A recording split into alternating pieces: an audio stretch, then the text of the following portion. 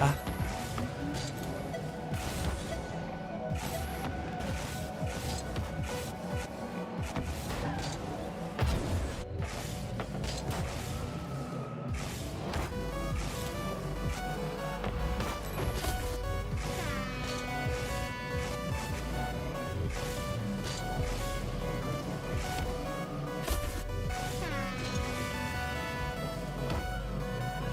No.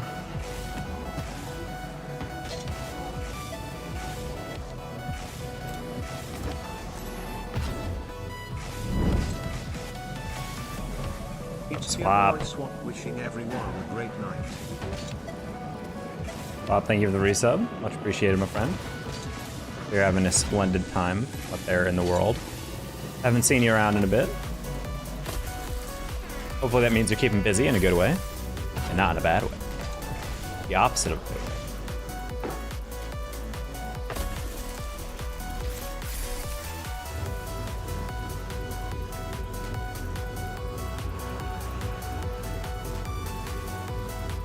Hi, Jay Cook. Welcome back.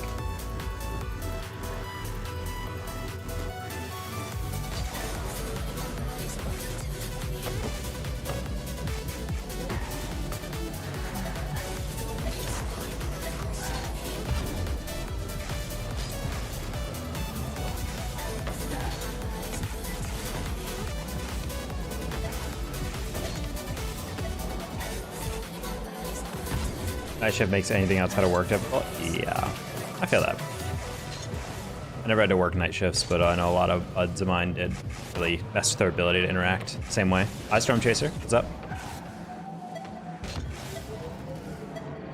So you're having a good time. My loyal YouTube viewers.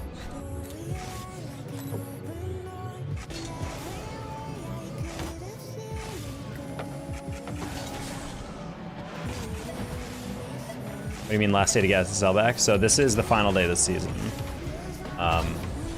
Or it is one of. I think the new season hits the 6th. But I believe today is like the last day to really like actually have the full day to do everything. What YouTube viewers? We got Storm Chaser. I'm multi-stream. Swap, since you've last been here, Twitch dropped the restriction on multi-streaming, so I've been streaming on YouTube and on Twitch.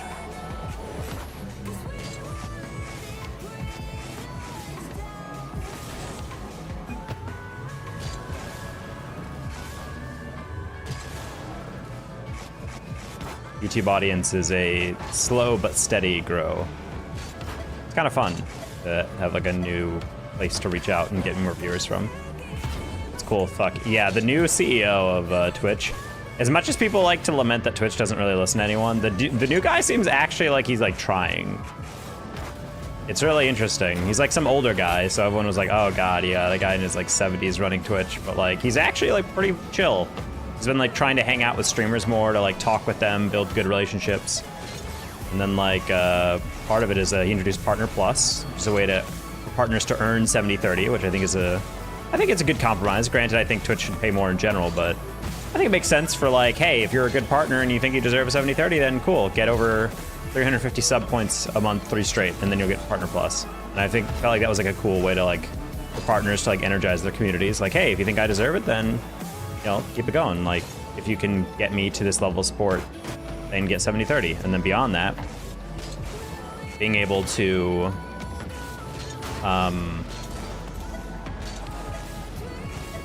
anyway, I lost my train of thought halfway through. And then beyond that, he was like, hey guys, multi-streaming is a thing that I know a lot of you guys want. I know it's something that we already somewhat allow, because you're allowed to do TikTok in Rocket League streams, but the TikTok streams are only of your face. You're not allowed to stream the exact same things, or you were not allowed to stream the exact same thing, basically, as your Twitch stream, because they wanted you to obviously watch on Twitch. But then eventually he was just like, at the most recent TwitchCon, I guess he made an announcement. He's like, yeah, I don't care where you stream from now. Just multi-stream, go nuts. And we were like, oh crap. I feel like it's a great way, because granted, no one wanted to leave Twitch. They just wanted to be able to stream on Twitch and other things so they could have a wider reach, and that's kind of what it's afforded. Are you in KBM controller? I'm on controller. I play KBM for my YouTube series, but other than that, I don't touch KBM for really anything. I don't think there are games I play KBM on, except I tried playing Call of Duty, like Warzone, on controller or on a keyboard and mouse. It's difficult. I am not good with that. Granted, it's also because I'm doing it for the first time, but still. Hi, Patrick.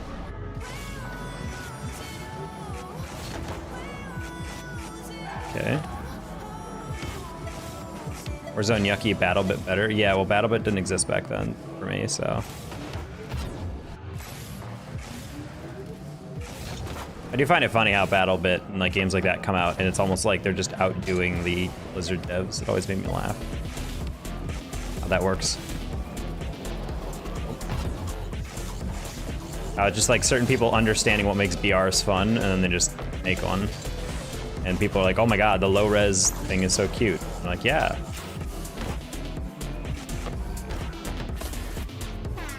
It's like watching myself. Yeah, people tend to like that, me filming that series on stream. They're like, oh, it's so relatable watching you like panic over like a basic aerial. And I'm like, well, yeah, because I physically can't like read some of those touches. Like it just doesn't work like that for me. So yeah, it is fun to record because it also is like a throwback. What I like about the KBM series is I genuinely get excited that I can touch the ball in the air and like score goals. Like in modern day, the one thing that I will say that is bad about getting better at the game, is there are very few goals now that I actually am like hype about. Like if you even watch like some of my stream, I'll hit like a good double tap, like a smooth double tap, and I won't be like, let's go, oh my god. I'll be like, nice, all right, and then just move on because like that's the expectation. But back then, like when I was a diamond or whatever, and I was hitting a double tap, I was losing my mind, bro. Just like, let's go, oh my god. It'd be like freaking out, clipping that crap, putting it on Discord, and just like one of those things where it's like that just, I know that fades a little bit as you get better.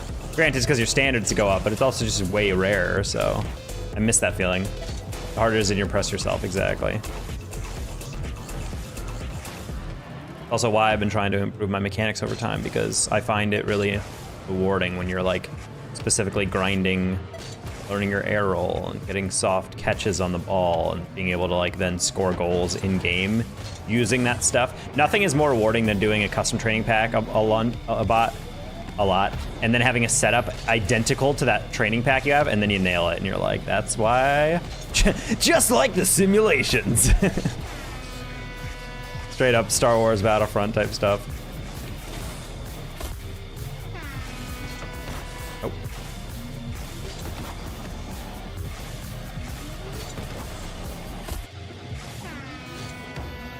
Oh boy.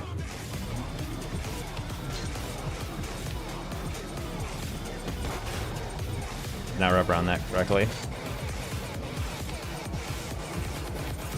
I feel like I really have a soft spot for Warzone. I feel like Warzone in its first chapter is incredible, and then the fall off has been really sad to see. It's really unfortunate.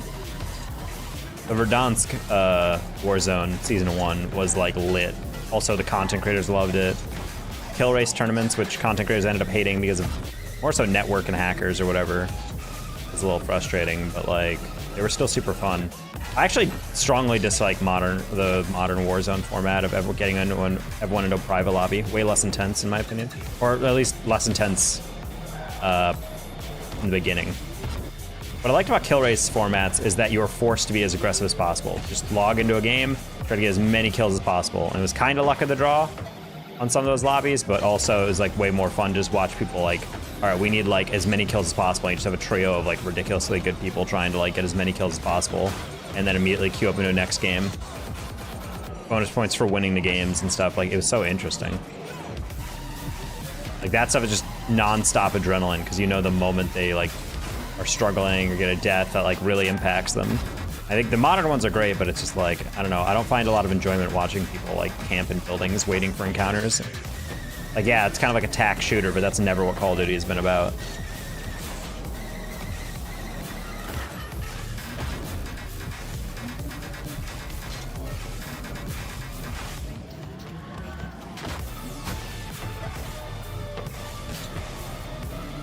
Oh, that was a great bounce.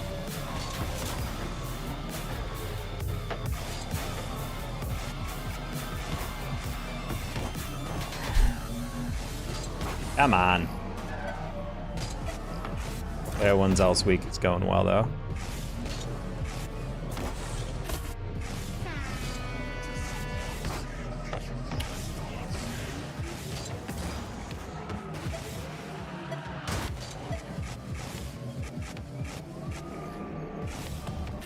My timeline is a goddamn disaster today, though. A lot of doomium, in the words of Jorby, about season announcements for Rocket League.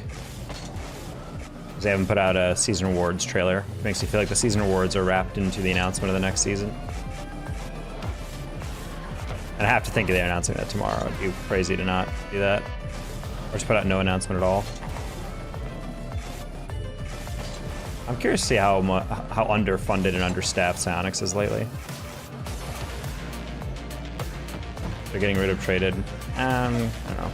I'm just indifferent to it. I just feel bad about the creators who make trading content, like Crate Wars. Like, that was never my type of content to consume. But I understand, you know, if you're making a living off of YouTube and that's a huge way of doing it, and now suddenly it's just like, yep, that's not doesn't exist anymore. I'm sure that's so anxiety producing for a lot of people.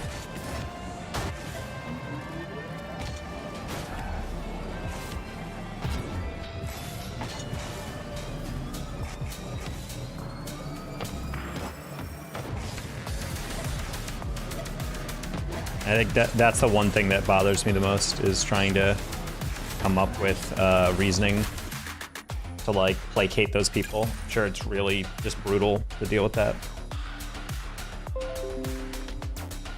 Like mentally, from a perspective of like someone who really genuinely wants to like make content for the game, but the main avenue you found some success in is suddenly being shut down.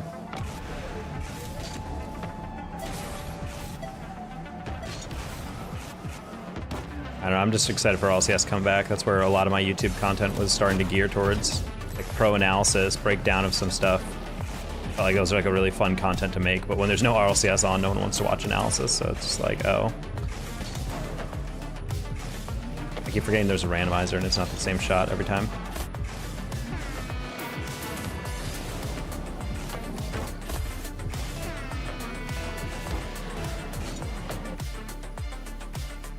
It feels like they just want esports stuff to come out of the game. No, I think they're taking away trading because they're trying to implement Rocket League into the same format as Fortnite, which makes me feel like there is I feel like part of like the evidence of no trading is literally going. People are like, oh, it was messing with Epic's bottom line. Absolutely not. There's no reason they would take that out because Epic is slightly losing money or in credits purchasing or whatever. Like, in my opinion, it's because they're trying to format things along with Fortnite. And based on the fact that the new Fortnite rocket racing thing, apparently or Battle Pass has that you can actually buy a car in the Battle Pass that is usable within Fortnite rocket racing, but also within Rocket League. It's trying to build brand synergy between two Epic properties.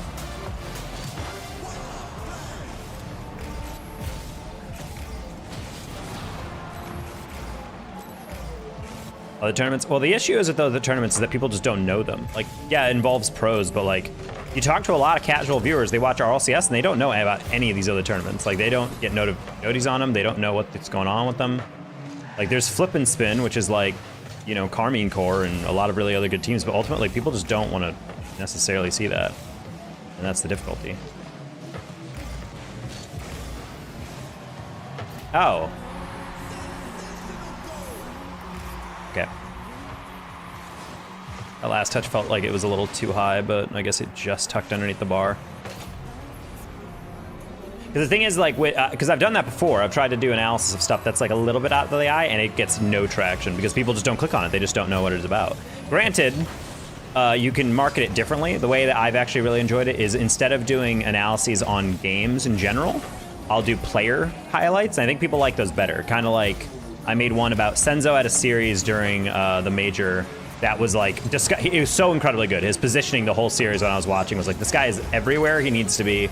All the plays he's making are so smart. And he wasn't even doing anything necessarily mechanically like impressive. It was just like their team success was almost entirely dictated because he was making the right moves at the right time, forcing pressure when he should have, like assisting plays in really interesting ways. And so I made a video on basically like how Senzo became like the smartest player in the world at the spring major or whatever. And I really liked that video, and it got like decent views. And then I made a similar one for, I think, the series that kind of solidified LJ as the World Championship Offensive MVP. I made another video. Actually, a lot of different videos about that. But anyway, I like those videos better, and I think other people do as well. Ajax, thank you for the raid.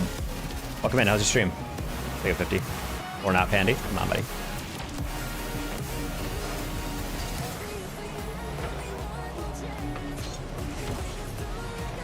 Good job, Evan. Close one. If I hit it harder, that would have been an interesting one.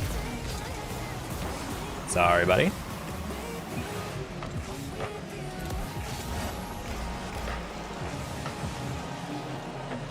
Game sweaty. Game 5 sweaty 8. Oh, were you playing in a league?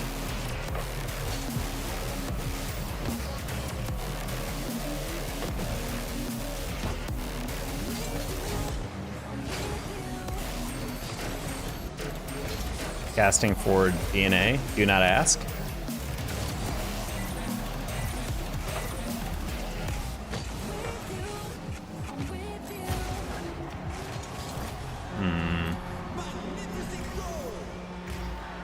FT Tony. It's been a minute. It has been a minute. Not much. We're just trying to stay consistent on our streams. Also streaming on Twitch and YouTube. It's been fun. Deoxyribonucleic acid. Yes. I just thought that was such a cop-out. That's the longest word. It's not really like a real word. Like, you don't use that in conversation.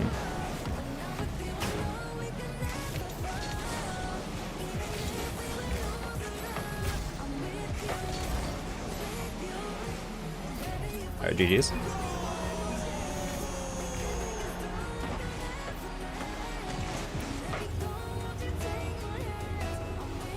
We're not our sister, and the casual viewers know.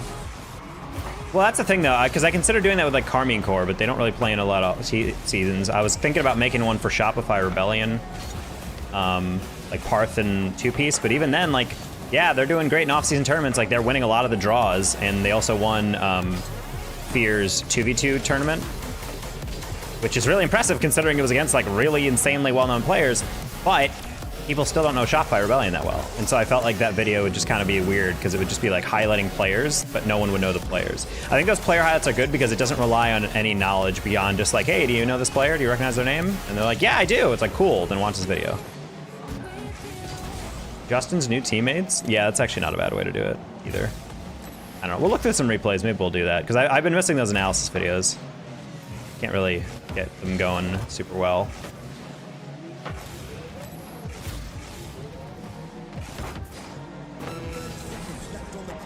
How you doing, Digim? Right now, we're just waiting for this game to tick down because it was unwinnable from the start.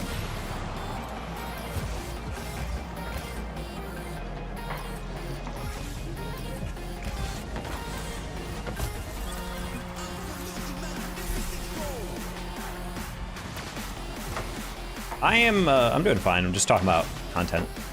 Honestly, content's been on my forefront of my mind because we're still waiting for, we as in like me and several other creators, we're waiting to see who's Luminosity is going to pick for their small content creator like org signing. I think they said like 6 to 8 of them they want to sign.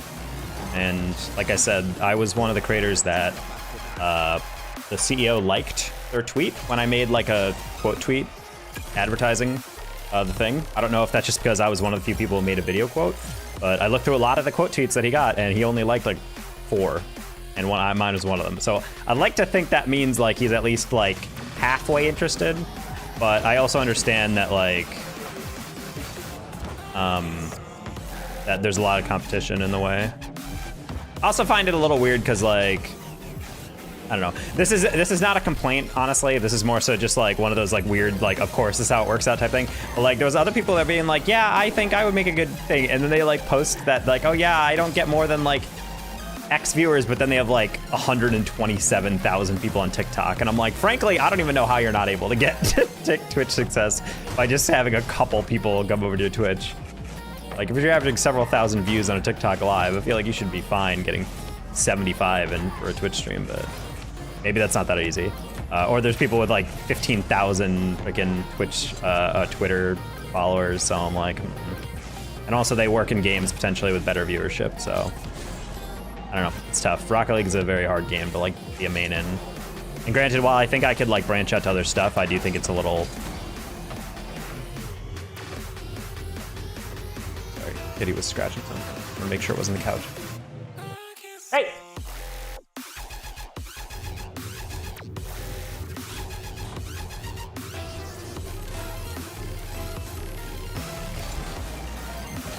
I think she's scratching the edge of a cardboard box, so it sounded like she was scratching the carpet or the couch. Rooting for you. I mean, yeah, I'm excited. I know Alex has followed me before, and I know a while back in DMs we had like a conversation about, you know, content and like what I try to do, but it was it felt kind of like more like him just like being friendly and asking me, but who knows, maybe he was like, I kind of would like to hire a small content creator in Rocket League and see where it can go, but I don't know. I wouldn't have shot my shot if I don't remember having those DMs with him, so I guess we'll find out. Swap, I've had a cat since September of last year. And I have 2 cats. That's why I said I haven't seen you in a while, Swap, because you might not have been aware of that for a bit.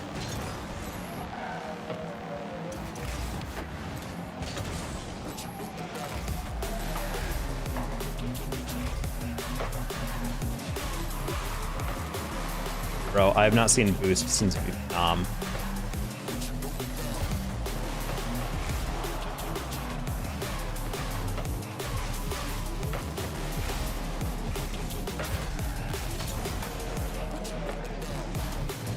Oh, I did not think you'd get that pass off. You like really lingered that. My bad. I'm so sorry, it's been that long. No, it's fine. I just thought it was funny that you were like, when did that happen? I'm like, oh boy. Yeah, I've had 2 cats. The Bella and Luna, they're sisters.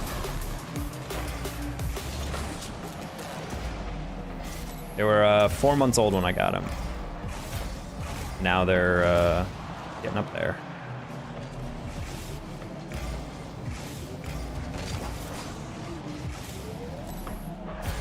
Jump. Jump, please. Oh, close one.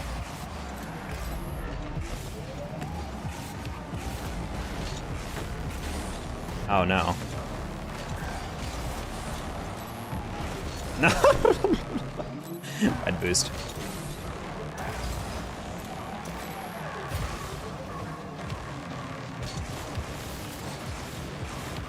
And imagine if someone was actually smooth on the play. It couldn't be me.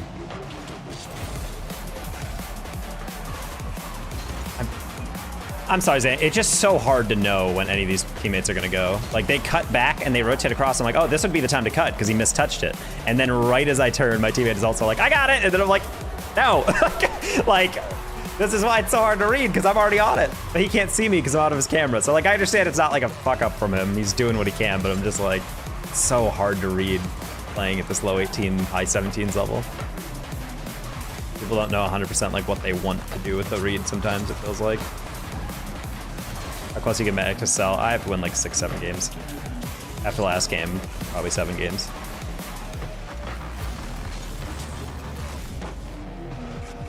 We're like not that far off. And honestly, it's getting back to sell. Like obviously I don't care really about the reward. I want to be able to finish a season SSL.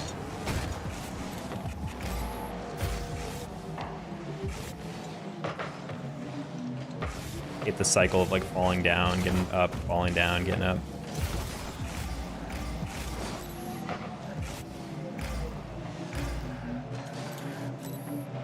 I had to check the camera where that guy was. Nice pinch. I really thought I would get that up. Viv is sideways.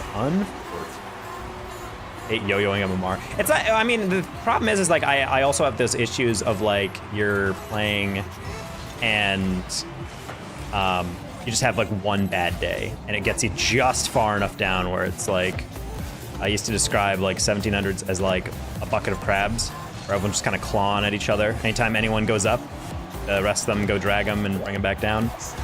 That's kind of how I imagine a lot of 1700 and 1600 is. There's a lot of good players that I know are better than that down there, but they just get dragged down because you can't play the same way down here. as you can at like high elo. High elo is like really unforgiving in terms of like the certain touches, but like in terms of being able to read what your teammates are trying to do and what the opponents are actually attempting to do, like fakes aside, are like so radically different. It's hilarious. Like those things where I was talking about earlier where like my teammate is going for a read, but I'm already there. And so I go and then he half rotates at the last second and gets that. And I was like, how is that supposed to be readable from like my perspective? Like what am I supposed to do about that outside of just know that my teammate is about to turn 180 degrees the last second? Which is very strange. It's like a combination of lack of trust with like just genuinely not believing that that anyone else on their team is capable of getting these touches. And, you know, I'm just gonna let this play out. Oh, I'm gonna get forward. Do you think Shaq drags down or gets dragged? He gets dragged down. Shaq is a very good player, but again, it's just like you put either of us in a lobby of 1850s and up, and it's a very easy game. These games are just like, you just can't generate offense consistently, or more importantly, play good defense, because no one knows what to do with some of these touches.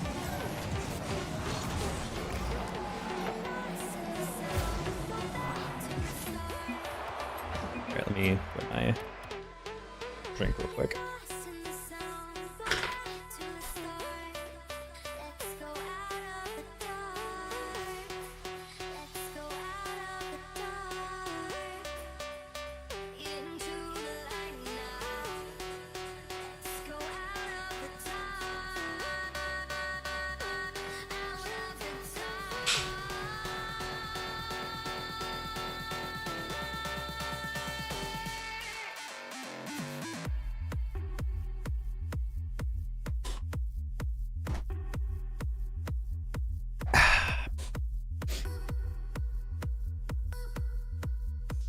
If Grabs sounds like a good alt rock band, I'd like to think so.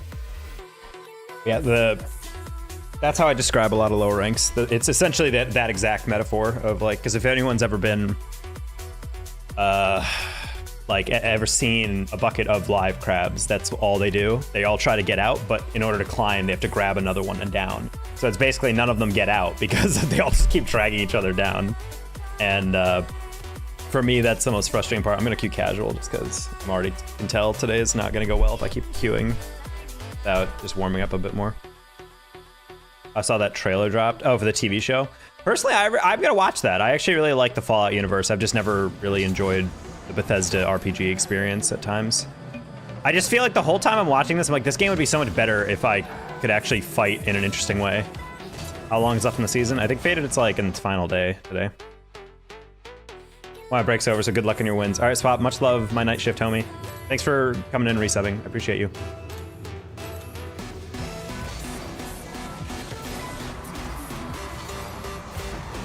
I didn't Faded.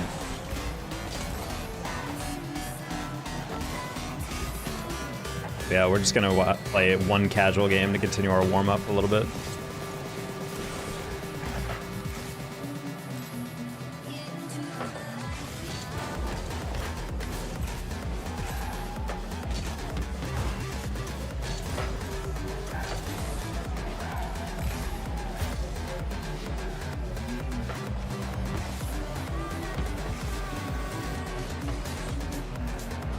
Want to get in the game or not? What's the pro and con you got going?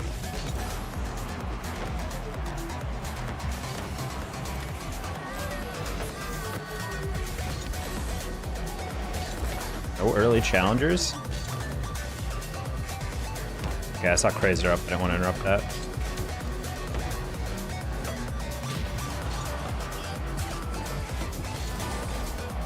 Pros, I want to get better at the game. Con, it's Rocket League. I thought you said you were retired. Or is it just like personal improvement? Maybe I'm misremembering your tweet.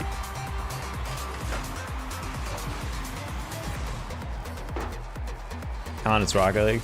But I like getting better. I mean, you can just get on custom training. I've never actually understood free play up until I did just chatting one day on my stream, and I was just chatting with everyone while I was just like roaming through free play, and I'm like, I feel like I can totally understand people just going into VCs and chatting with friends or whatever while they're just grinding air dribbles out and flip resets, doubles. Felt like I was kind of in like a nice like flow state type just kind of vibe. I wish I could access that more. I would probably do it way more often. I definitely feel like over time I've gotten way better at air dribbling because I've been specifically working at it in free play.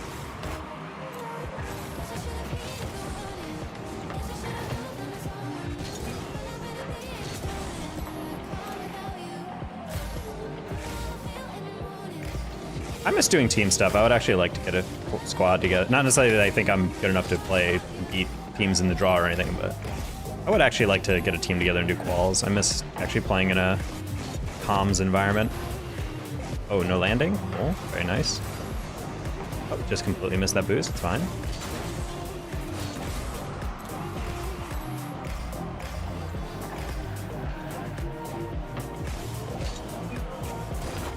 Yeah, it's kind of been tough for me. Like, I definitely struggle. I'm a very competitive person. I've always been, like...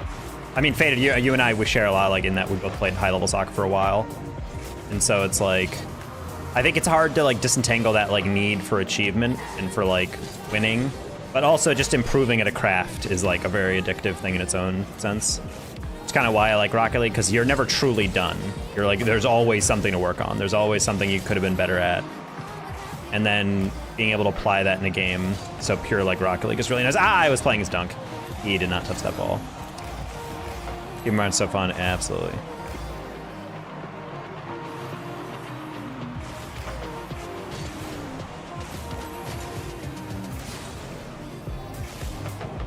It's hard to see improvement. Yeah, that's the difficult part. Is like the closer and closer you get to like the high, as like a high level as you. Oh, I leaned the wrong way.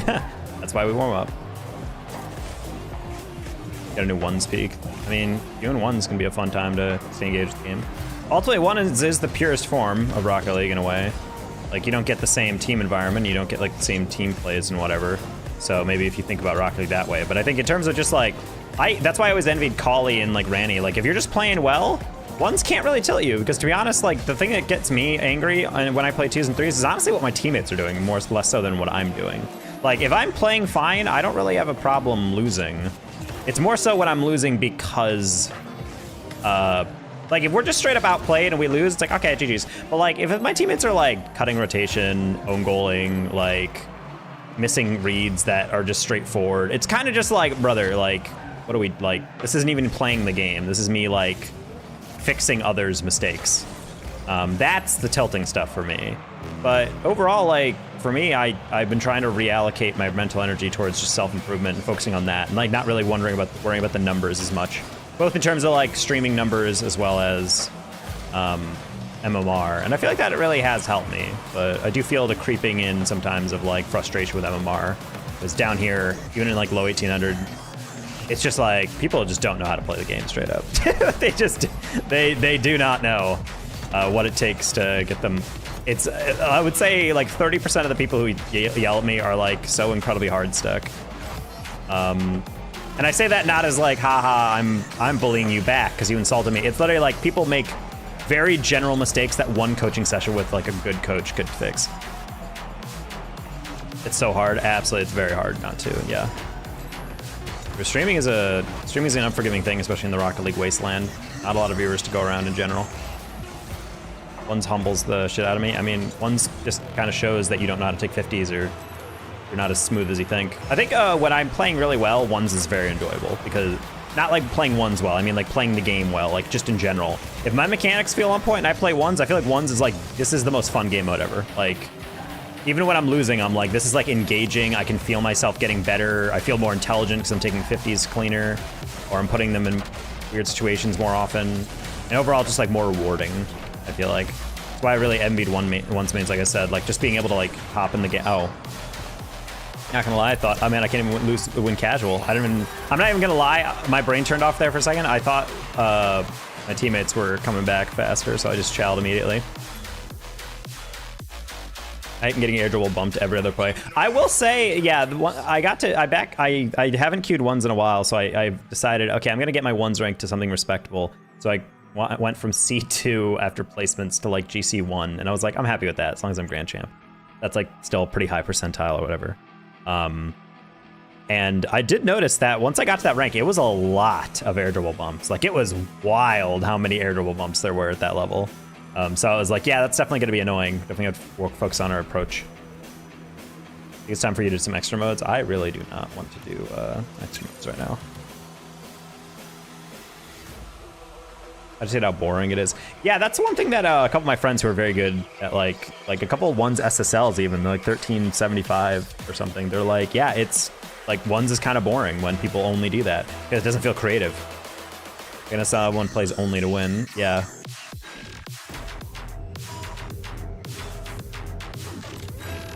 Improve purely. I wish there was like a queue for that. You know what I mean? Like, I wish there was. Wait, what?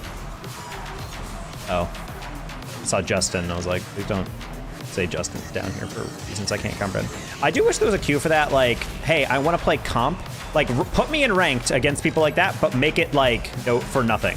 Like, don't affect my MMR at all. Just let me play for only that. I think that'd be interesting. Because then it's like people would actually just want to play to like get better as a player or something. Like literally like scrims game mode. One scrims. That should be a goal? Nope. Oh, okay, nice.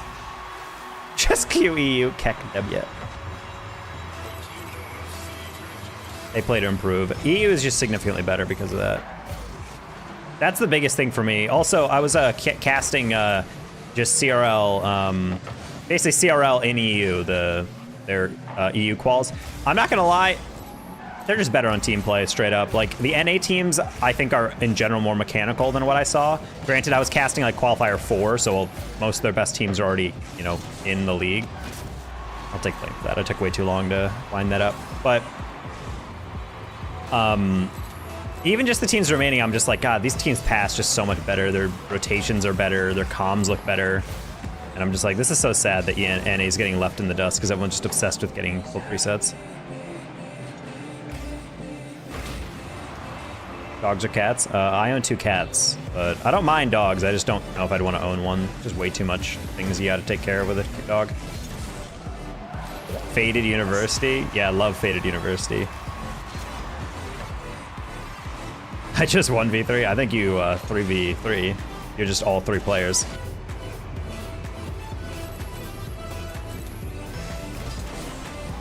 One thing I have noticed that I'm actually hyper inconsistent with is getting a speed flip. I don't know why, but my brain just cannot compute sometimes. Certain angles or certain approaches on my kickoff. It's my time. Damn. I got leaked 1 roster for next semester, which should be fun. I'm really fascinated about what's gonna be able to happen.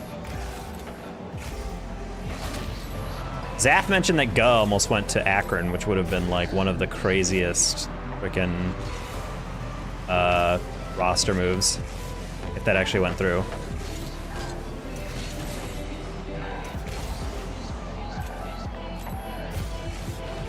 Well, I'm not allowed to talk about it at length. They reached out to me via DM. I don't know if I'm allowed to talk about the team.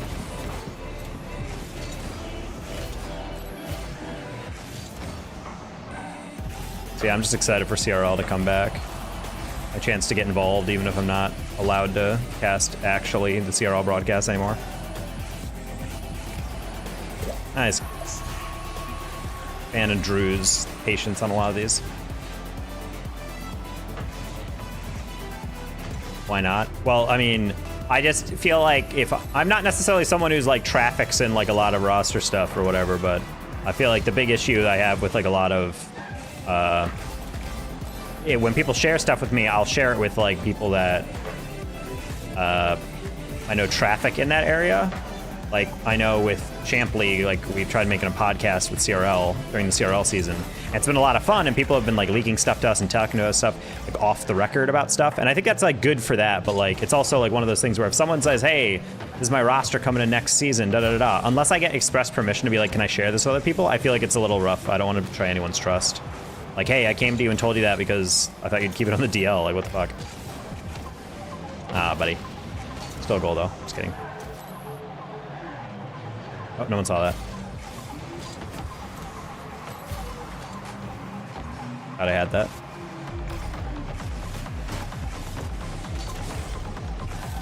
Oakland University on top. Do they have someone else coming to help Peep? Yo, teamwork. No, wait, no! I got that's so rigged, bro. I got denied, really? I got denied from the pinch goal because they can't, their egos couldn't handle it. Too fragile, bro.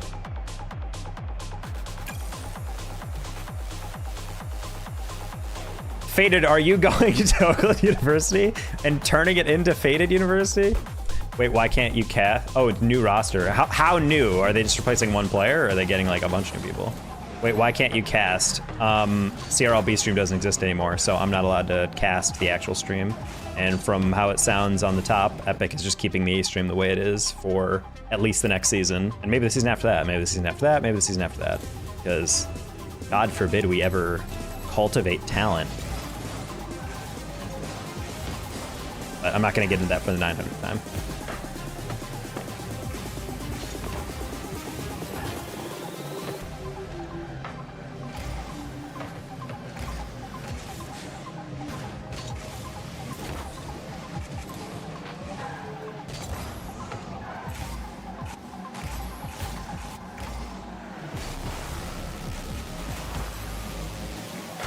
There's a player going next semester, not the one coming up. I know Mizu is in talks with a lot of different schools, and he might. I think he might be starting next semester. I'm pretty pumped for that. But I believe he's trying to go to. I think he was trying to go to St. Clair once upon a time. I don't know if that's still the case.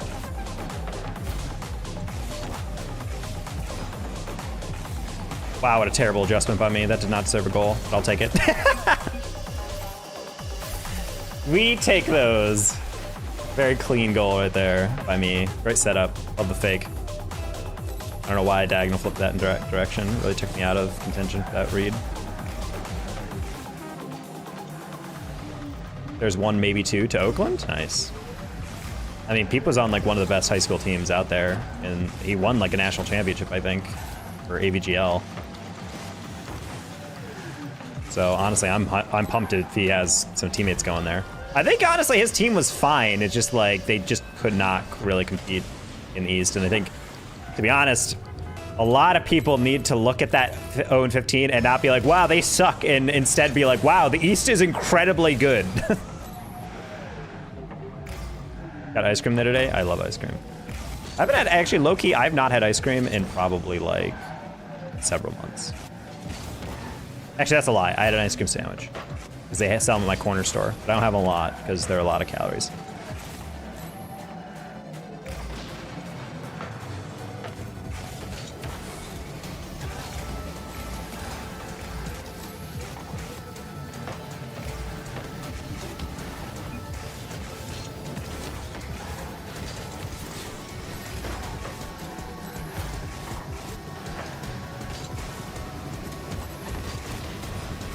Sorry. I was trying to bait in there, Chell.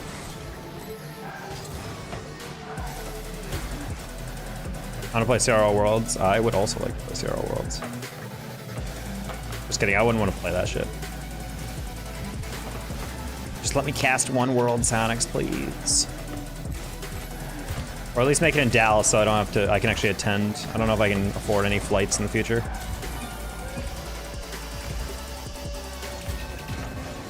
But that'll be probably one of my biggest saving up for projects. I would definitely want to, if I'm gonna fly to attend LANs, I want to do, if Worlds for RLCS is in the US, I want to attend that, and CRL Worlds I definitely want to attend.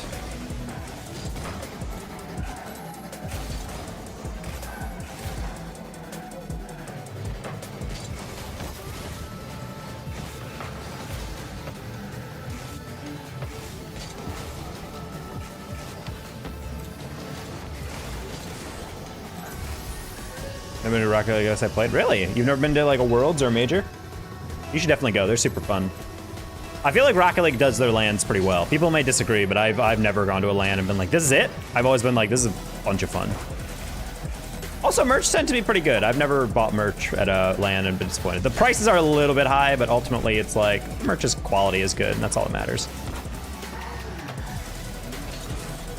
Low key, I think the first LAN after quarantine kind of hit extra hard, but it's kind of hard to know whether or not that was just due to like deprivation of it. Like, oh, we haven't had a land in so long. This one's the best. But no, low-key, like the YouTube theater at the Sophie Stadium is such a good venue. I was a huge fan of that. Thank you, Random Shy. I overcorrected on that. No, you're broke. Fair. You can cut costs a decent amount, but I will say the biggest things about lands that bother me are how many tiny purchases that you don't think about that often. Like, okay, cool, you found a Spirit Airlines flight for 150 bucks. Now you get an Uber to and from the airport.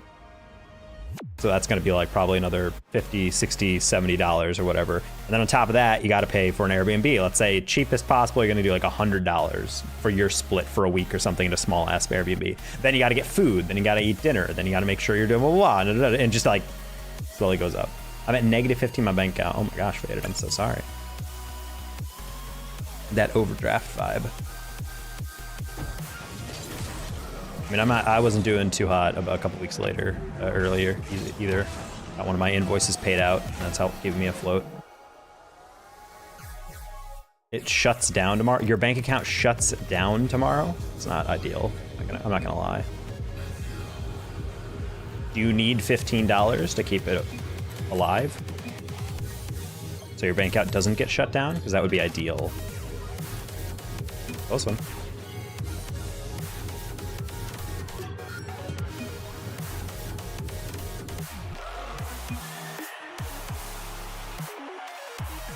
Je vous mon touquet avant de log off. Voulez-vous que... I'm guessing he says, I just want my 2K before I log off. I'm just too lazy to do that. Bro, go put money in. You probably don't even have to be at the bank. If you have cash money, you can go to like an ATM.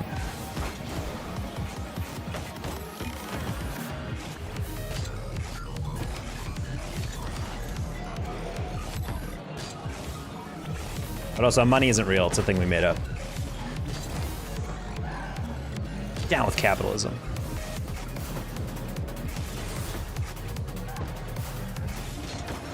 Don't ruin your credit score. It's important letter. Yeah, that's also true.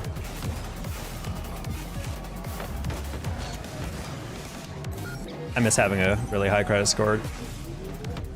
Great feeling. I have perf credit at the moment. You will not if you get an account closed. Unless you were the one to do the closing. You want to have a lot of active accounts going. I don't know, I had like a mid 700s for my credit score for a while. Up until my first job out of college where I was working paycheck to paycheck and then slowly had to rely on credit to pay stuff. Very fun, very cool. Love getting a, crazy huge grant from the army, and then when we're negotiating, nothing was more hurtful than helping write a grant for the PI in my office, and then he literally like to my face was like, hey Jeff, do you think this is a fair amount to pay the people? And I'm like, I personally would like a little bit higher than that for them, because as a technician in the lab, da da da da. And he just looked at me, he's like, okay, so we're gonna cut that a little bit. I'm just like, bro, what? I just told him I couldn't live on that shit. And he's just like, yeah, okay, then we'll go lower than that. Like, bro, like, you could set that shit. Granted, you have to justify a lot of salary stuff with any grants, especially military grants. You basically have to say, why are you paying them this much when you could have paid them less or whatever? But the answer is just because I respect these people's time and I feel like they're doing a lot of work and it's better to get more motivated or whatever. But instead they're just like, nah, we paid them like the minimal thing so that they're not literally starving and homeless. And like, cool. All 22 payments, I'd be good.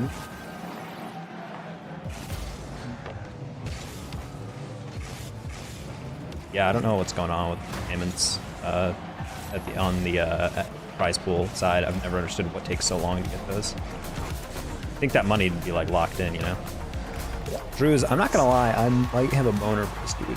He's like so nice on rotation. He's always where I need.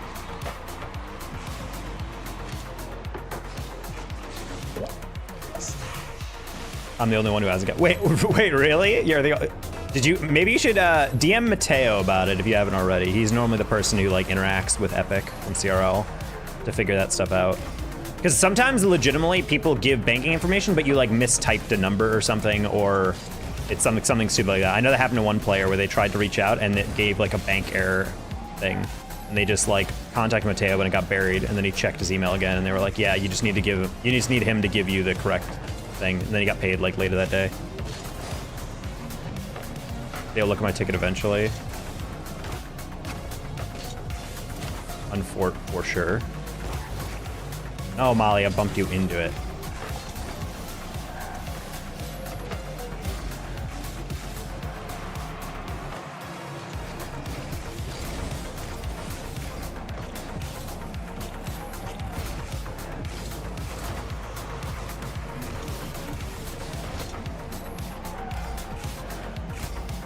Yeah, back when before eFuse bought CRL, they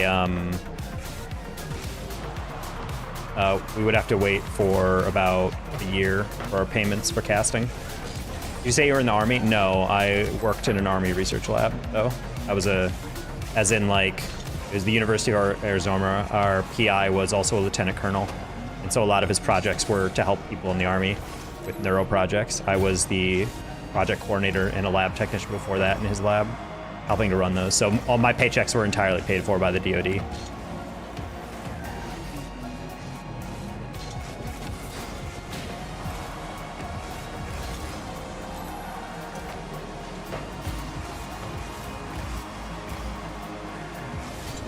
That was a job that got me into grad school. Oh, spent so much time getting up to that I should have just leaned into it.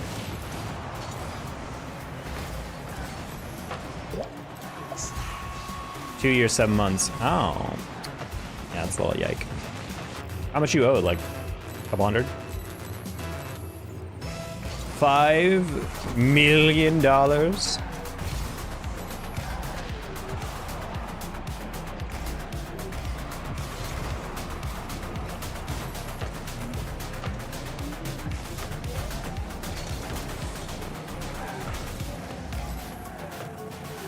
Oh damn, he's driving the Ripper, I just realized. Every time I say Phoebes, I think of the Pokemon Phoebos.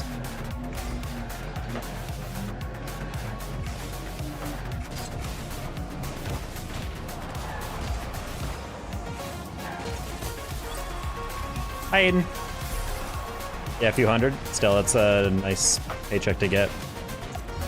I was getting bothered for a while because Quadrant had owed me a couple $215 USD.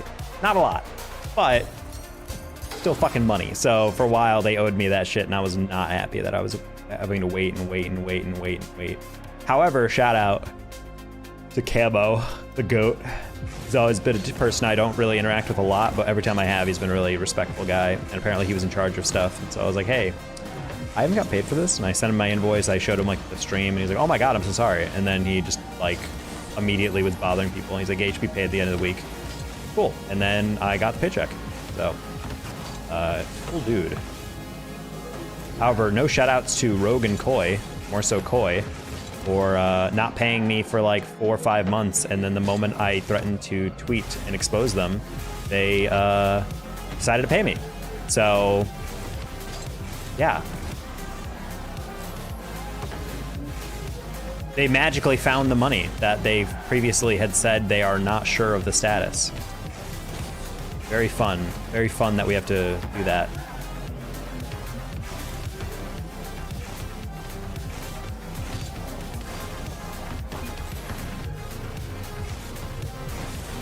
Yeah, I feel you on being owed money. They're not fun. Granted, back then as a CRL caster, like I was not relying on that money. That was just like side money. So if I was a full-time caster and it was taking me months to get paid, I would not be a full-time caster. So.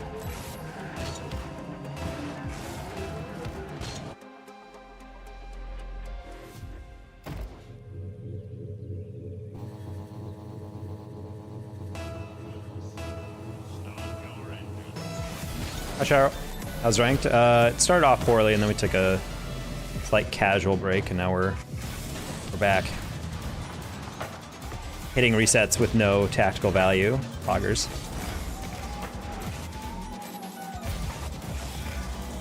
How you doing, Chiro?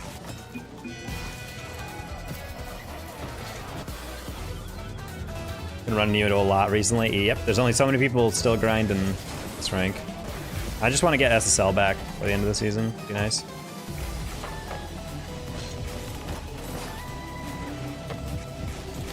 Oh.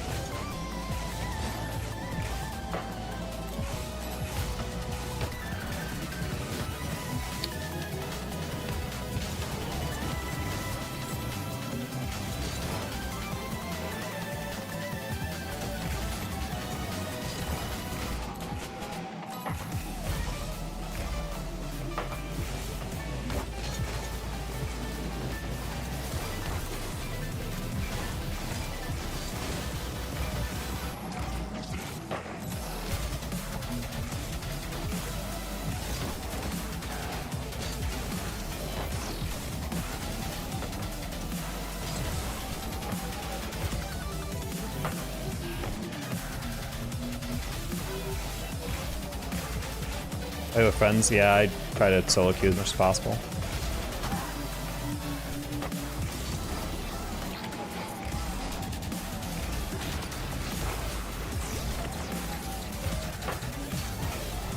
That would be dope if they looked into it.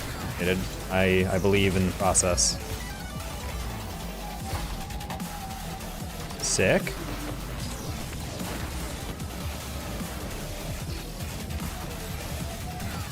I don't totally understand how I'm supersonic and getting faced down, but that's okay. I don't need to understand it. Song reminds me of like a remix of like the Mario Odyssey songs. I shouldn't turn for that. It's fine. I probably have this. Just kidding. Jump. Cool.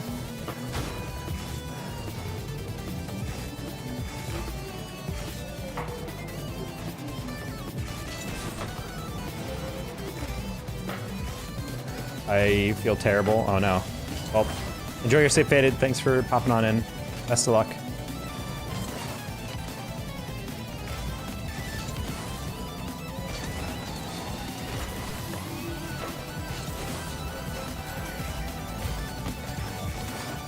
No.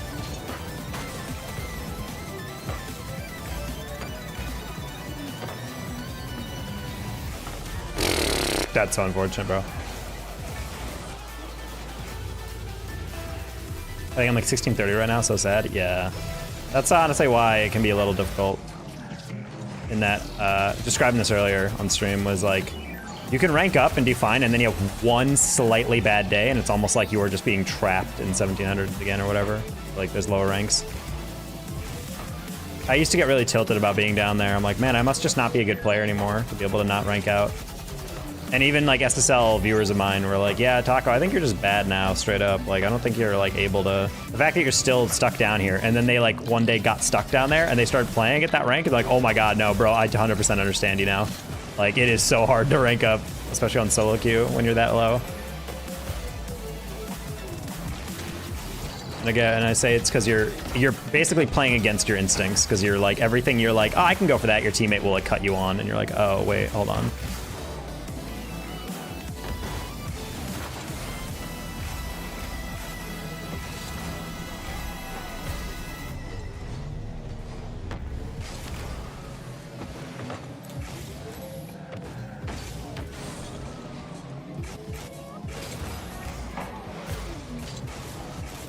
Right now I'm just trying to play speedy, cut things out in the midfield. Did I bump you? Okay.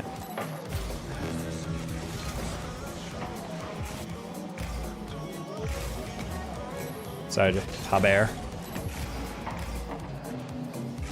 Oh.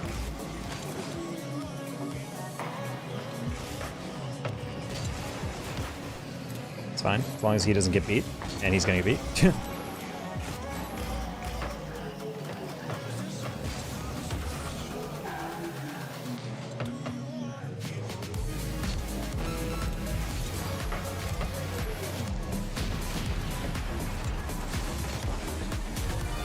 Okay.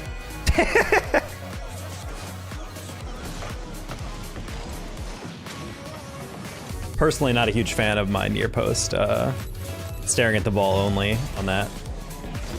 Like, that ball is not shootable from that angle. You do not need to jump out of the goal. That's okay. Birthday soon? Not really. We got another week to go.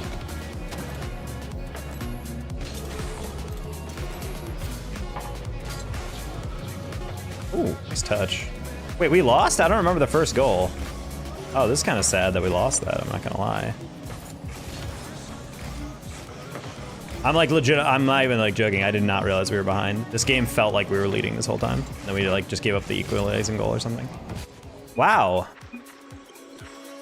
What was the first goal? I don't remember it.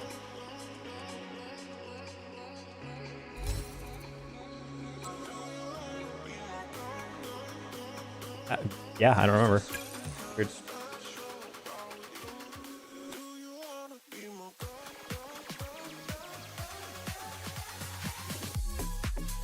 Gotta run to take a shower now. All right, peace, Dana.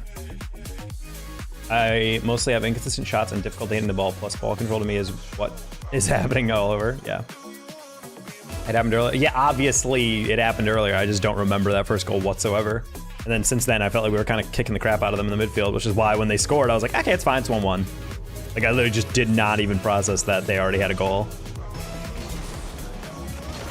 Oh, because I was ranting during that game. I don't pay attention to the scoreline. Sagittarius, that's what happens when you're born in December. Well, I guess technically not, so valid question. I am indeed a Sagittarius.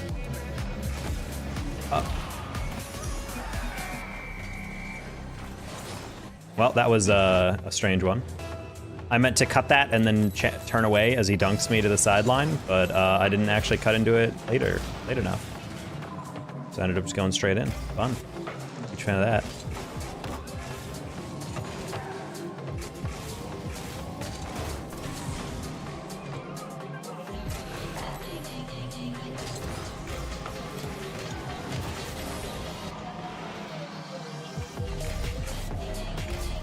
Oh.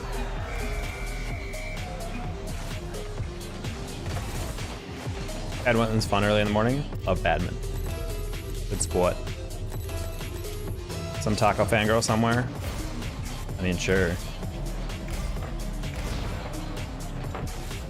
I mean, I had a girl that I was literally like super into, and then she started talking about only astrology stuff. I'm like, that's fine if she's into that stuff, whatever. But then I learned that she like actually like puts a lot of emphasis into it in her day-to-day life and who she talks to, and then I was like, oh.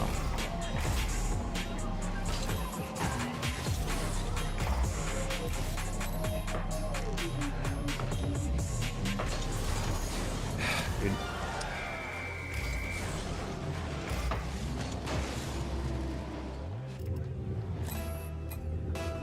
SSL tag, why are you challenging backwards? It's rank, bro, I swear. Like, I know I'm not the one to talk tonight or today because I missed that save earlier, but like, bro, it's just so tilting. Watching these like certain touches just not go through. Red flag and app. I don't think it's a red flag as much as like if you're genuinely like I think if people want to use that, fine, but like the fact that people actually like shame other people and be like, oh my god, this guy, can't trust this person, they're Scorpio, and it's just like, bro, you're actually gonna like act this way? How do you interact with people in real life? It's like a very weird form of prejudice. Hey, I really like this person, but wait, I need to know, when were you born? What?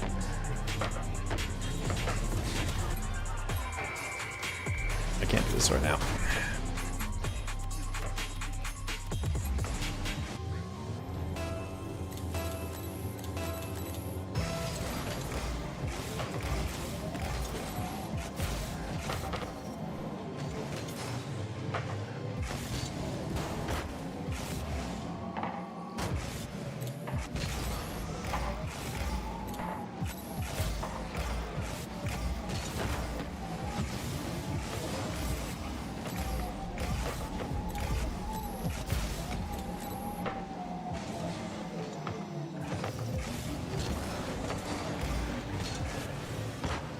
Astrology to me is just one of those things that is so incredibly accurate, except for all the times when it's not.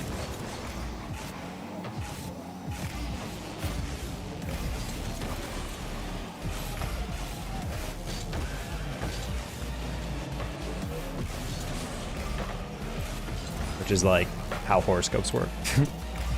Snow Day or Rumble time, I would rather never play this game again than play Rumble.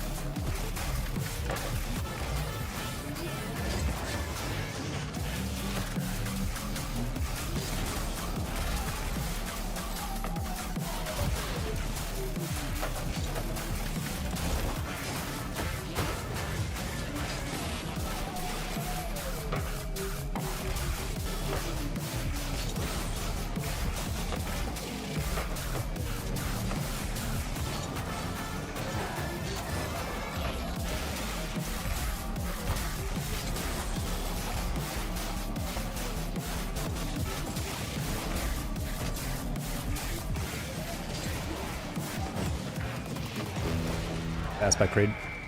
I just want to see what Enzo's MMR is before I leave.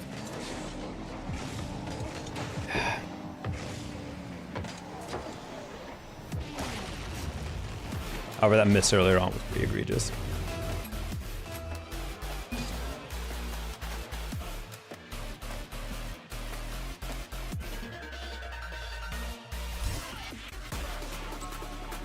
Oh, that's a shame.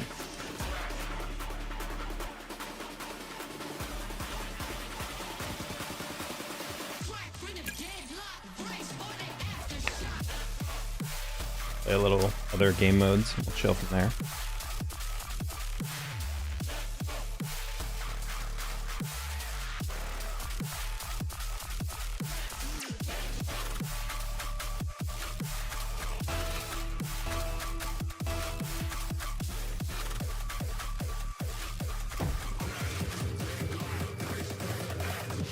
I'll play against the president.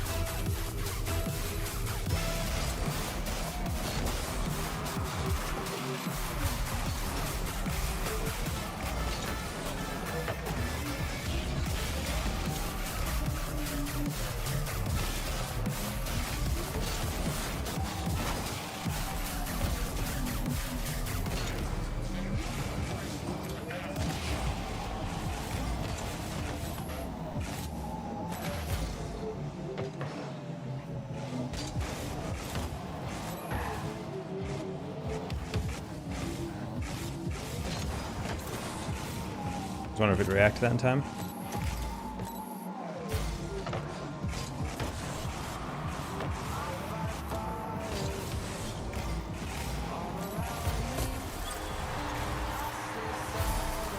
Sounds like one hell of an Osu map. Called a map?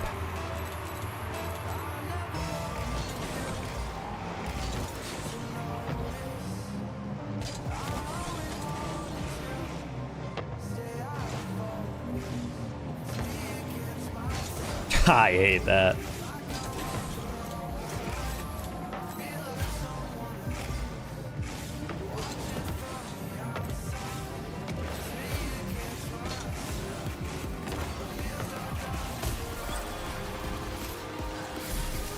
Players who like take those dribbles and mess up and then still manage to like get the ball around me are like one of the things that definitely like sends me to drink water. Of course, stay hydrated to get back at the game for the next goal.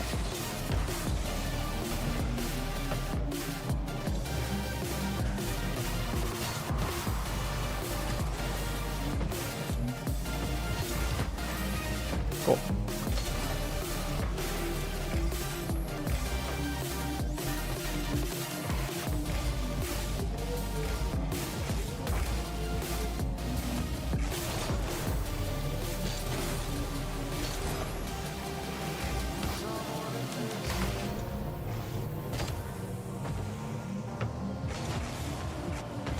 Oh no.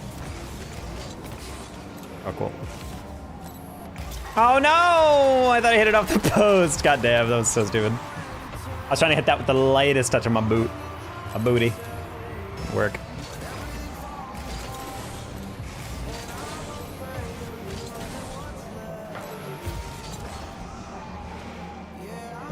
For Osu? Is Osu like a demanding game? What? I feel like frame rate on Osu would probably be important, but I can't imagine why you would need an expensive computer to run it outside of that. It can't be graphically demanding. As long as you have a good CPU, I feel like it's fine.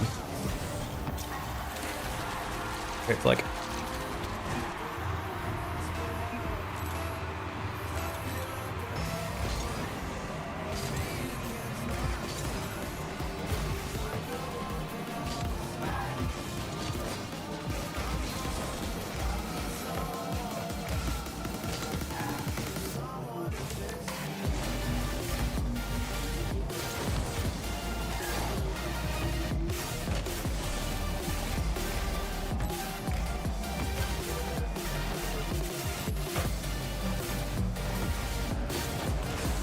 One of my biggest pet peeves of my own.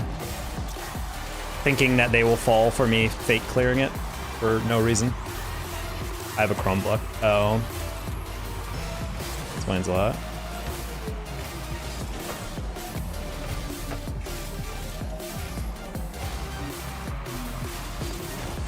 Chromebooks sound like a good investment until they're not.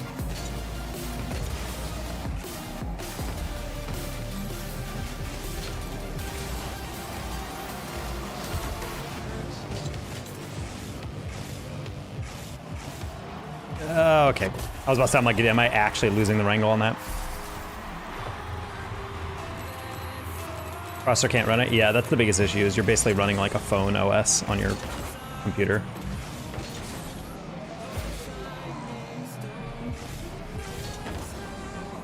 Still play emulators though.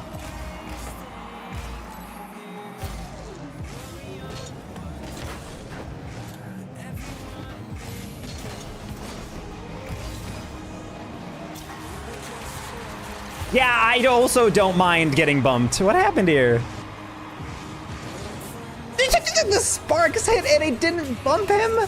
Bro, that felt a little rigged, I'm not gonna lie.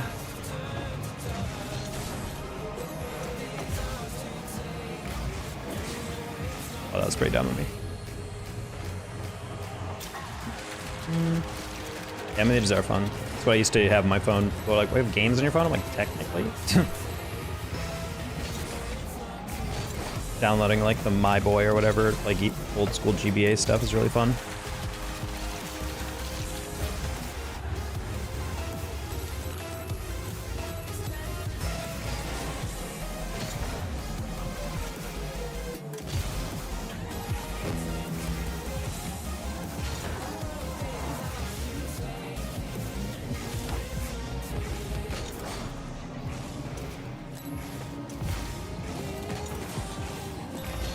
Well, the game lost to mistakes.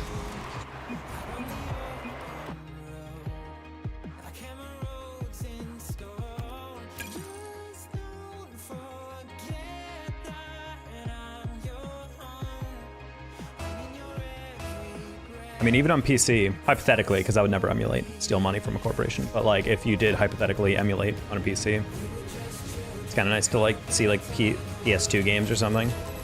Because hypothetically playing something like from my childhood on a PS2 emulator is really fun.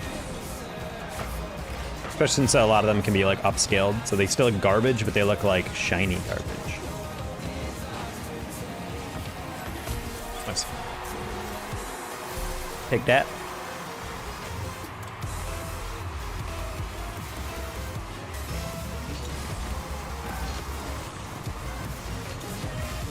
That's my teammate's turn to get something neat.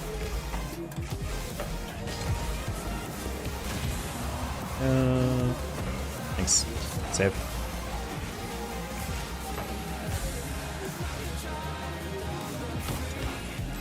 Oh, okay. I keep forgetting what game mode I'm playing. People do not wait in twos, they just go.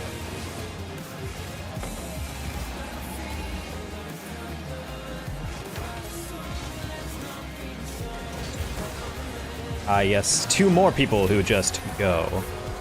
I gotta just play literally brain dead and fast, because they will turn on literally everything, and that's so funny about twos.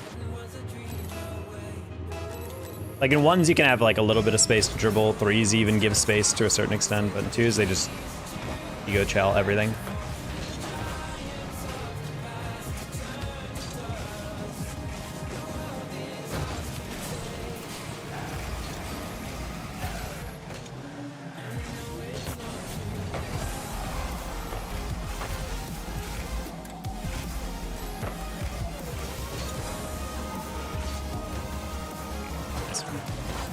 Nice.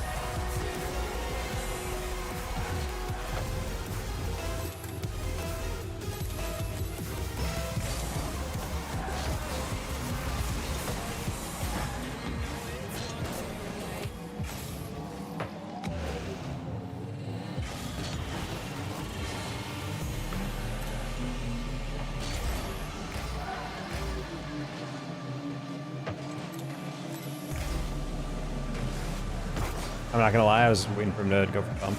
I was kind of like, oh. Yeah, I'm just not even gonna move up because I want Punk to have it. Oh.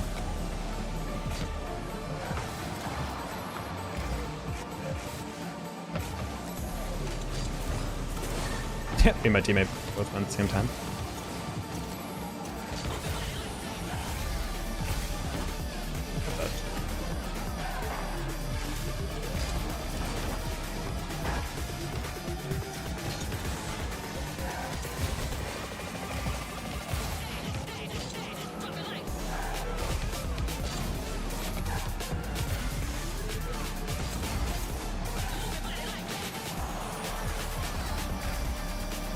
Someone's angry, bro. He's just chasing me.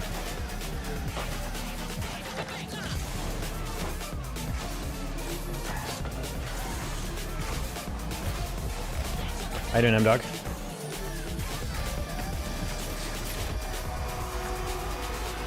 Taco, chat, Husky, Russ.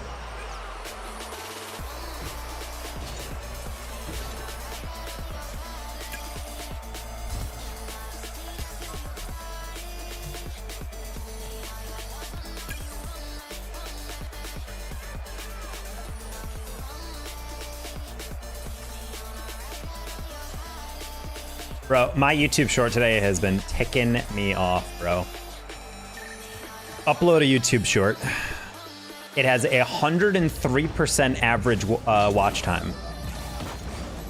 And yet, it is not. It is my worst performing video of the week. I genuinely don't get what people want anymore. Or like what YouTube thinks people want anymore. People on average are watching literally every single second of the short, and it even restarts a couple times for people, and yet it's still not getting pushed by the algo. It even has a higher people viewed this instead of swiping away than a lot of other videos that are performing better throughout the week.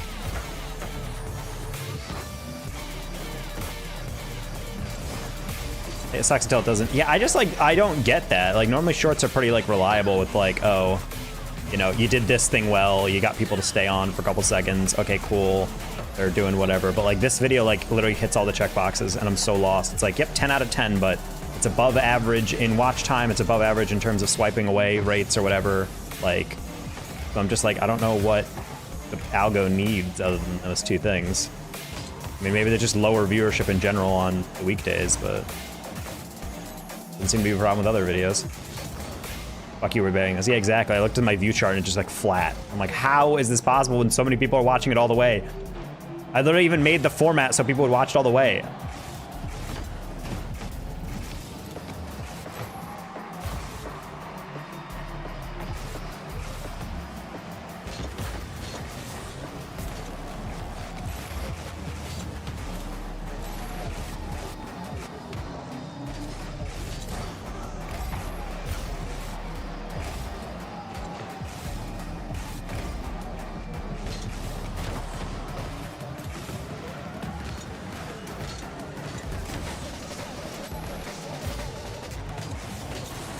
You're gonna try to grind GC. Have a great night. All right, good night, Digim. I have no idea. The same retention of the videos. They got 5-digit views and they showed it to nobody. That's really annoying. Yeah, I don't know. It's just like at a certain point, yeah, it's like I just want an explanation.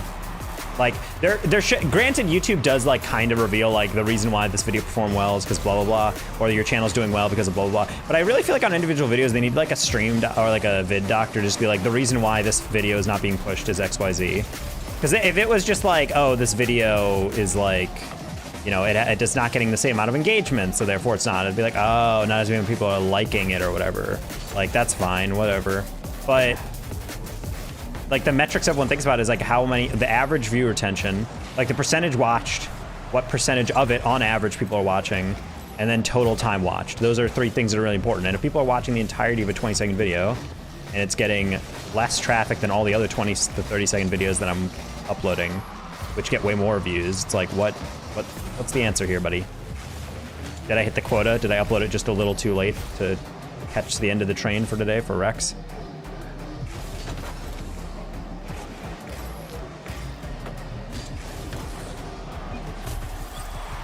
But still not good. I mean, just individual videos like this that just make me so confused because I'm on a roll. And I woke up today and I really felt confident in my shorts lately. I really think like the past like 20 that I've been uploading have kind of like slowly gotten like more consistent. Like I'm telling a storyline in some of them, which I think is like good for like longer ones. And I like how they're performing. I like the views I'm getting. I'm up in watch hours in general, not just because of streams, but in like shorts as well. And I'm like, I think it's going well. And then suddenly I upload something like that and it's doing everything possible to be a successful short and then it still doesn't get views. And I'm like, what? It's just so weird, bro. Stuff will never make sense to me.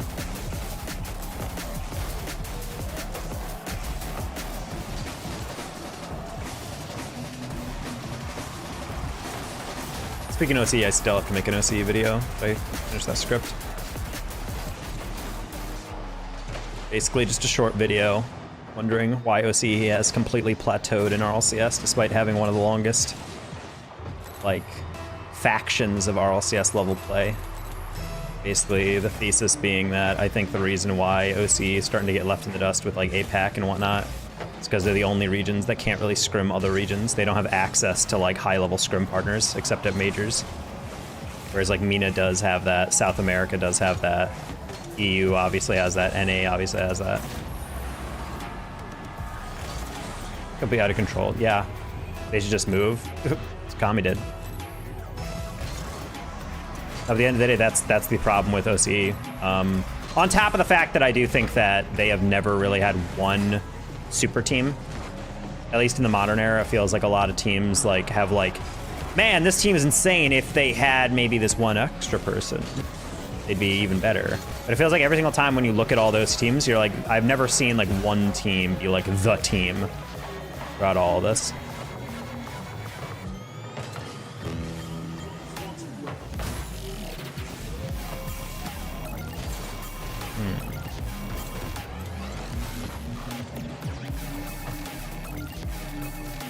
And honestly, that's the biggest issue with APAC as well, is that you can't really play anything else. And then if you can play anyone, probably the closest OCE is going to be able to get is, you guessed it, APAC. And, you know, that's not going to work. So they're just in this like really uncomfortable situation.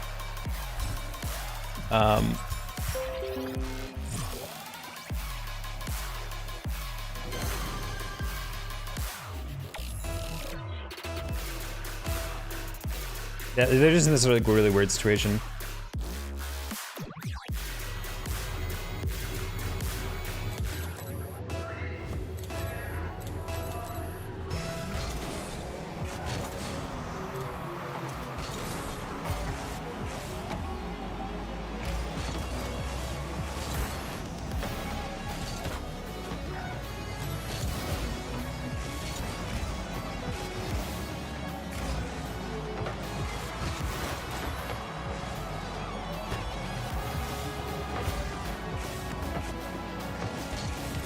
Oh, pet shot.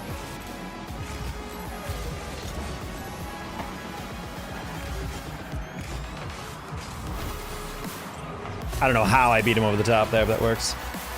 It's working with mechanics, comms, rotation, flicks.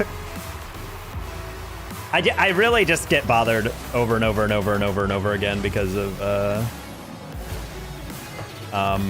watching OCE and really wondering like, when are they going to actually do that? And this is the last time I'm ever going to bring this up, but it still bothered me that Amphis actually went at me on Twitter because I dared to say that they're scrim merchants.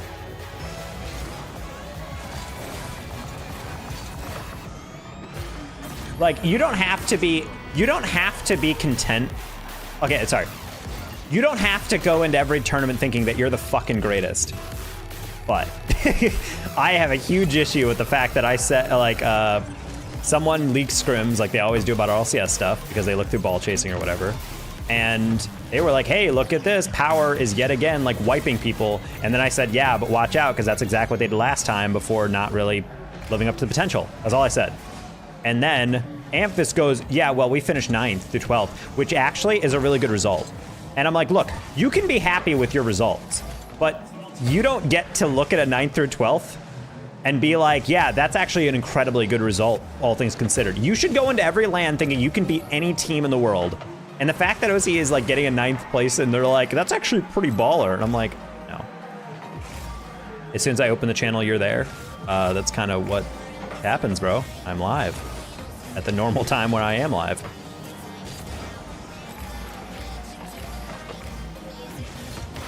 It would be weird if you opened someone else's channel I was there, though. That'd be weird. I didn't beat Thomas.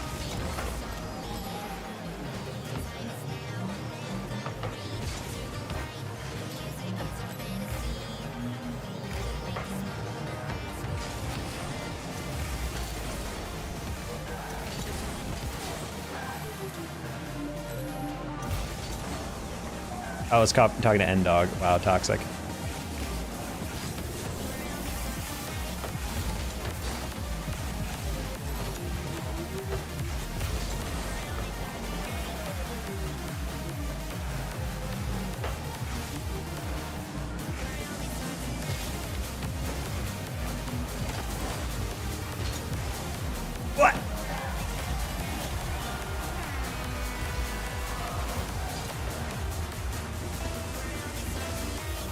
Your new couch looks great from the window. Wait, what? Next door neighbors and or stalkers? Oh. So yeah, a lot going on there.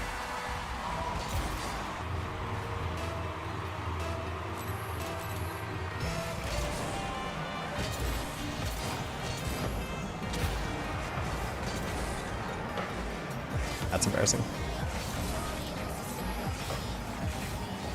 Almost as embarrassing to me just having a wide open 100. I still miss it. Squid drove off the inside of the post and for it.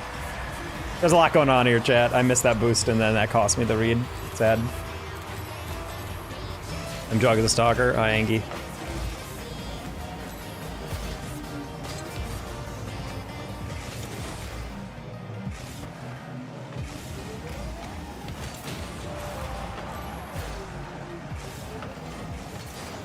Focus that Squiddy. Oh yeah. Oh yeah.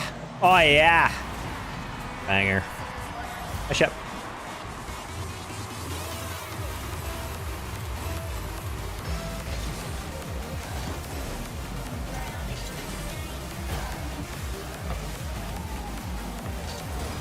Ow. Did he even see me or was he literally just taking his time? Because he definitely could have just shot that. I was like, that's kind of disrespectful to wait for me to then fake me out.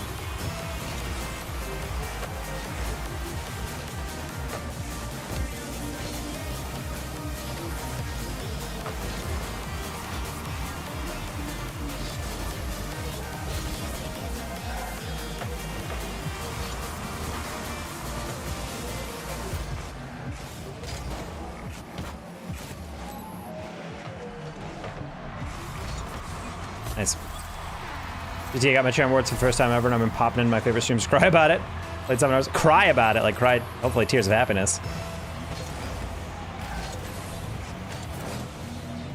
Your arm's tired from carrying your teammates all day?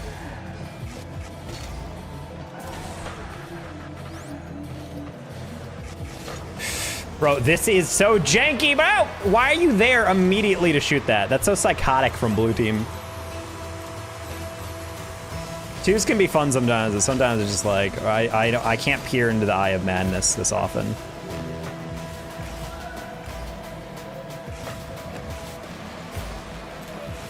These guys are randoms, and they're going for team pinches out of their backfield. What?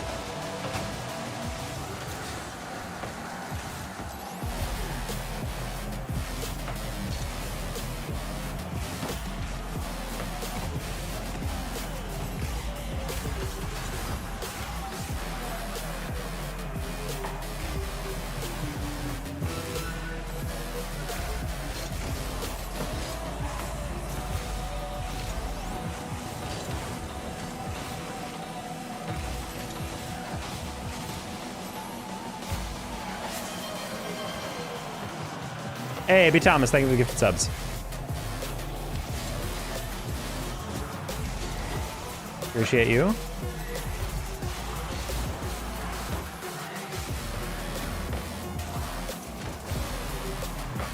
No! No! How? How?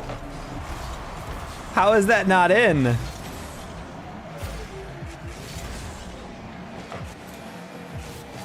Everything I do it for him, dog.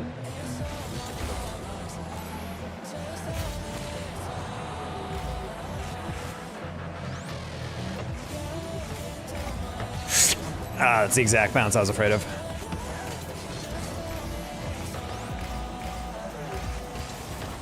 Cool.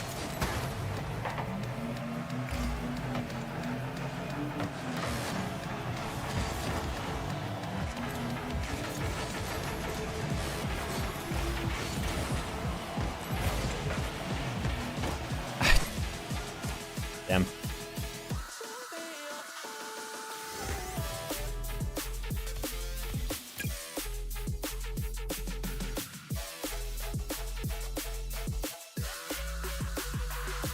Angie told me to bury dumbbells in a guy's face. Taco, she's trying to get me thrown in prison. Yes. Work at 10:30. I'm exhausted. Have a good stream. All right, CB Thomas.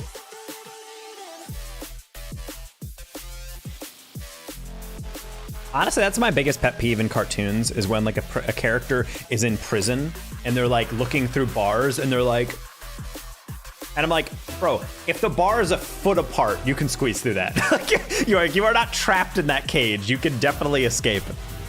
Bars should be like this close together, so there's like no chance of you ever being able to fit out. I always hate it in cartoons. They make these bars like super wide apart so that you can actually see the characters' faces, but I'm like, isn't that like something you could definitely just escape from? Maybe that's like a tongue-in-cheek joke of cartoonists or whatever, but I don't know.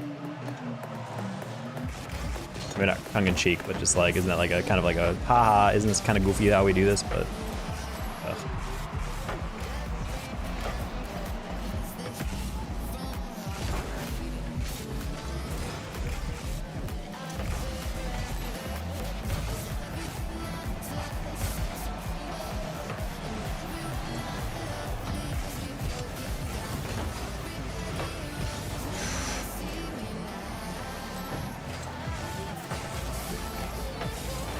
Johnny, come on, brother.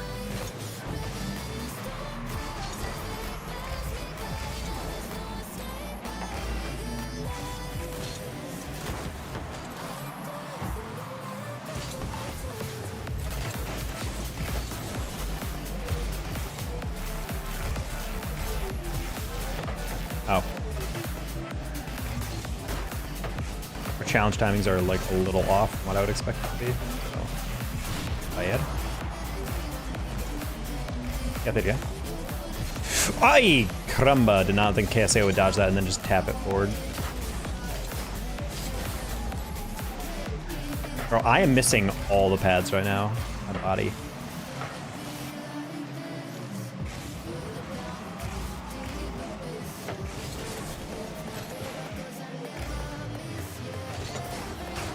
Oh.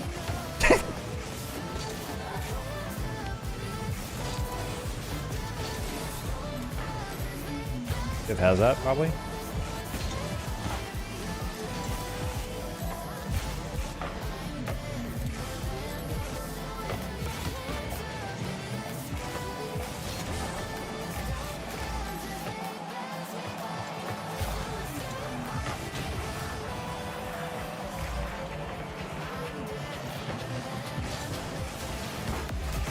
Probably could have scored that.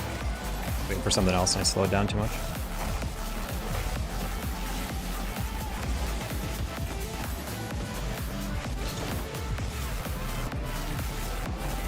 No!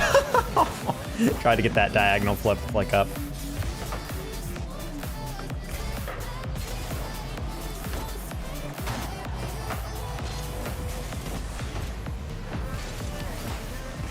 Oh, wait, clear. That's cross, Nick? Chris? Chris not? Slip not? I deserve that. I was waiting for the bounce out. Teammates or enemy team did a good job of the play out. Okay, we're just gonna keep that high because I don't really have any follow.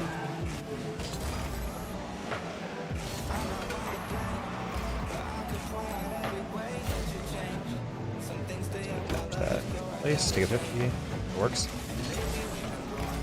We're gonna grab this because he's definitely gonna go for it. Nice. Just gotta take a one at a time. Like the div scores that. Nope. We're gonna keep that middle. Just kidding, I had it way too high. Not bad, KSO, you're dead. Just kidding, he's not dead. Crazy.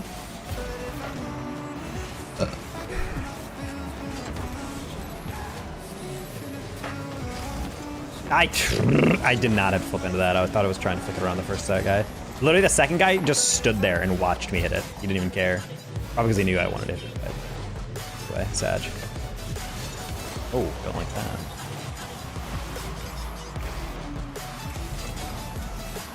Best game. Tap, tap, tap, tap. Or not. Or just nothing. Oh. Yes, RLCS music. Love that. Only a matter of time before we play nostalgia songs off of the Monster Cat playlist. Honestly, the farther we go back, we're probably getting more and more. I've only uploaded so much out of the Monster Cat catalog.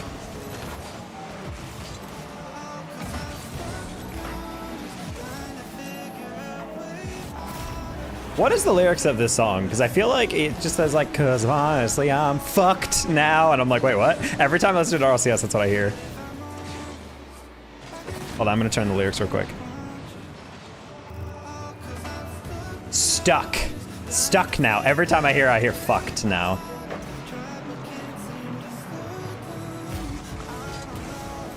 F-U-K-T, fucked.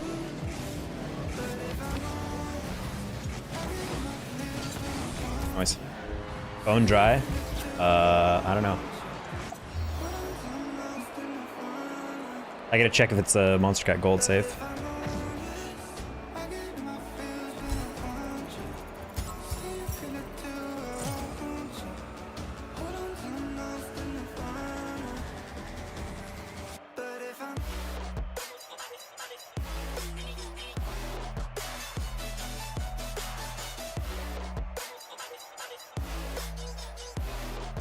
By Tristram.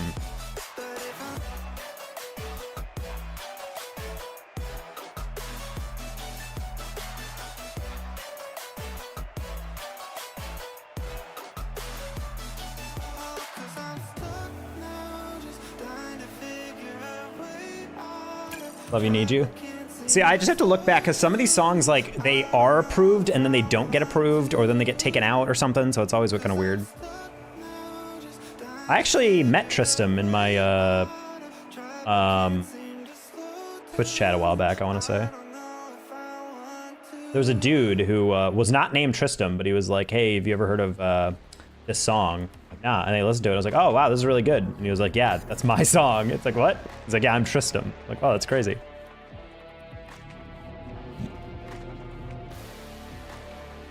He popped in once or twice. I don't know if he would ever come back, but, you know.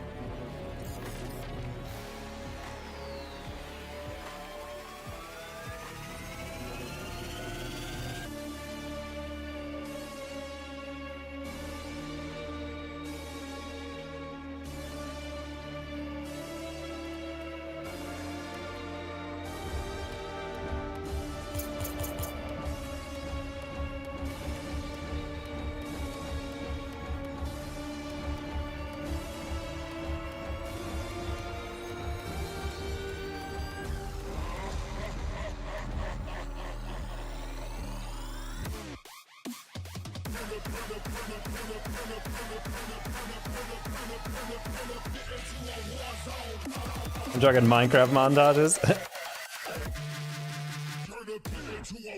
I could do it all my time with one Rocket League video. Bro, that's what happens. I mean, I find it funny that I had all these like high effort videos and then I released one Rocket League coach and psychologist reacts to FaZe firing their coach and that gets like more views than any of my other videos. All combined. I'm just like... Stuff angered me so much.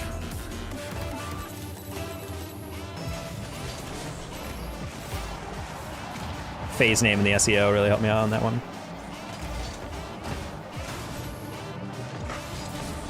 Yeah, I mean, granted, I like that was just like the perfect storm of like it's like esports content on top of stuff like I actually did have expertise in like the aspect of psychology in which that is somewhat relevant.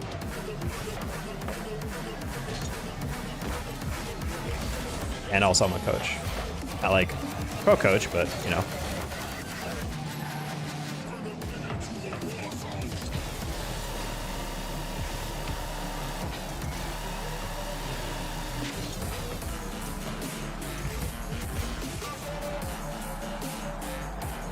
I think they're definitely easier to pump out.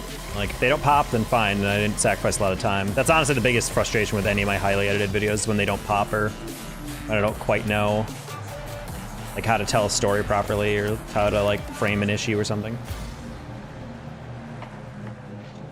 I was it's a little easier to like write a compelling story, but then at that point you just have to learn how to press the trigger on like your actual script. For me, that's always the thing. C3 div 2, I'm sorry. Look at GC eventually, sheep, I know, I believe.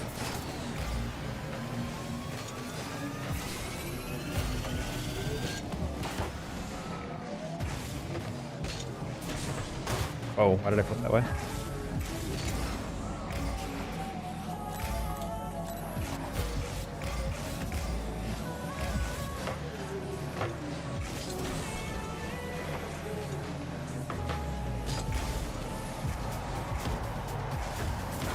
No, bro, come on.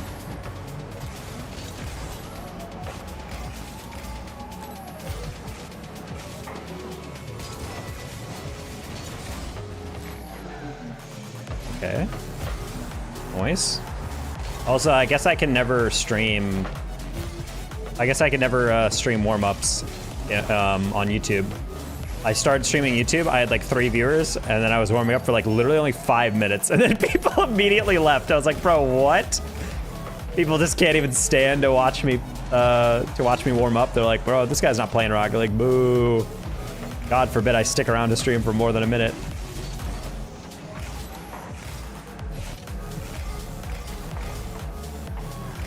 Welcome, Sheepo, into the YouTube chat. Love to see it. YouTube chat last night was kind of popping. Why?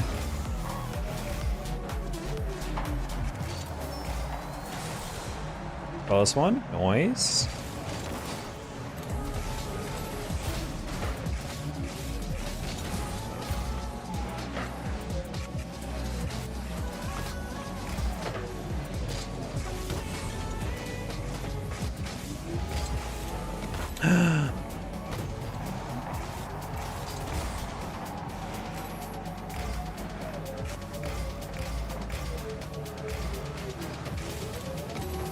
Yeah, it's 2 Angies. One is Angie, and one is Angie with the top hat, monocle, and mustache. The evil Angie. 2 Angies would be an unbeatable team. That's what you try with cloning Rawas. Except now they're off rule 1.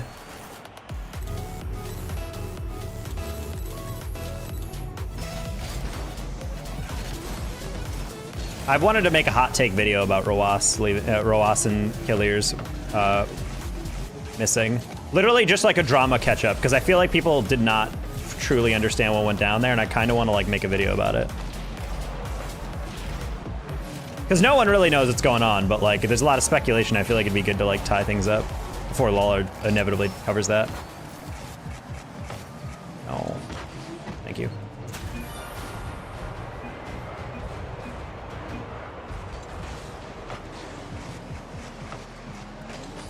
It's 2 shots I've been denied on. One I suck on and the other just gets saved. They're coming to your town? What? I don't even understand that one.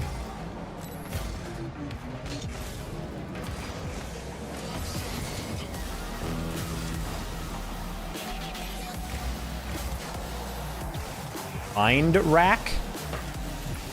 A mind crack. Yeah, mind rack. Like a gun rack, but for your mind. The world's most dangerous weapon, the human brain.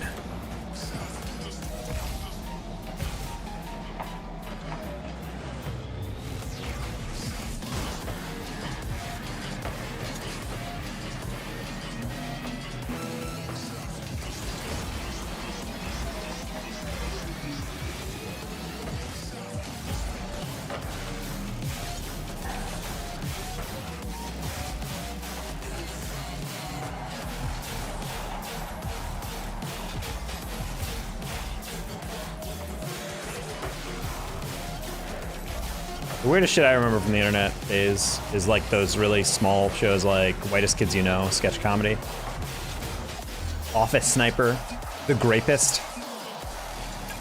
That shit was great. I'm waiting for you to start your stream today. How was your day? But what do you mean waiting to start? I've been live for 2 hours. What you talking about, boy? Anyway, welcome in, Anas.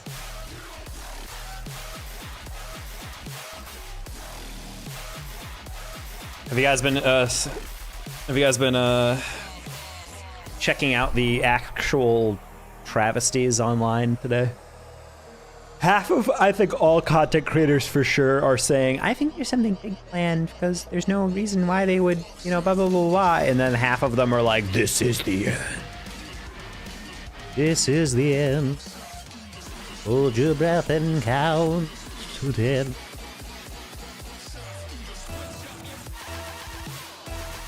Just saw this shit as soon as it just started. Well, rigged. Because yeah, I started with bed.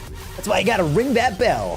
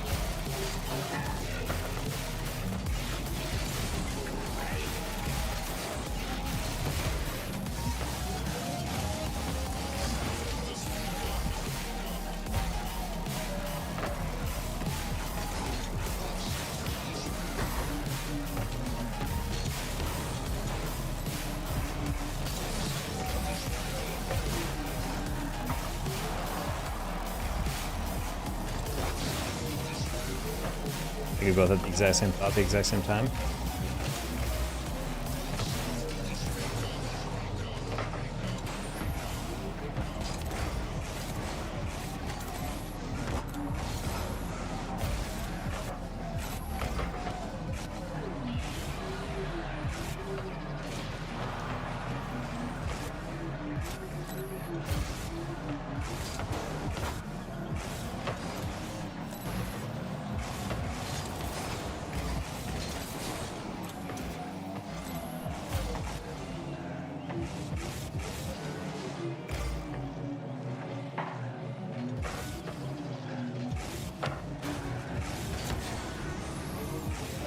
Okay, that works.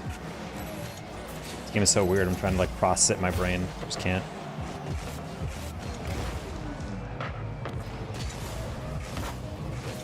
When we get scored on in this game, I feel like it's going to be because me and Zai are on the same page about something. I'm like double committing it a lot.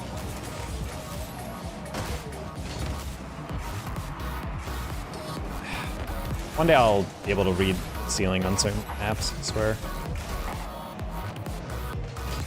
I didn't even see a turn. Too bad you can't double that, Ant. Oh, no! Oh, we even got bailed out and then we recovered too fast. I did not think Ant would go for that as quick as he did.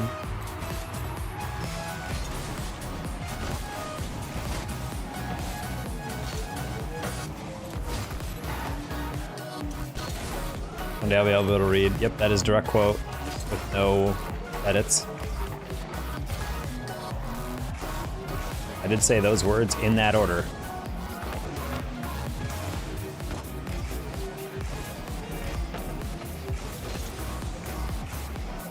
Why a player in threes is already inside of his goal on a attack that his team is going, we'll never know.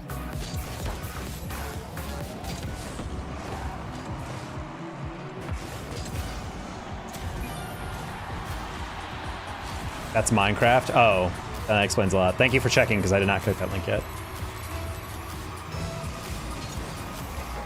Yeah, Minecraft is a lot of culture I don't know about.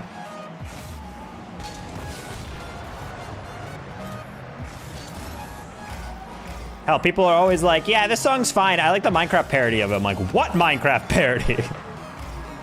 And then you realize every song ever made, there's a Minecraft parody for it, so. I'm a dummy for jumping at that. Thank you, Ant.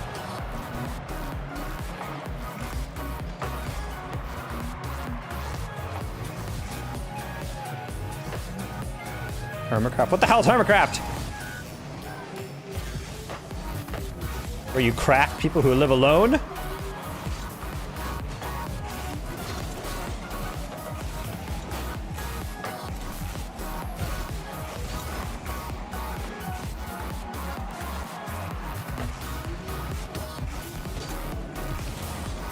I'm gonna hit it around Killa so it didn't just clear into open space. What happened to your chat? Looked away for 1 second. Oh, never mind. Not gonna lie, teammate going on the sidewall, then knocking it middle, and then the second teammate going to the sidewall again is actually insane. I can't even diagnose that level of insanity. Okay, we're Q dodging. We are Q dodging the crap out of the 6th lobby, all right.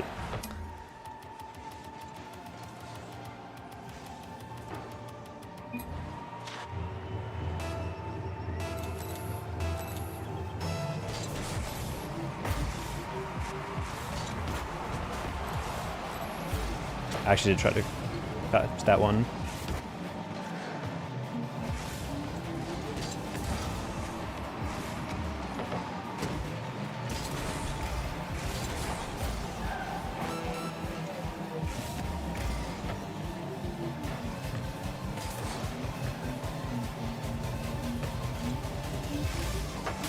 Oh, I'm guessing Winx does not want to forfeit? Okay, cool.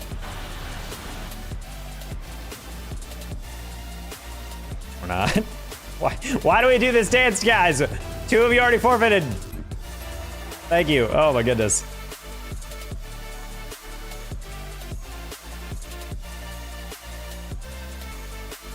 was the most insane human I've ever followed.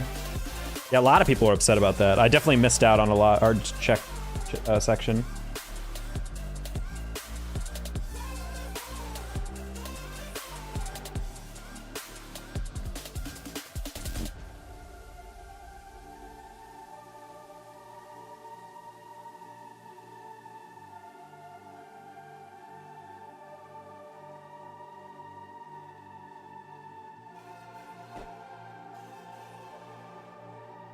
Sorry, it's Drew and I share an Amazon account, and she might have just used my card to buy something on Amazon. I have to check if she used my card accidentally.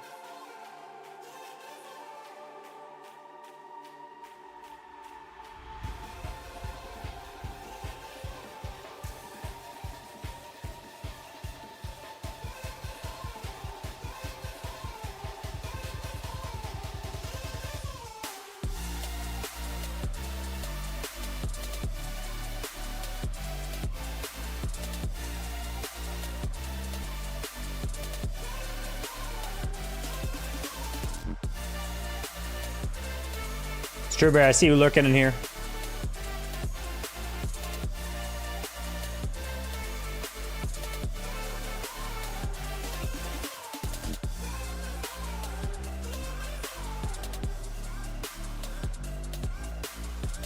Someone stole Bod's DoorDash order. Wow.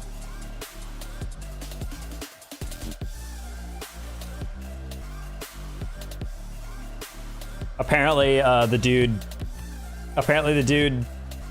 put it to the door, dropped it off, took a photo, and then bent down, picked it back up, and then walked away with his order. Big yike. And then Vod saw it all happen.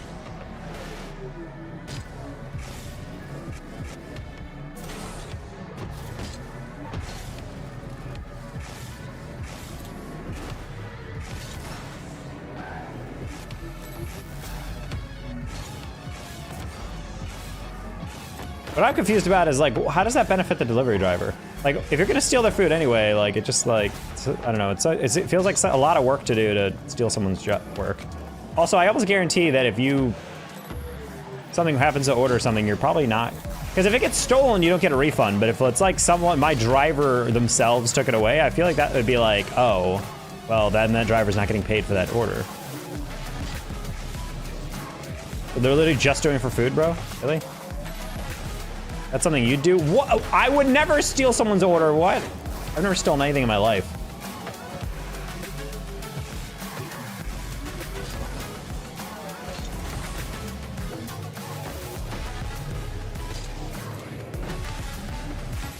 Time to fumigate? Yeah, if someone was living on my walls, I would definitely fumigate.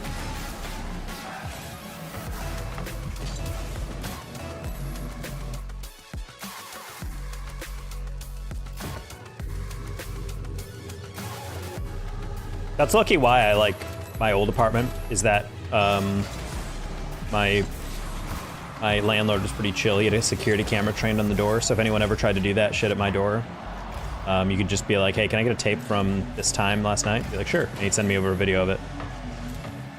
I actually had to do that on Amazon once, because they were like, can you prove it reached your destination? Because it was one of those deliveries where, like, I guess they didn't need to take a picture of it when it got delivered, because it wasn't delivered by like a hand person, and I literally showed them walking up to my door.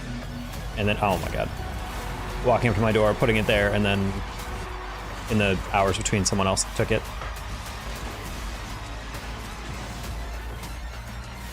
That was a weird one from Reaper.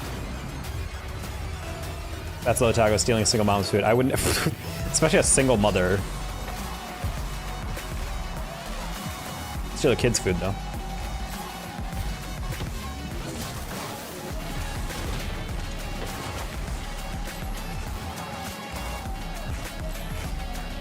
You just said my closet's comfortable. Are you in my walls or my closet? Take your mind. Unless Anas just admitted to himself that he stores his clothes in the wall.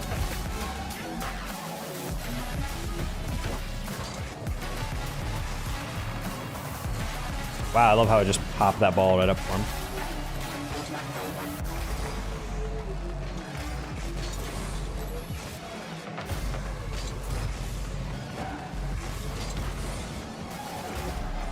Oh, I was passing him. That works too.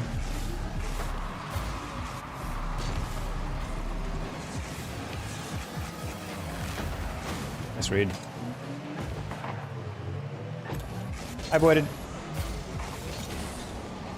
Need somebody. No, I don't need it. I was just describing the problem. That's like the dilemma with like some DoorDash drivers if they want to steal your shit or some guys your stuff.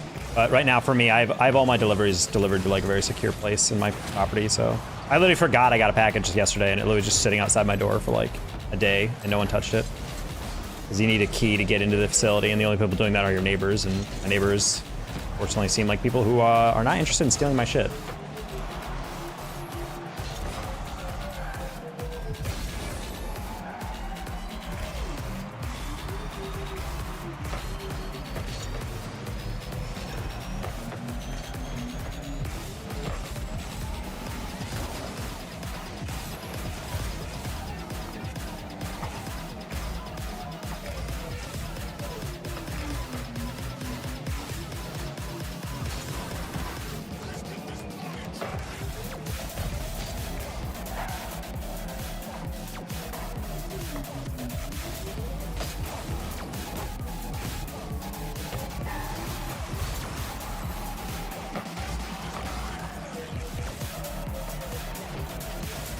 Nobody wants to drive several miles out to grab a package. Unfort. Bad angle for me. I didn't expect him to go that hard on the outside of that read.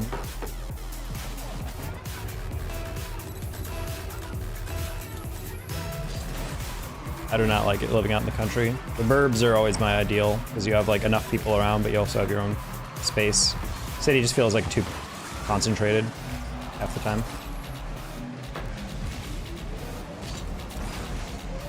Fake.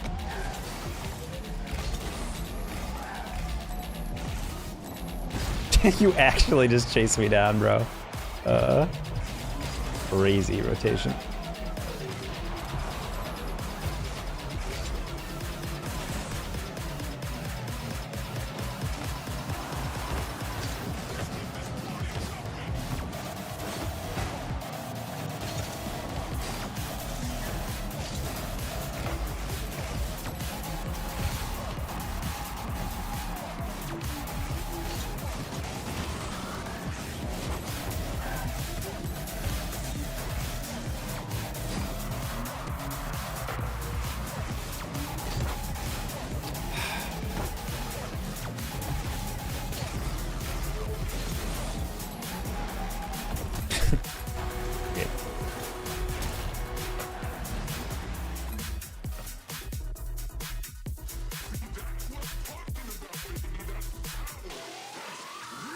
Oh my god. Vod waited 50 minutes for the DoorDash driver to get there, and then by the time he did, he just stole it. What? I'll go eat, be back in 10. All right, see you in a sec. Like, I'd understand if maybe you're taking an hour to steal someone's food? That's just so confusing to me, bro.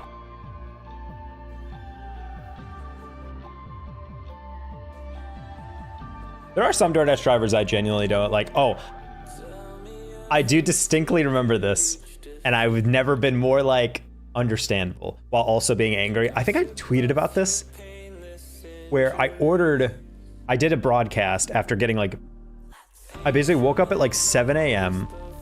I did a bunch of grad school stuff all day. Like I taught a full class, I taught a second class, I graded a bunch of papers, and then I got up on broadcast, did a 4-hour broadcast, and then ended it at just about like 9:30, and then there's a Chinese place open until 11. And so I ordered the Chinese right at 9:30, like right as we were cutting back to break, or a break before interview. So I ordered the Chinese, and I'm like, okay, it'll be there in like 20 to 30 minutes. I'm like, cool. And I ordered that Chinese, and I'm just waiting in the living room, like chilling, just waiting around, like just answering emails, doing standard stuff, just watching YouTube videos.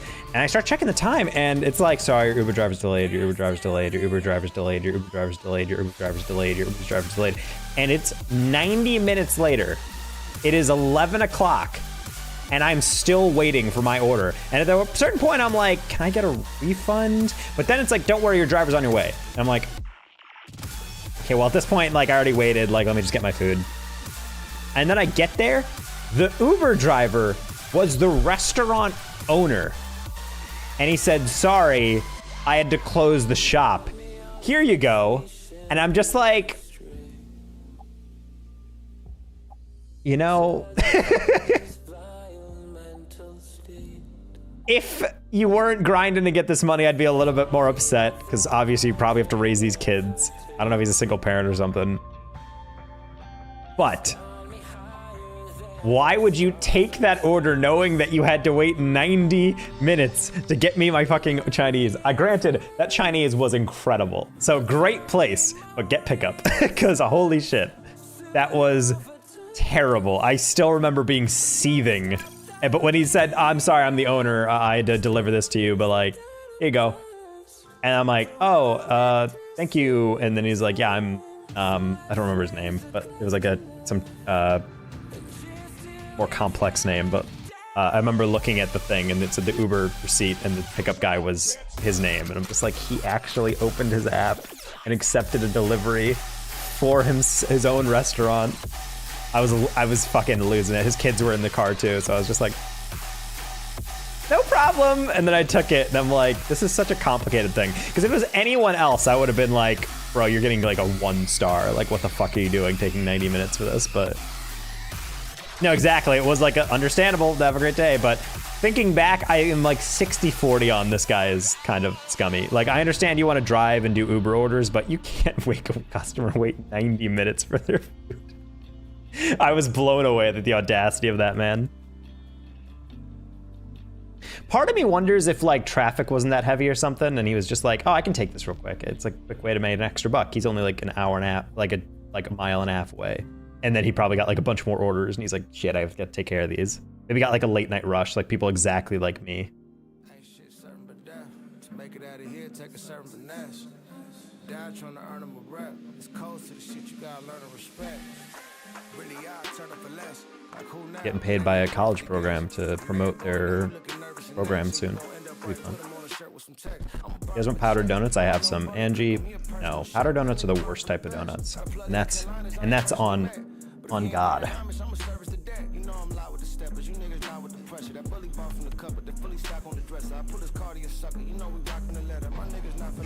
On God fur? Onga? Do you think I care if they're bad? Wait, Angie's eating something she hates? Damn crazy.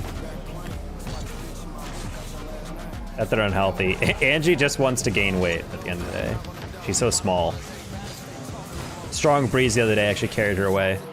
If she wasn't walking her dogs and tethered to them on the ground by their leashes, she would be floating away.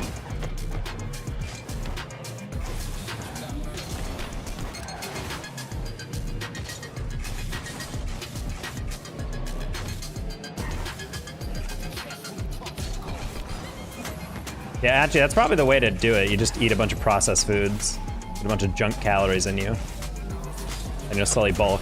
Because, yeah, people are like, oh, eat more protein. You mean the most filling macronutrient? That's not gonna last long. Gonna eat like 100 grams of protein, that's gonna fill her for 3 days.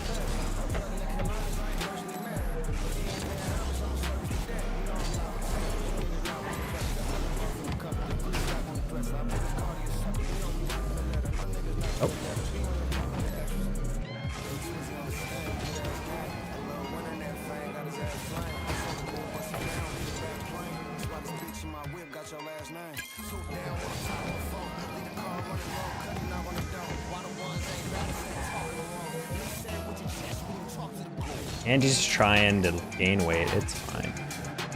She'll slowly, she just wants to become a sphere. Like Violet from Willy Wonka. Only thing about what I need to gain weight for basketball, why don't I just eat more? Because food costs money. Well, that and because like you can only eat so much until you are. I actually feel like low key, and this might be a controversial opinion, I think it's easier to eat to lose weight than it is to gain weight. Because at a certain point, I am just full. Like, I am not hungry anymore. Like, there's a certain point if you eat a filling enough meal that I don't need anymore. And for me, like, I actually don't mind eating, if I eat something filling, I'm good. Like, eating like a 700 calorie, like, chickpea pasta, which is basically like high protein plant-based pasta with like 150 grams or 200 grams of chicken or something with some like decent sauce. That shit fills you for like hours and hours and hours. Like I'd need to eat for hours if I eat that. Or eating like stuff like high water content, like progressively. That's why I've actually come around on salads. So I was like, why would you eat it if there's like nothing in it? Well, it's because it makes you feel full, or at least tricks your body into thinking that it's full, or at least a little bit. Same with carrots, with grapes.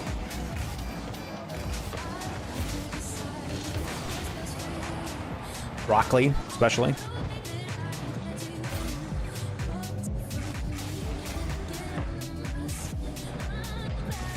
And that shit is like dirt cheap usually.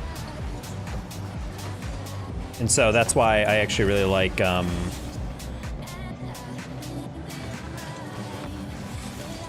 that's why I feel like it's not that hard for me to, at least lately, to lose weight. It's just literally just making sure I eat enough calories.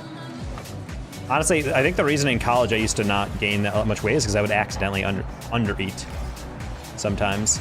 Because I was counting my calories back some days and I was like, I'm eating a decent amount, but like when I counted it all up, I'm probably only eating like 1,300 when I probably should have been eating like 1,800. I was like definitely not in a good place nutritionally some days. And now I'm like actually eating enough to fill me and actually get my calorie quota. Still not so much that I'm gaining weight.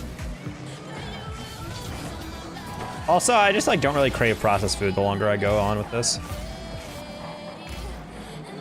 Yeah, my maintenance is probably, they say it's like 16, 17, but honestly I can eat 1,500 and be fine. So I try to aim to like for 1,550.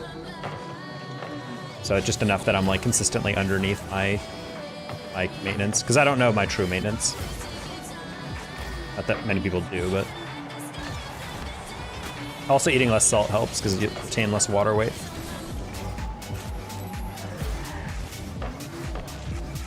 What I like about cooking is that I know pretty much exactly how much salt is going in.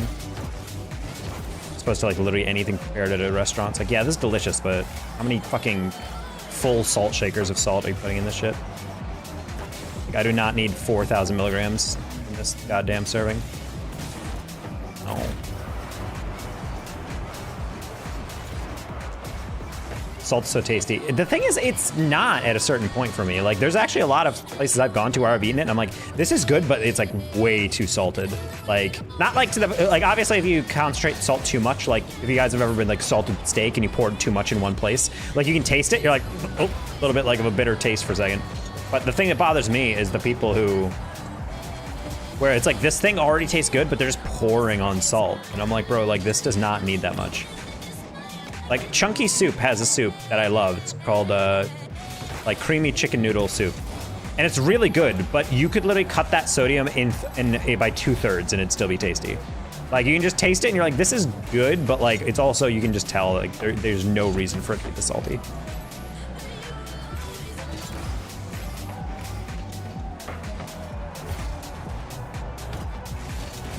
Oh, oops. I thought the guy behind me was challenging up. And I always feel bad when I order out, because that's always the thing that I notice the most, is how much salt is in everything that you take out. Also, as much as I love restaurants that serve certain specialty stuff, they never have nutrition facts on there. And then you get into these awkward situations where like, okay, I have no idea how many calories this shit is in, because I don't know what type of noodles they used if I order ramen. I don't know, like, how many grams of this pork is, and I'm not about to take it all out and measure it or whatever. I don't even know what kind of shit is in there. Also, I don't know what sauce or marinade they're using and how much is in that. Like, sauces and dressings are deceptive.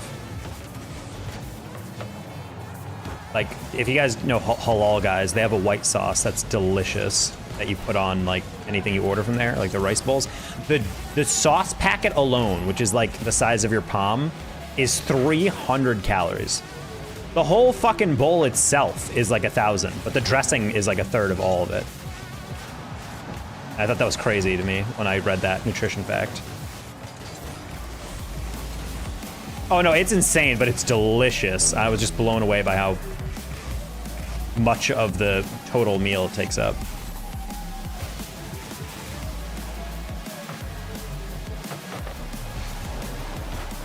No.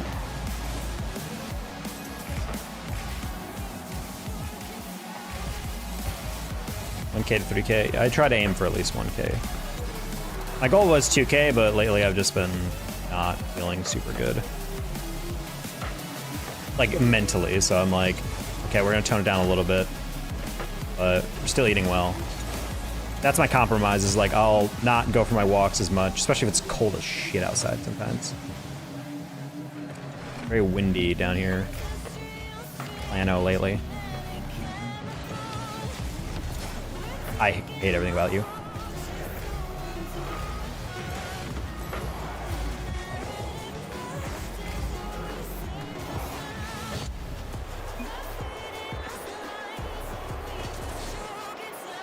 Was a physical meat proteins with carbs and such?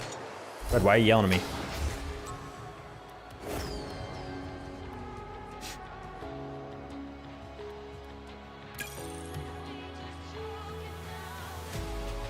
It's part of why I actually wanted to work with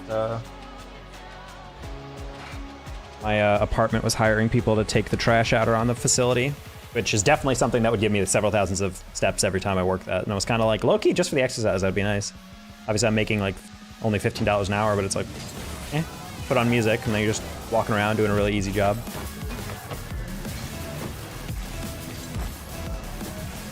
But they never got back to me, so.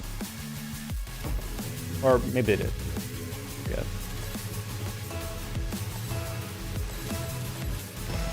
My influx of job applications, and they said they don't want me because I have a master's. And I'm like, that's so fucking stupid, bro. I literally only put it there just to be like, hey, see, I'm like an intelligent man.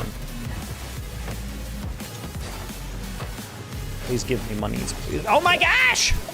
I'm convinced people don't want to win anymore. Meat substitutes are just veggies, so I guess that works. What are you talking about, bro? What?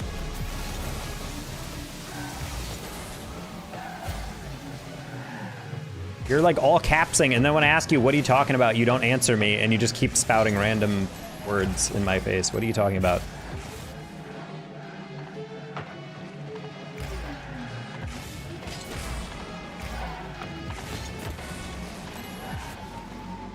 Also, I don't need to eat red meat anymore, but I will like to eat chicken. Honestly, if it wasn't for chicken, I'd probably be completely meat free in terms of my diet. I don't really eat any other meat anymore.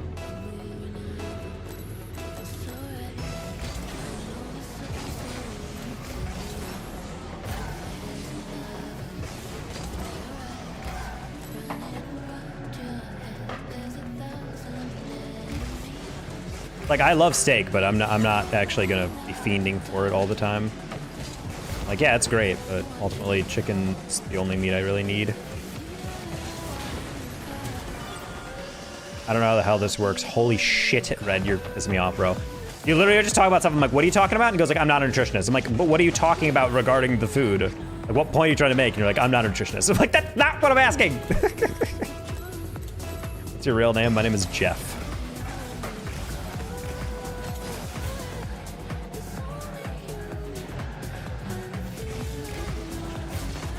Oh, that last touch was where you lost me.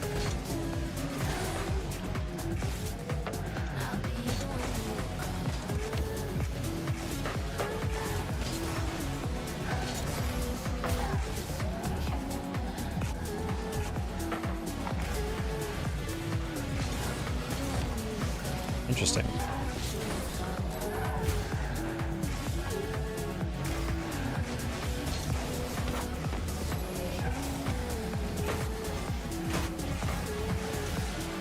Ooh, the brake check to get the corner, crazy. Eat more pizza, solved. I haven't had pizza in a while. That is actually the one food I've not had in a bit. I miss pizza.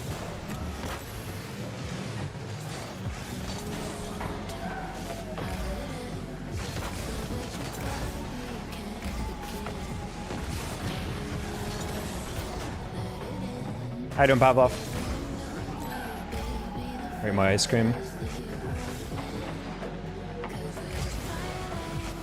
Wind Waker, goddamn, why do you have to be almost good at the game? I really bought into that. Bro, this is so stupid! Ah!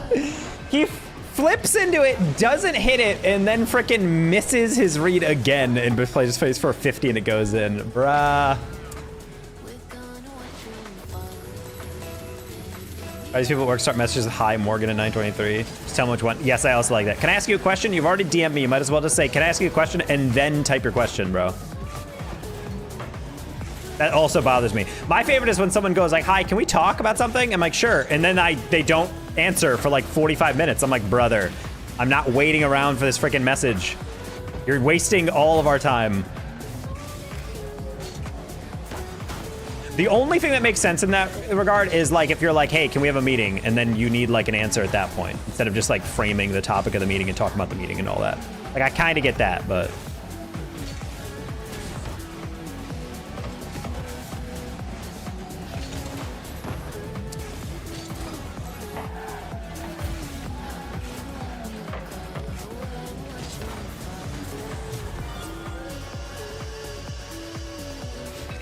Otago's favorite? Pie? I do like pie. Nah, but I have like small sugary stuff that I eat, but I always balance it out by taking a short walk right after I eat it to burn off the excess sugar. Because ultimately, I'm just using it for the empty calories to meet my calorie goal. It's really only for days where I need something to end off my day.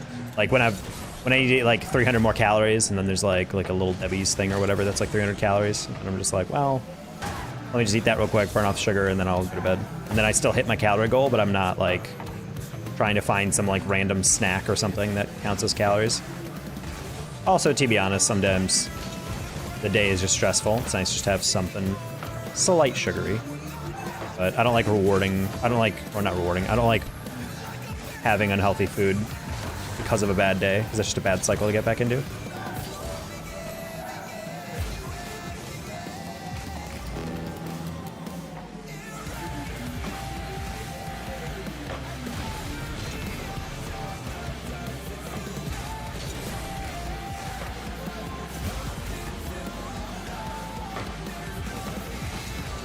I was in.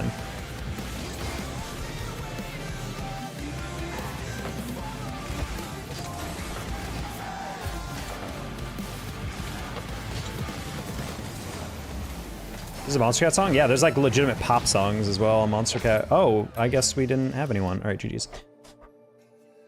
Oh, ranked is tough today, bro.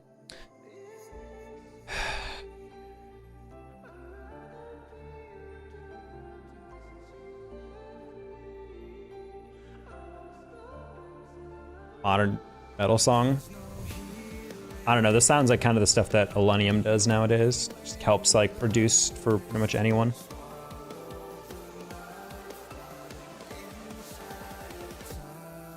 Just go with Data Taco.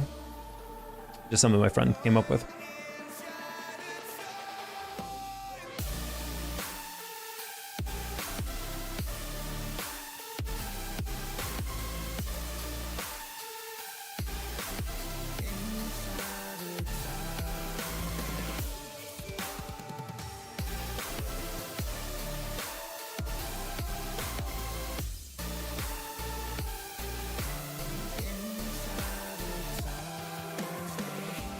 Illenium never misses. I feel like there's some songs that miss, but I feel like it's normally songs that like are more experimental, and I respect that I'm not supposed to like this as much. My biggest issue with some songs that Illenium makes is that he'll... Then again, this is like an issue I have with like pretty much any EDM artist that I listen to on the regular is... They'll do this annoying thing where like ultimately people don't like EDM sometimes because they think it's repetitive or it's the whatever. I'm the only one on your YouTube stream. Anas, quick tip, don't ever mention being the only viewer or having low viewers, or don't mention viewership like at all in a stream. I know you are just commenting generally about this is a fact that you're observing, but as a streamer, the last thing I want to focus on is the fact that I have no other viewers, all right? Anyway. A lot of EDM people will like make a song, it has an intro into a build up into a pre-chorus, and then on like a drop, which I don't like that word, but like on basically where you expect to drop, they just like hit a super like chill groove or something, and I'm just like, oh. And I'm like, if you want to make a more chill beat or whatever, that's fine, but you cannot have like an EDM song with like all this buildup and then just like just like this like calm beat, and I'm like, what the fuck is this? I'm not signing up for this EDM music to be like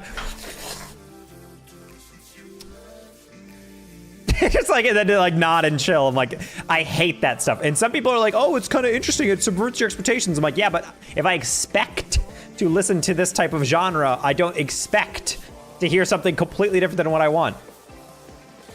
So yeah, I really dislike edging dance music. Yeah, kind of. So yeah, I always dislike some artists that do that.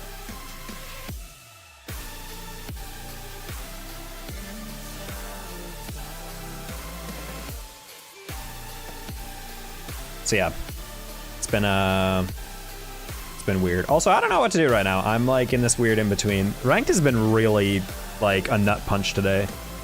I don't know what it is, but like we're losing a lot of games right now, and it's kind of brutal right now. We're in this like weird too, where I don't even feel like I'm playing poorly. I just don't even know how to counter some of this. It's a lot of full parties though, trying to get people the rewards at the end of the season, so I get that, but. I also just abandoned, so I have to wait anyway. So, this guy definitely could have figured out that out his own without having me to log back into my work computer. Yeah, that's another thing I just liked. Best thing ever for my mental health in grad school is telling students I will only answer emails between the hours of 9 to 6 o'clock. Any other time you will be answering, you will get an answer in the evening. The only time I said that was ever not true is the day right before a paper was due. Because there's always someone who's like, oh my God, my parents didn't pay the bill. There was one student who said their parents didn't pay the internet bill at their apartment or something, or house or something. And so the company, the ISP, like literally like turned off the internet at their location or something. And they couldn't enter, like find their paper. And they couldn't get it there because the library closed already. And I was just like, it's fine. It's like, it's fine. Just submit it tomorrow when you get to campus. Like, I didn't care. And ultimately, a lot of teachers have this perspective that it's like, I can't believe you allow students to break the rules. You set a deadline, they should meet the deadline. I'm like, bro, it's not going to make a difference if I read the paper now and later. And ultimately, if it allows them to go to sleep and actually wake up at a normal time and submit it without a frick ton of anxiety that they're going to fail. Throw world soft ends, exactly. The only thing I'm a little bit like back and forth on is I don't really know how to feel about them sometimes. In that, like, I think I agree with them being in place, but I don't know how it works as an externally valid practice, aka how it works in the real world, is giving people with like ADHD, or even anxiety disorders in general, like extra time on tests and assignments. Well, not assignments, but on tests. Because they're like, well, you know, testing is really hard and blah, blah, blah. And I'm just like, so they need more time to do the test, or some teachers allowed it for projects too. And I was like, I don't really agree with that. Because I feel like at a certain point, you kind of do need to be tested in a certain environment. Like I'm fine if you needed to get tested in a different environment, like maybe like you need your own room or something, but I feel like it's a little strange to give people extra time for certain assignments in tests, because I feel like aren't you getting job training to be able to like practice things at a certain time? But for tests, it's not too big of a deal, because you're never like just sitting down at your job and being like, you have to get this done in an hour, and it's like shit most of the time. But you do kind of have to do that eventually. So I'm a little like, this old guy that walks around the bay and just gurgles water in his shorts.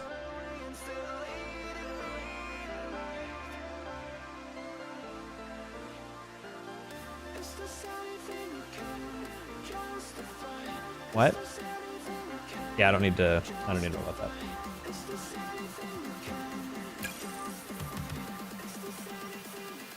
Also, I think I'm gonna do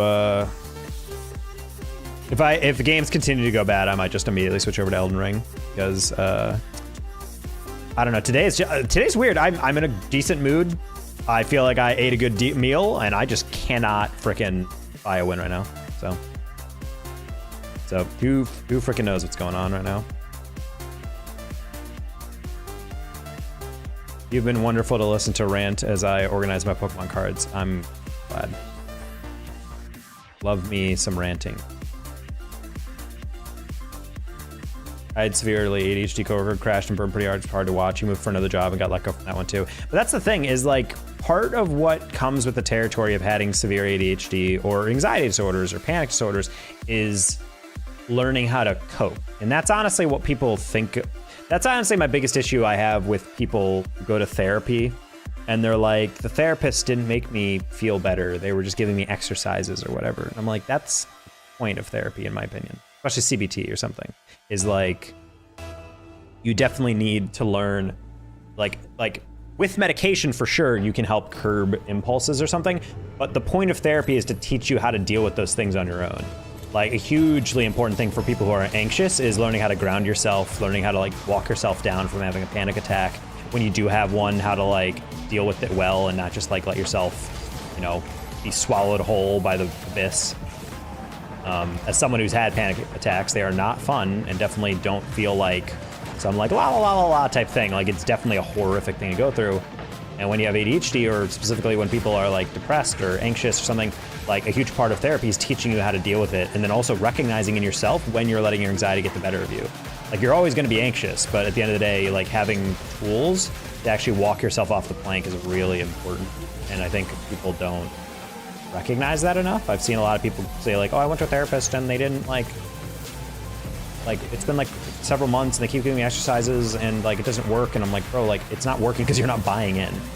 Like you want to know why CBT is like the gold standard in therapy is because it's like really good so long as people buy in and actually understand that a lot of therapy is giving you a toolkit.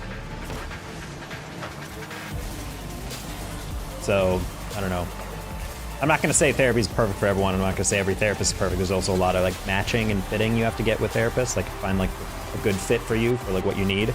I know one thing that a lot of people talk about, for example, with like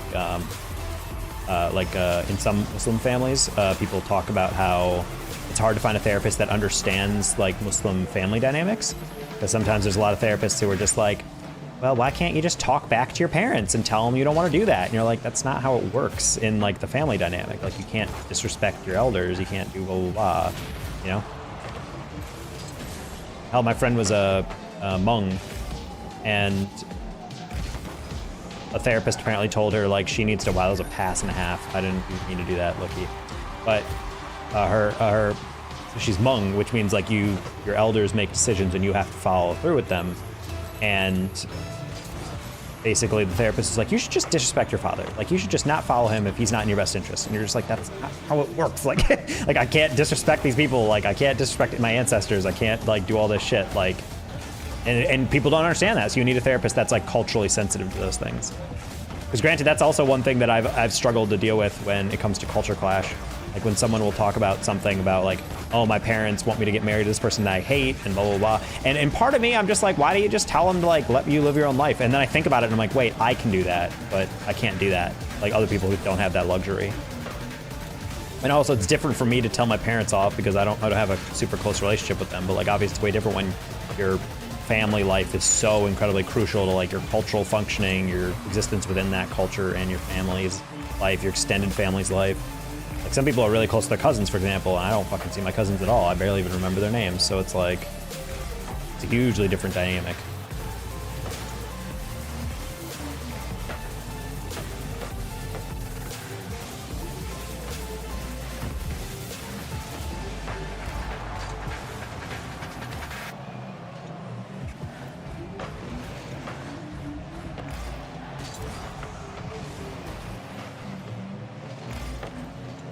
I mean, my sister once told off my girlfriend in high school because she didn't like how sad she was making me. But I was like, well, she's got a stressful life. She's like really depressed about stuff. And she's like, Jeff, guess what? I've been depressed for like 10 plus years. She's like, the reason I don't like your girlfriend is that she just wallows in it. And I'm like, well, isn't that the whole point? She's like, no, because the thing about depression is that if you go to therapy, you're actually listening to your therapist, you're not supposed to like just wallow in it all the time. You're supposed to actually take steps. And the issue is that I can tell that she's been in therapy because she talks about stuff. But at the end of the day, she uses you for boosting her mood all the time. She doesn't do anything that she hasn't done. It's like I've seen her have those breakdowns in our home, and I can tell that she should be doing like certain exercises to walk down or to calm down her anxiety, which feeds into depression, and she doesn't. She's like, and that's why I get bothered by her, because she's not actually using what she's supposed to. She just uses you.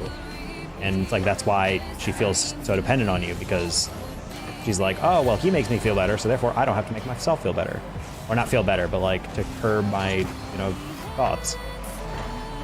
And years later, when my girlfriend eventually wrote me a letter apologizing for our relationship as like a form of like closure, she actually admitted that. She was like, yeah, I was kind of using you to basically make myself feel better instead of actually like working on myself. Like me. That's one of the most complex things that I had to explain to people. That always feels incredibly shitty, and I always hate it, but trying to describe to someone, like, if you've ever had to like have a loved one who is in those scenarios, who is really depressed or having a dark time, like, it can be really a tough time to like try to like be the support person for them, especially if you're their only support that they're using. And I feel like a lot of people are like, oh, boo-hoo, they're actually depressed and you have to deal with listening to them. Oh, you're a poor baby. But like, but no, like, it's like a lot to like have to deal with. Because like, obviously you have your own stresses, but then like you get home and then you just have to, help someone else out with other stuff of their own. Like, it's hard. It's a lot of emotional weight that you have to carry. Part of why grad school made me so ticked off, because I was putting a lot of emotional weight on myself, and then on top of all of that, I was struggling to deal with like other personal life stuff. So it was just like constantly felt like down. Like, finally got my food, let's freaking go, Bob. Specifically, a trauma from traditional Chinese strict parents and never gave words of affirmation. I did my best to tell her that she should take away things that she, even all the sessions productive, find someone who does understand her dynamics. Yes, agreed. That stuff can be very tough. Like, that's like very classic South Asian, East Asian behavior. Very strict parents that have. Also, I think a lot of huge things that people go through, especially with pretty much most of my friends who have like, who are first generation Americans. One thing that they all kind of relate to is their parents are very upset by like how much cultural transfusion is happening with their American kids. Because ultimately, when you are like in the U.S., my girlfriend Melton used to do research on this, third culture kids, where you are born into American culture as a first generation American, but you're also coming from a place where like your entire upbringing, let's say, is from a Chinese household or a Japanese household or an Indian household or a Muslim household or a Hindi household or whatever. And so therefore, when you go home, it's entirely that. There's no American culture like involved outside of the fact that you're all living in the country. And then you become kind of this weird mixture where it's like you're not really like fitting in with some American kids, but you're also not really fitting in with your home crowd because you are maybe don't speak as good the native language that your parents did or something. And it's like this weird kind of like lack of belonging in both sections where you're technically like a huge part of your identity. And I feel like I've talked to a lot of people about that concept and they're like, yeah, I fuck with that concept heavy. There's a band, the Japanese punk rock band that actually has a lot of songs basically about that. They're like three Japanese musicians that basically a lot of their songs are about like trying to grow up in America to like Japanese parents who like don't understand how hard it is to fit in when you're trying to act like a traditional Japanese person in American schools. Did you watch my montage? Guess my rank after? I'm good.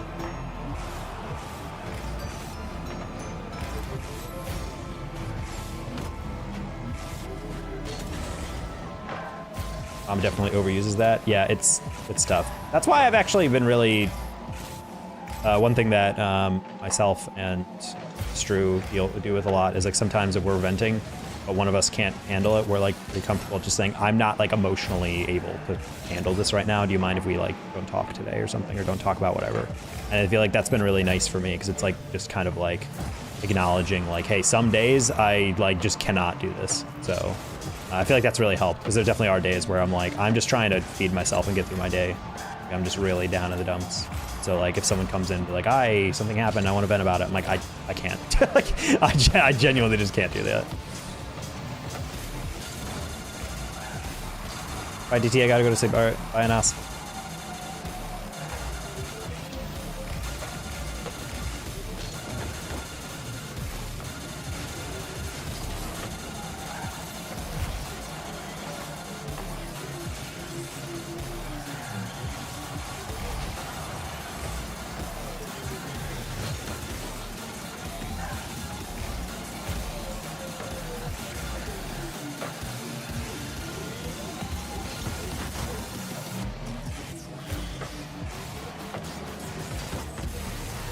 No! He didn't expect it to be as powerful as it is, I almost guarantee it.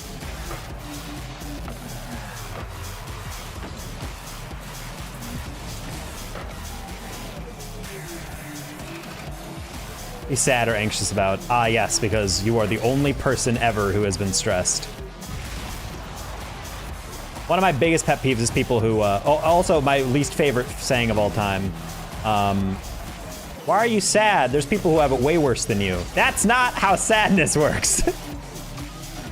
It's not a resource that some people have and others don't, all right? Sadness is subjective. You can be having a quote unquote good life and still be sad or like stressed.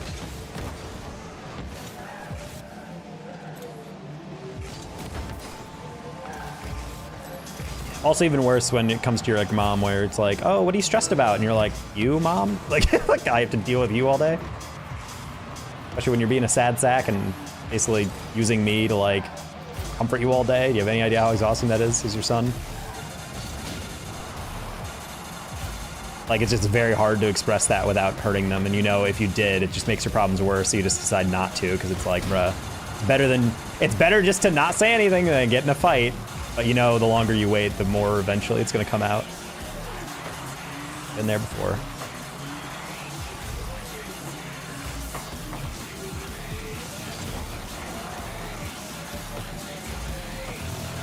You got it exactly. I know, because I've been there.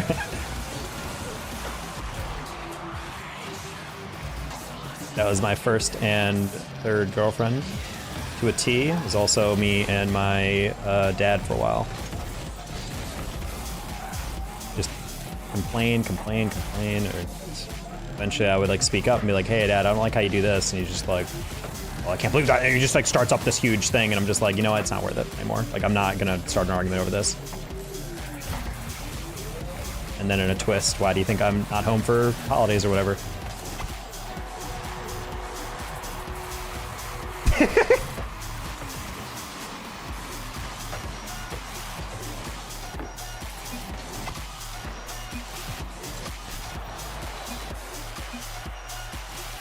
I'm not taking it away from them. That's just so unfortunate that they missed 2 straight shots and then just land in front of it.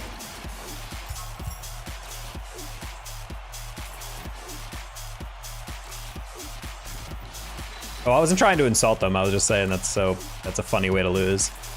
But I guess they're sensitive. UAH, where is that from again? I feel like I never remember what they are. University of Alabama Huntingville, whatever it's called. Huntsville. Yeah. Oh well. Well, now they think I have beef. I just was laughing at the way that game happened. Imagine having a dad in your life, couldn't be me. Sorry about that, Red. You're so respectful, and after all I do, you're incredibly ungrateful. Yeah, that's low-key, that is the Latino household curse that everyone that my friends deal with. Your parents just like berate you a lot. And then after all that, you're like, after all I do for you, I'm like...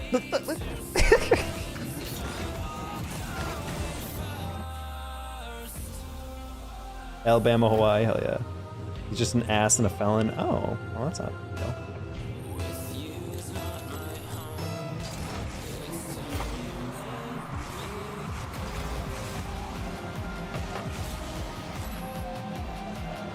My mom and dad were pretty chill for the most part.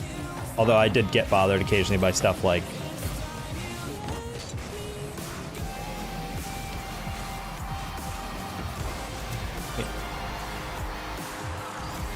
Honestly, I've noticed a lot of success with exactly this. Go up for it, fake a reset, and then just like go. Like just pause for a little bit, and then I feel like it makes no one go on the backboard because they're like, nah, he's not gonna double that. It's shocking how often that works. Hate my sperm donor, AO.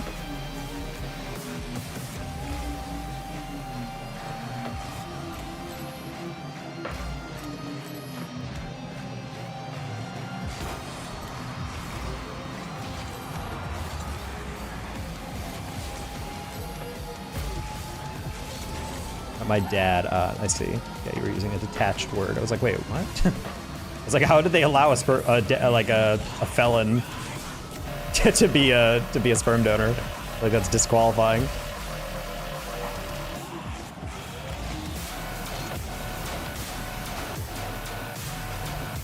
I'm okay being a good dad by never being a dad. Hell yeah. That dink life, I'm all about it in the future. Nice.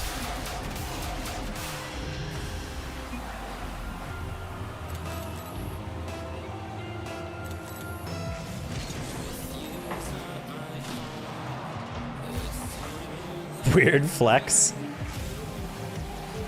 You would be my dink daddy. Hi. We're moving together. Never have kids.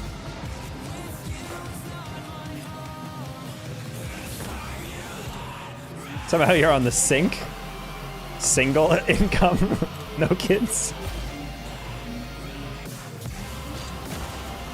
Or sexual income, no kids.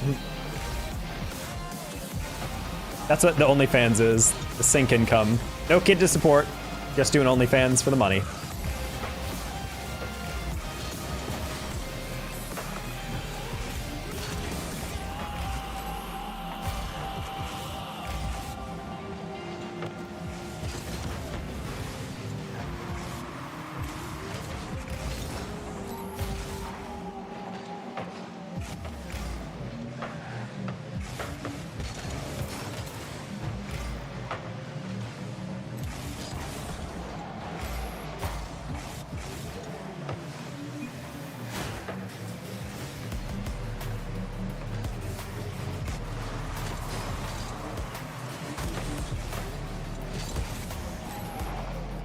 I got scared you pinch it across. I mean, yeah, I guess I'm blessed to have like a mom and a dad in my life, but like at the same time, I just don't really talk to them that much, and I've never really talked to. I don't talk to most people in my family. Just my parents, I think I just have beef with, and part of it is just I'm immature for not getting over it, but I mean, it's also just partly like one of those things where it's just like, you know, hard to ignore the bullshit. God damn it. If my future partner not have to work and not have kids, that'd be dope. I feel like they'd be bored as fuck though. Yeah. I mean, I think that's why it's really important to have hobbies. Like, my dad retired, and he's working at Lowe's because he's just like, I just want something to do. I'm like, Dad, that's sad. I'm gonna be dead ass. That's sad. You should get a hobby. Like, go build something. Like, learn a new skill. I can't believe you'd rather work at a home improvement store for your free time. Like, well, it's fun. I get to like talk to people, and yeah, you get some spending money. I'm like, what do you mean spending money? You work for 40 years just to get more spending money? Like, that's what I really truly realized my dad didn't have hobbies. I asked my mom, I'm like, hey, did dad ever have like hobbies he liked to do that weren't like explicitly about fixing up the house? And he was just like, she was like, oh, you watched football? I'm like, no, television watching is not a hobby. I mean like something he did in his free time that does not result to just watching TV or something. And he'd be like, and she's like, honestly, Jeff, I don't remember him having a hobby. And I'm like, that's sad. You need a time-consuming hobby, in my opinion, as you get older.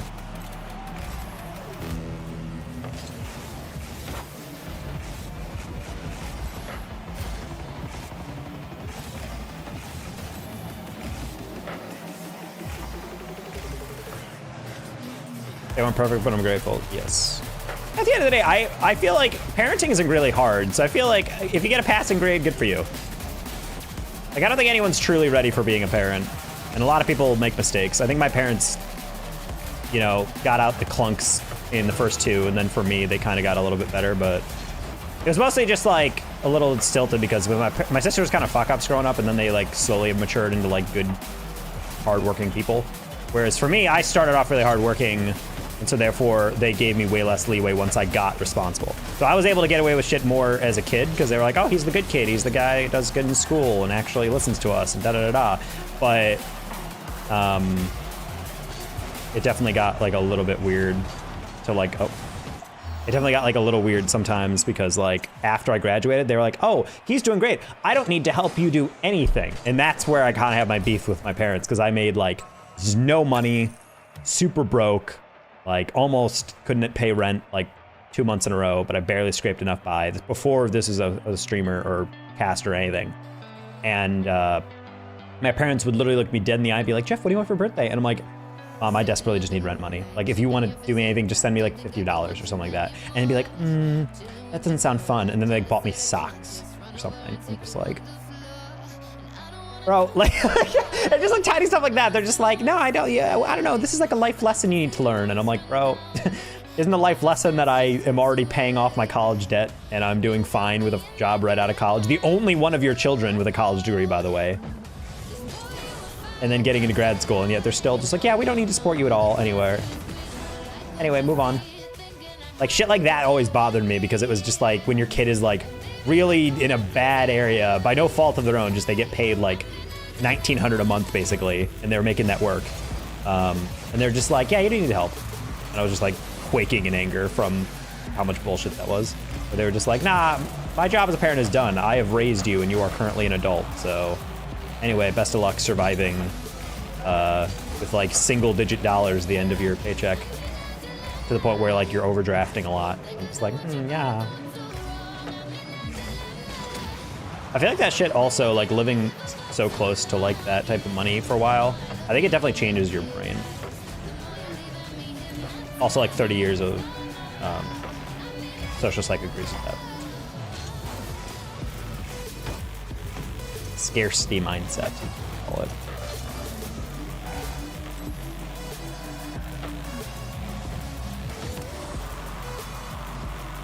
The same reason people are like, oh my god, this is why people more money are better at saving up money. And it's like, well, it's also because people who are used to having very little, they tend to use up resources faster because you're used to like an idea of like, you will not have this for a long time, so you got to use it while you have it.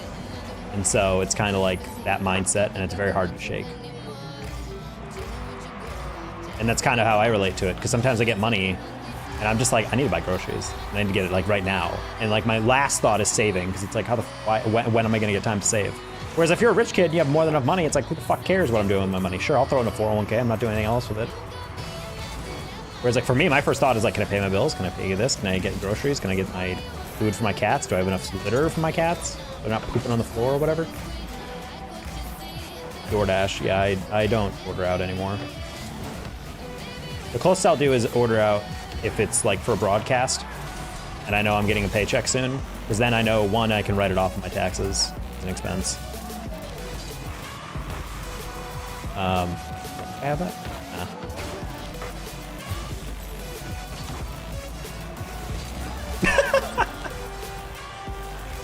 Oh no.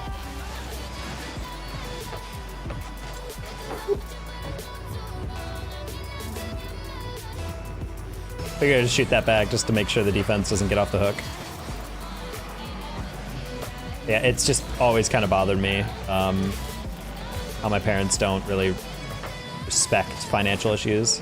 Because they're very much like the just old enough in their 60s parents who don't understand the concept of like modern economy.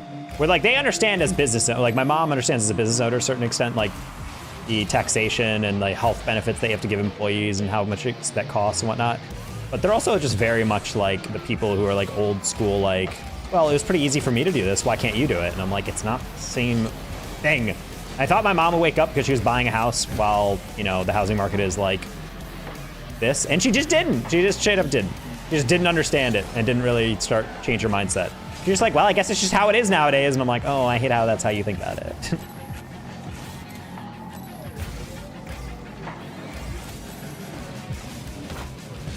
Baking? Oh. Wait. Oh.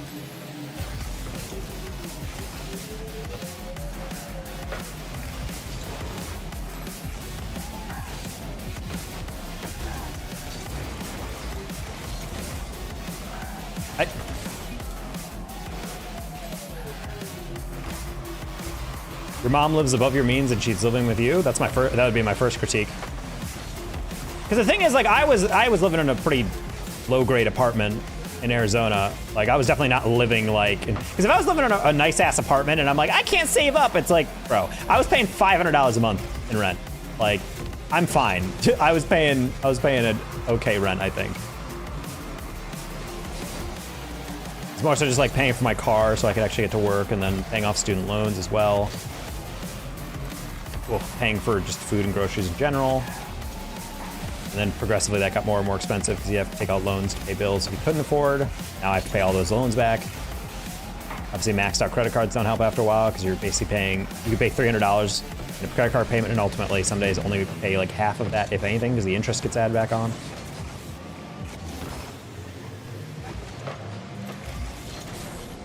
Just waiting for the upcoming recession. Upcoming, bro. Basically already in it. Just waiting for that housing bubble to pop. Let's fucking go. Just kidding, I'm not buying a house anytime soon.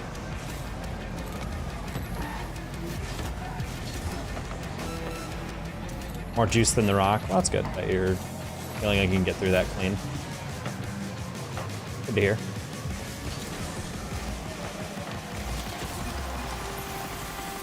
Is less than most apartments right anymore. It's a lot of things.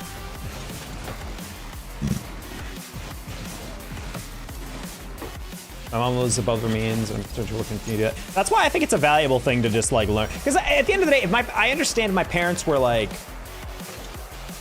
the banks aren't yet, yes.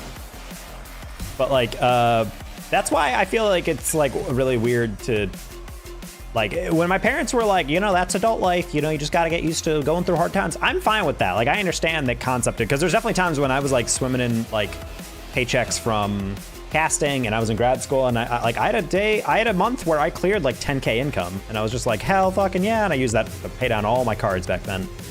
But learning how to like take the long road and like not have to panic about, I need to get rid of all this, I need to, and it's like, nah, just put that shit in savings and go nuts. I feel like that shit was really difficult to deal with for a while.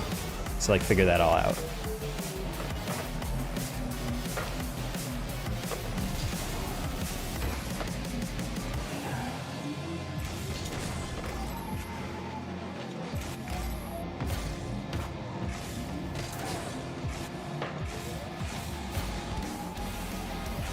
Laughs and credit card interest? Yeah.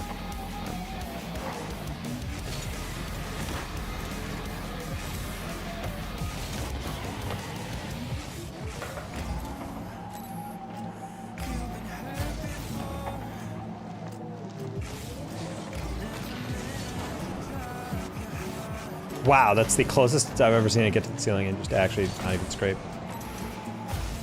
And that's ultimately how recessions work. It's just the banks doing irresponsible shit over and over until the government bails them out. Because we can't allow them to suffer. Yeah, low-key, unpopular opinion, I want banks to suffer. Oh, Jeff, you don't know how that affects the economy. No, I'm good. I'd love consequences at all. I would love for anyone to experience consequence. That'd be dope. That'd be fucking dope.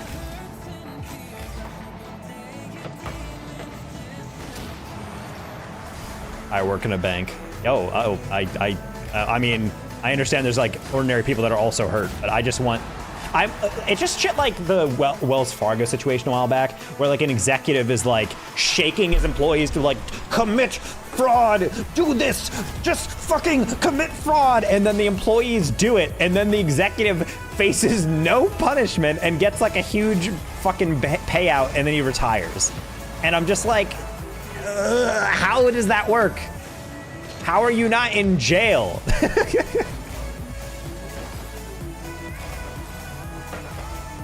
Or banks like purposely doing shit that like a bunch of their analysts are like, hey, you're gonna make money doing this, but it is going to destroy us in the future. And they're like, but that's the future. And then they blow up because they're doing things that are gonna blow up on them. And then they're like, oh no.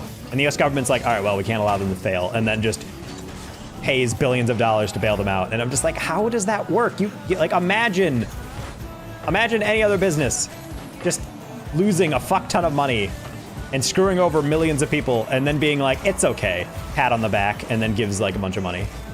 Like, that's just not how it works. It's different from, like, PPP loans, which is like, you know, you need money to stay alive. That's fine. But, like, a business straight up just getting fucked because of horrific decisions at the top, and then they just get money, and then they're like, ah, it's fine. Reset. In the US, we socialize the profits. Oh, do we, though?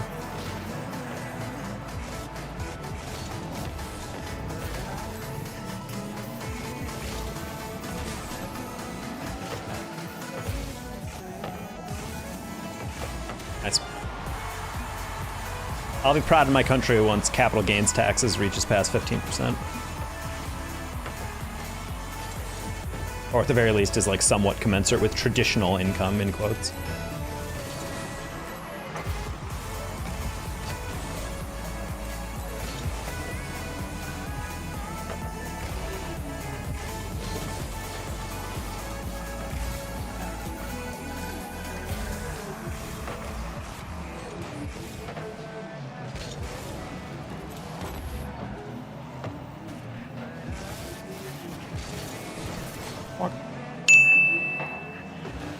Fitz will be able to catch that one out of the sideline. However, the Washington man, currently living in Alaska. Quick ping check. No, indeed, he has moved back into the hometown, which means he'll be able to fully inform his will upon the opponent as another shot gonna come in. That's a 50 with nobody up for it. Wink's gonna put one through for 2-2.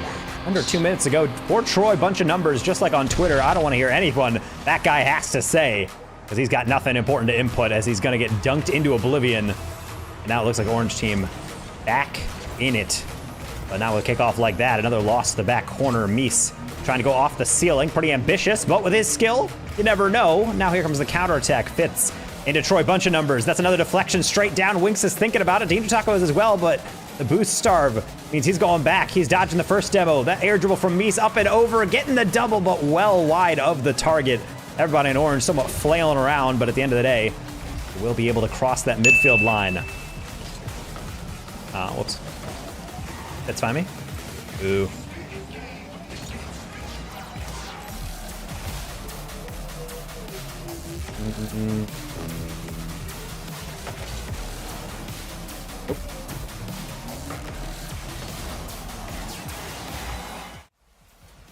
Insert Black Friday disaster. Black Friday. We used to be a country. We used to have people killing each other just to get a flat screen TV.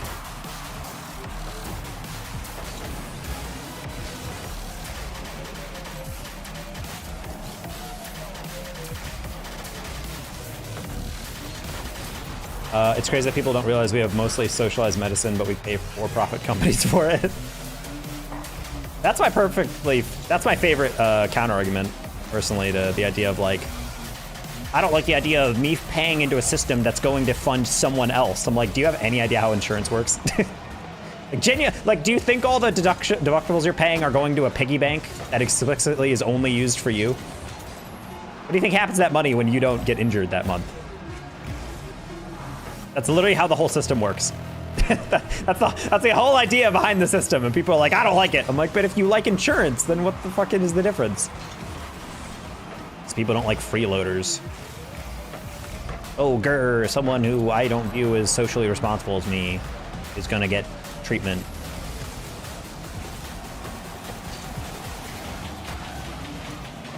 That was a ballsy touch, Sock.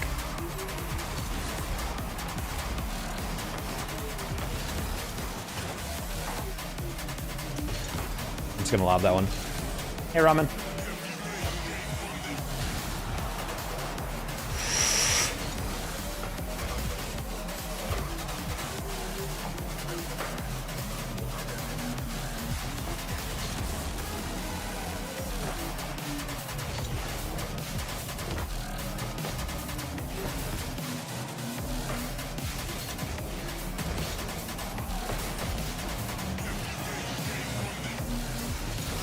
Oh, Fitzy's so good.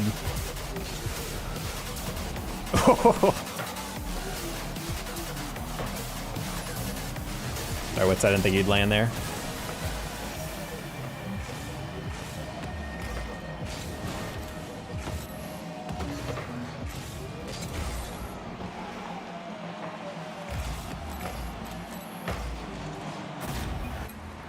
I should have cut the rotation. I just didn't think we'd rotate directly down the middle. Could have just gone to the back. The sweat cam was sweet. I don't know about sweat cam. 420 your mom. Hi, Shank. How you doing?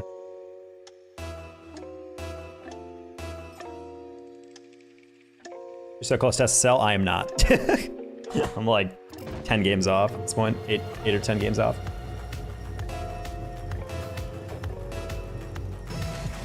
Literal sweat or moisture. I mean, I'm just greasy.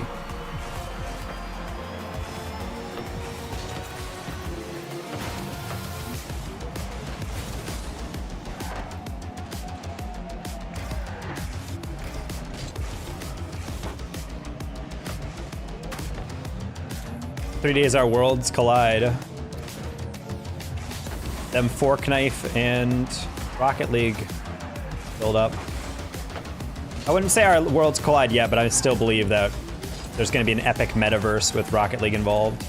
Honestly, just because there's a battle pass with a Rocket League car that you can unlock in Rocket League as well, that makes me feel like we're destined to have the games combined. I'm pretty hyped for Rocket Racing. I'm whatever about it. You know how it actually won me back, though? By showing in that trailer that you can bump a character off the track and it destroys them. And I'm like, yo, low-key, that's like a burnout.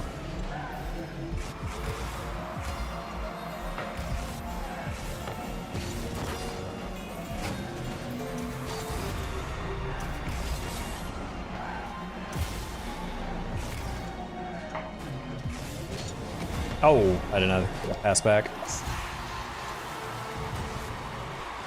I suppose it will allow queuing for ranked or casual at the same time. Yeah, saw that. Just allows to select everything now. Maybe it will happen. Well, you can queue for literally everything. You can queue for 7 things at a time in competitive. You can, if you want to queue extra modes and ranked, which I think is genius. I think that's exactly how it should be. Because at the end of the day, like, I don't always want to play extra modes, but it would be kind of cool, especially when I'm queuing 3s and it's taking forever to be able to like be like, I want to get into something eventually. So give me like a queue. How you doing, Lash? How you handling the pivot into creative?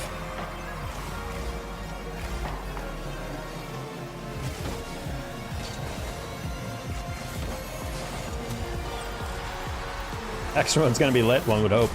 RIP drop shot, Manzo. Asphalt. Everyone's saying it looked like Asphalt, and I don't remember that game explicitly, but I don't remember seeing a game that looked like it. Prep for a pack here in 2024. Yeah, I'm just ready for casting to come back from Esports Winter.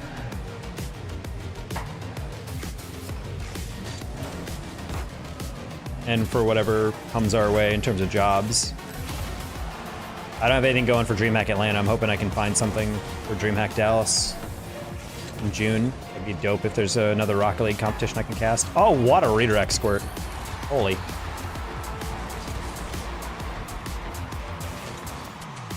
Yeah, I'm still convinced that eventually Rocket League is getting... Someone, I think it was Comp who tweeted out that UE5 is like, what if they made UE5 and it was only for Rocket League Racing and Rocket League is never getting UE5? And I'm like, I feel like you people are actually like so doomium that you're not even thinking like from a practical perspective. I really think Epic is just going to completely abandon Rocket League and keep it on UE3 forever. Like, that makes no sense, bro. Why would they even bother to update the UI or have a Rocket League car in the Battle Pass if Rocket League is never going to be updated? Like, bruh.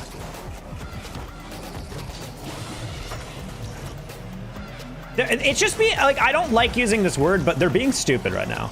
Like, they're genuinely, like, not even thinking about it. They're just like, well, Rocket League doesn't get cared about, so only natural Epic would leave it in the dust. Bro, what? How does that make sense at all for them to keep it on an engine that's, like, older than the game itself? I'm so close to muting a bunch of people. There are some people who are genuinely like, it's so Jover.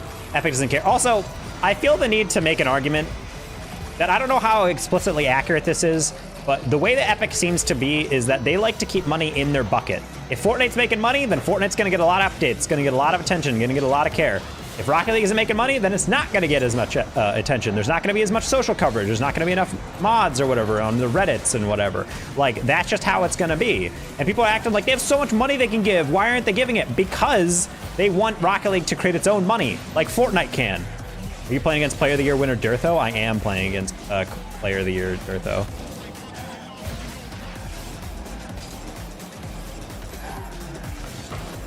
Genuinely did not think you would have that. Player of the Year missing. The audacity of me to assume that. ROI, yep. That's what I'm saying. Like, people are acting like, oh, Epic should fund that. I'm like, look, Epic has a lot of money, but they don't need to throw the Fortnite money into Rocket League. Like, that's not how setting a budget. I mean, it technically is kind of how you set a budget, because if it all goes to the same place or whatever. But at the end of the day, I think they're delivering it proportionally. If Rocket League is not making money, they're not going to put a lot of effort into it.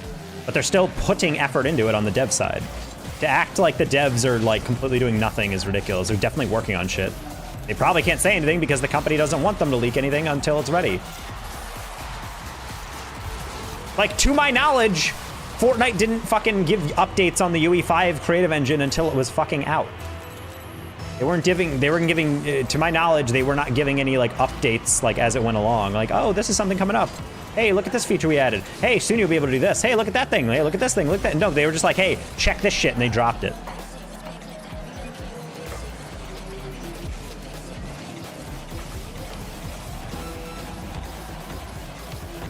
I don't know about years, but like, I definitely think that people are acting like we should have already had it. And I'm like, bro, it's been like, what, 2 years since we learned about that leak?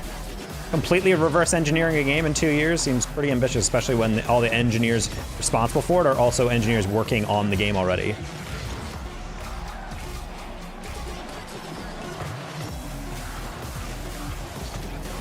I don't know, I just find it hilarious that people are actually thinking like, this is it.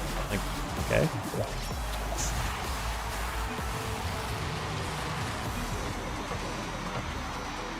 Oh, bro.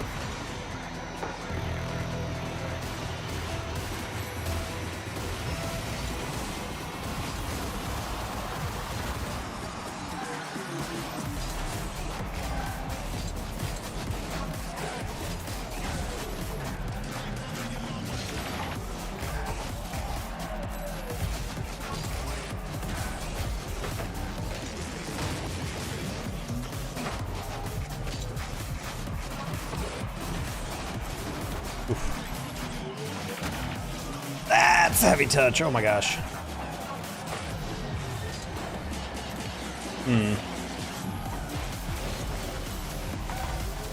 Draft now! If he just turned around for a half second and looked, that would have been wide open. Man, I meant to dodge that. I missed that anyway. Oh, I thought he just flicked that and gave it up.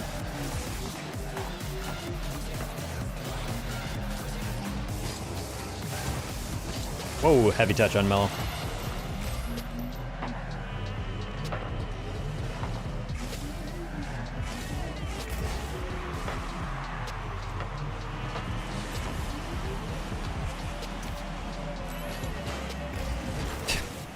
I wanted to pass to him, and then he didn't widen his angle, so I'm like, oh, okay, I guess I'll just chill. And then he didn't go for the demo, so I was like, okay. Yeah, I wasn't worried too about the shot, but sorry. Rocket dunked. Thank you.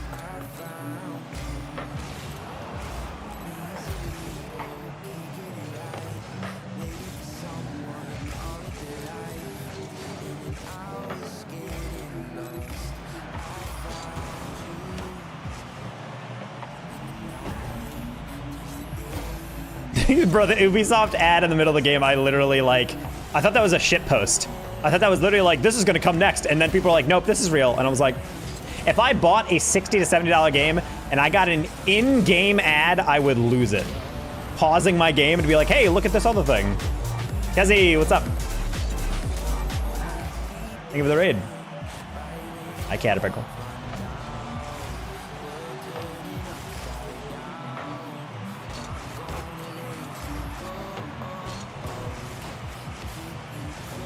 How's your stream? Is that Paragosu Disciple? Feel that. Oof, the bar.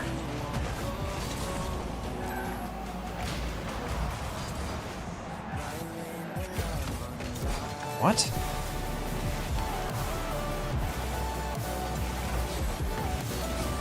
You are a gargoyle. Whoa, what the? Is a beautiful piece of art? What you're saying?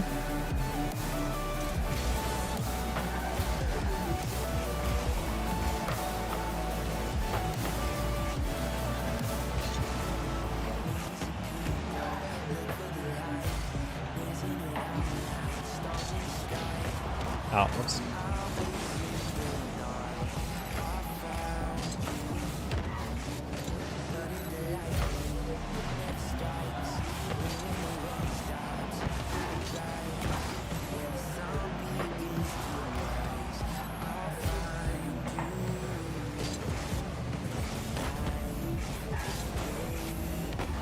Ah, try to get the lightest touch there. Work.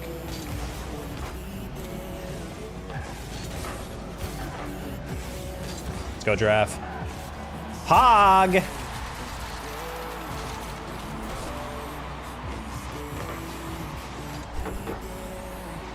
Farm that idiot, damn.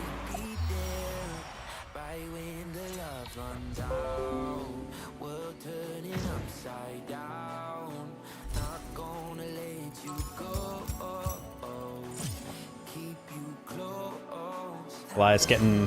Has Elias been banned? I can't see from my chat overlay.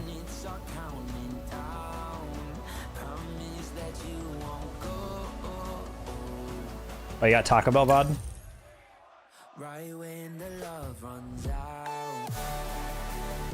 He should be? Alright, good to know, Untamed. I'll deal with it. Anyone heard about 2 cars for next season? I mean, there's one in the Battle Pass. That's what we were talking about before you guys came in. Who is Taco Bell? Who is she?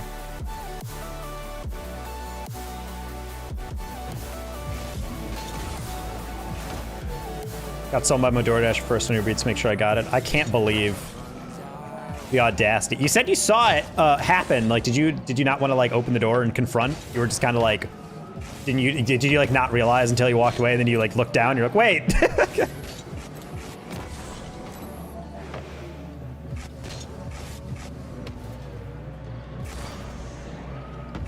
I just didn't realize it yet. I did have that with a package thief one time. I'm fairly certain. Had a package delivered, and then I walked down to grab it, and I saw someone pick it up. And I knew it was my package because it was from the company. It wasn't on like a blank box. It was like a company. I was like, oh, excuse me, sir. That's my package. Thanks for grabbing it for me, though. And he goes, oh, yeah, no problem. I was going to move it to the door. And I was like, yeah, okay. I only knew that it was that because he got like so surprised when I said, hello, sir, that's mine. And he was just like, oh, here you go. And I'm like, you dick. Anyway, flashback to my controller I sent Shaq getting stolen. Because Shaq didn't tell me that Canadian addresses are stupid.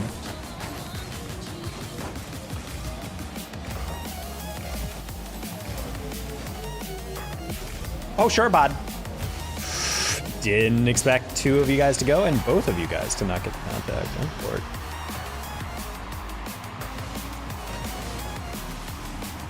I incorrect error. I go eep now. All right. Good night, Husky.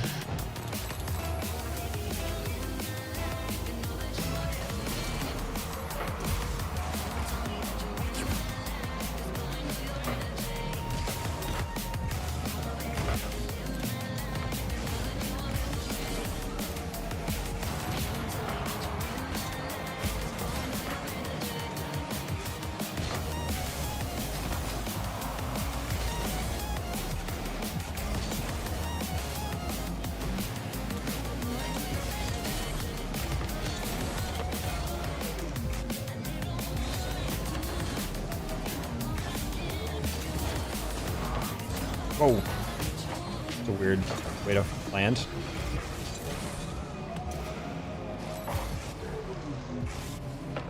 I don't have any malice toward you, damn.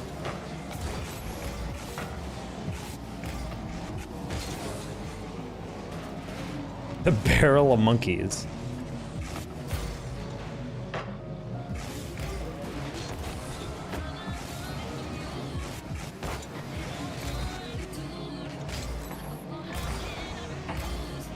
Is that like a game, Barrel Monkeys? Do you guys remember Don't Break the Ice? Or Icebreaker or whatever? The thing where you had like a little hammer? You had to knock out cubes.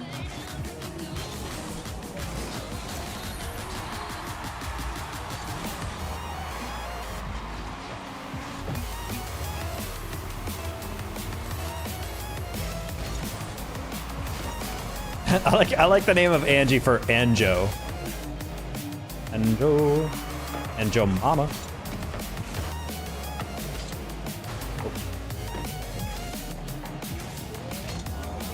Yeah, I was an icebreaker main, low key. Wow, that was a stupid pass, but it worked.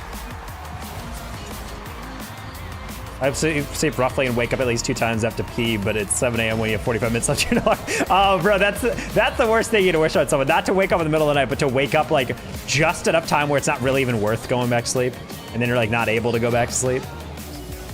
That's the worst.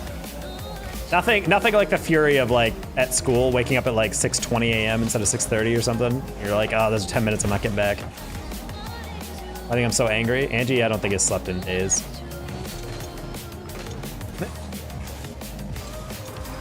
Angie, earlier in chat, just says she wants to eat anything that's unhealthy. Constant intake of sugar and candy. Never gets sleep. Why am I so angry all the time?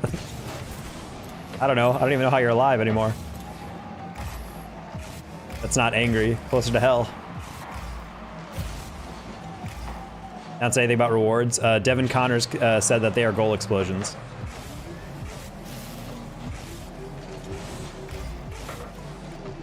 Apparently, Epic has done some layoffs, and they just didn't have enough people to make a full Ash trailer.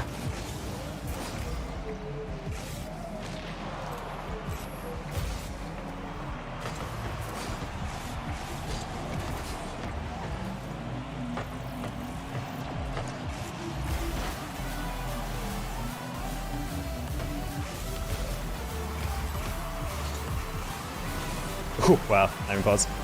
Not sure what I was trying to do there.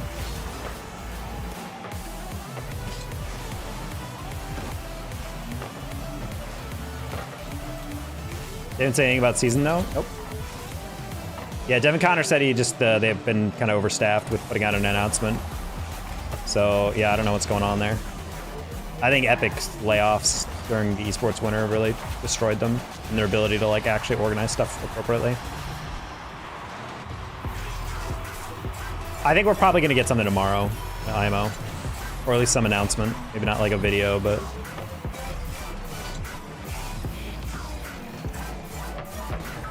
it's entirely possible, like, the creative side of Psyonix also got a little bit of a trim down.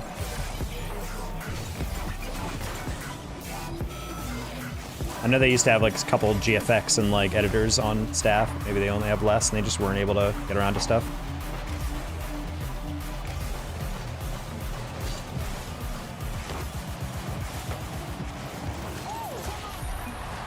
Wow, I'm just facilitating Creed today. Good night for real, Angie. I hope you actually get sleep so you hate me at least 37% less. All right. Good night, Fur Husky.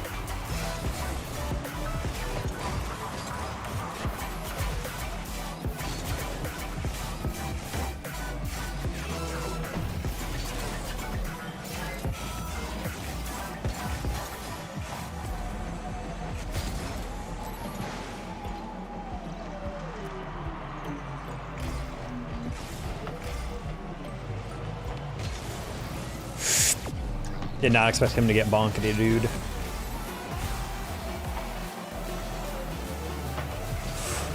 Oh! We got it. I'm clutch. I'm clutch.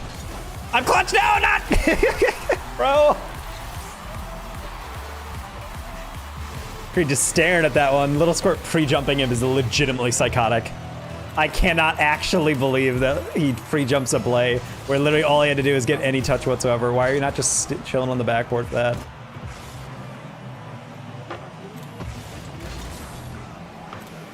Doing that thing again, which I don't like. Oh my god, we lost. Okay. All right, yeah, I'm not boosting down to the ground to speed up my recovery. Stop drifting in the air.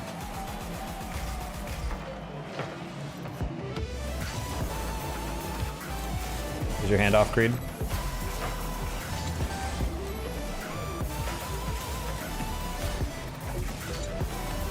What the? Oh.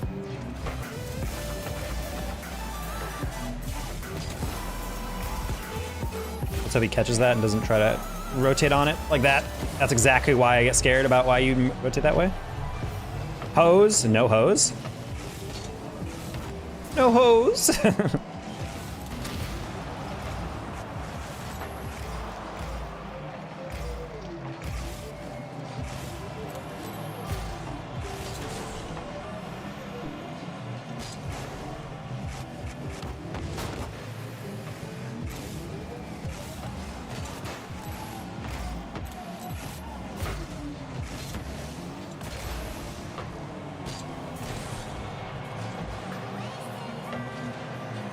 Still doing up the doctor.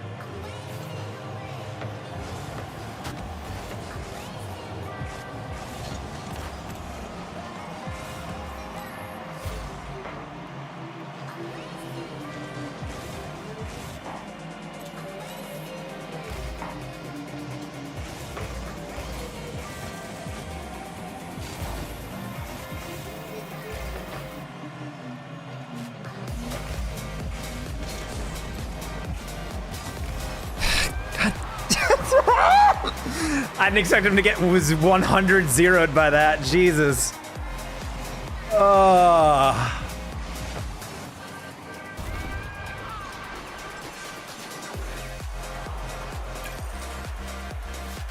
Also, just classic Rocket League ranked. I feed Creed 3 assists, and the one time he's a wide open pass, he air dribbles it to get dunked for the loss. Fuck me, bro. Yeah, we need 100 gifted for that loss, chat, to be honest. Damn, real sad. Can we get 100 gifted in chat?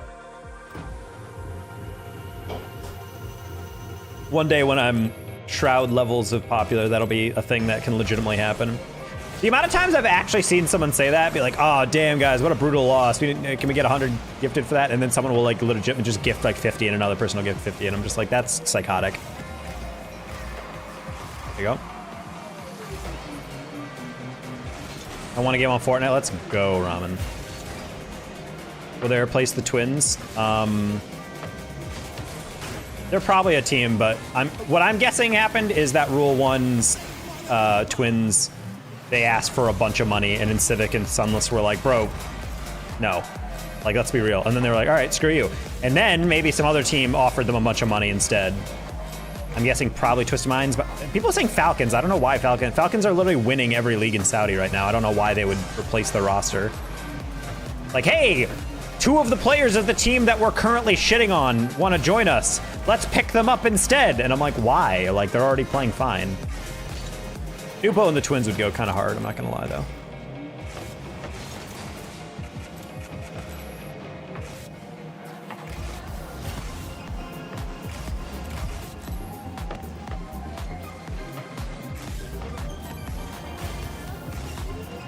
Bro, that would be the next level content team. 3 SSL triplets.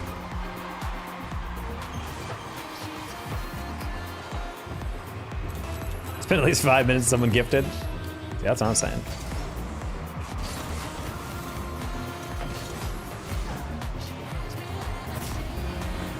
Vitality's cloning. To be honest, that's going to be an esport problem in like 2090 or something.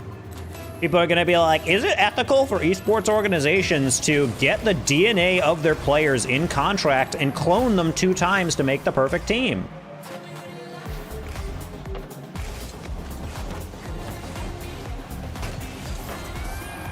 All I'm saying is Zen needs a contract to protect his sperm.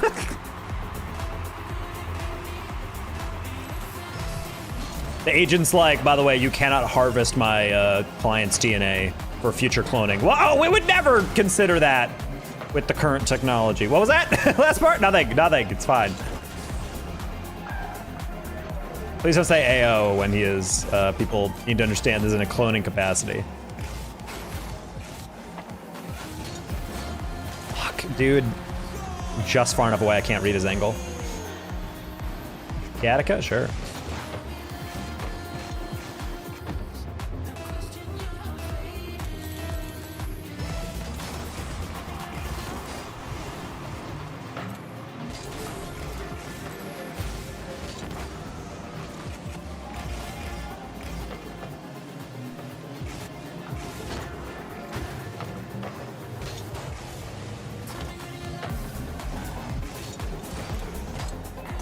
Garrett 3.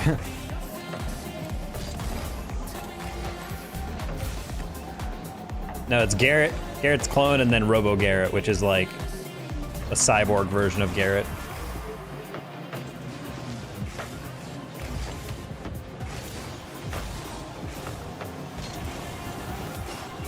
Now to break down that last match, we go to 2 of our desk analysts as well as our desk philosopher to cut down the real question at the head of Garrett 3's roster. First off, does a robot have a soul? Dr. Green, we'll go to you on that one first.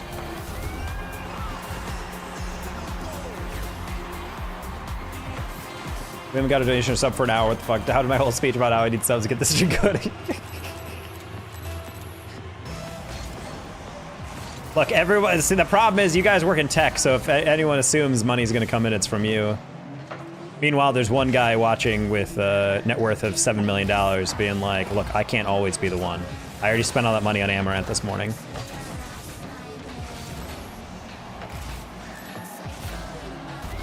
He's like, look, I spent a hard day's work gifting subs to Pokey, tier 3s to Pokey, and you're expecting me to do that.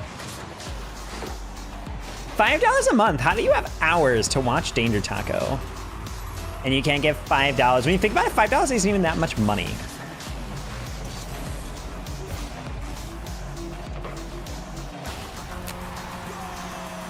G2 3andMe.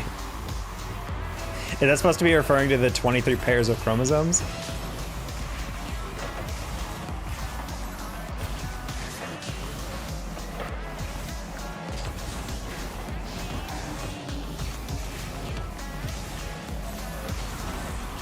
$23andMe. Oh, I didn't even.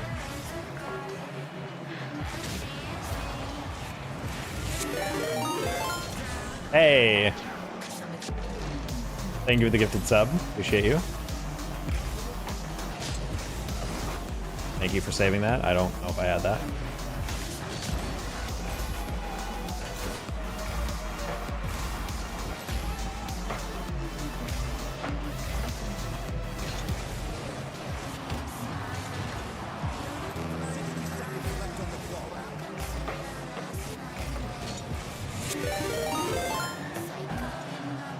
Back to thank you for the gifted sub.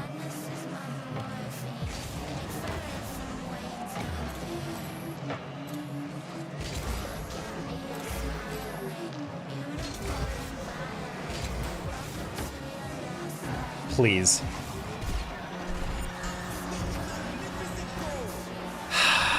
Bro.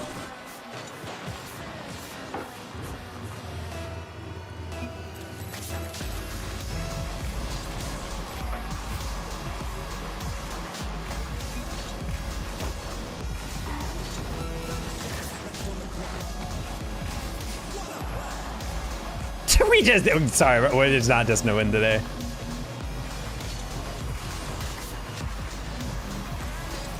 Lost streaks make the best content? I disagree, bro.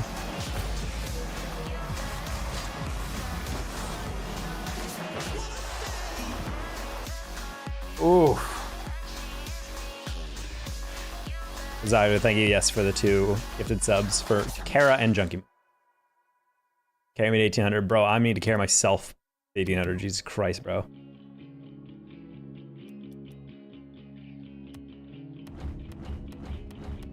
Can't buy a win in these lobbies, bro.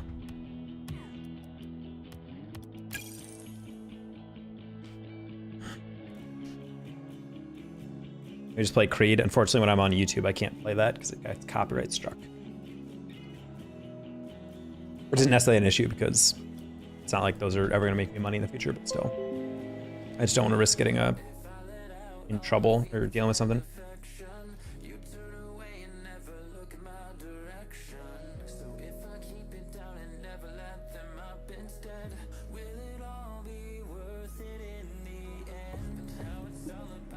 Oh, VOD with a banger burn, actually, on one of my tweets.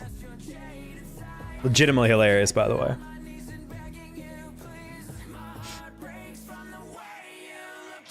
Hi, Roblox Squid. Now I sleep. Good night, shitiots. All right, good night, Doctor. There was a... Daz has been doing a thing on his stream. He doesn't stream a lot, but when he does stream, he does 2s till I lose. And apparently the past 2 streams where he's been doing that, he's lost his like first game. He streams for like 15 minutes and he's God. And so I made a tweet because there's this like we're losing our values type Twitter person who's like, there's like a survey that apparently like young men would rather play video games than have casual sex. And I was like, that kind of makes sense to me, considering it's like, okay, let's say you have sex. Cool. That's like 5 to 30 minutes of your day or whatever. Now, what do you do with the rest of your fucking day? Meanwhile, if you want to play video games, you can just play video games immediately, no wait. It's engaging with art. It's like rewarding in multiple ways. Like it's whatever. It's just an activity. It's a hobby or whatever. And don't give you herpes though. That is true. Well, if you're playing it the way you're playing it. I don't know about you guys.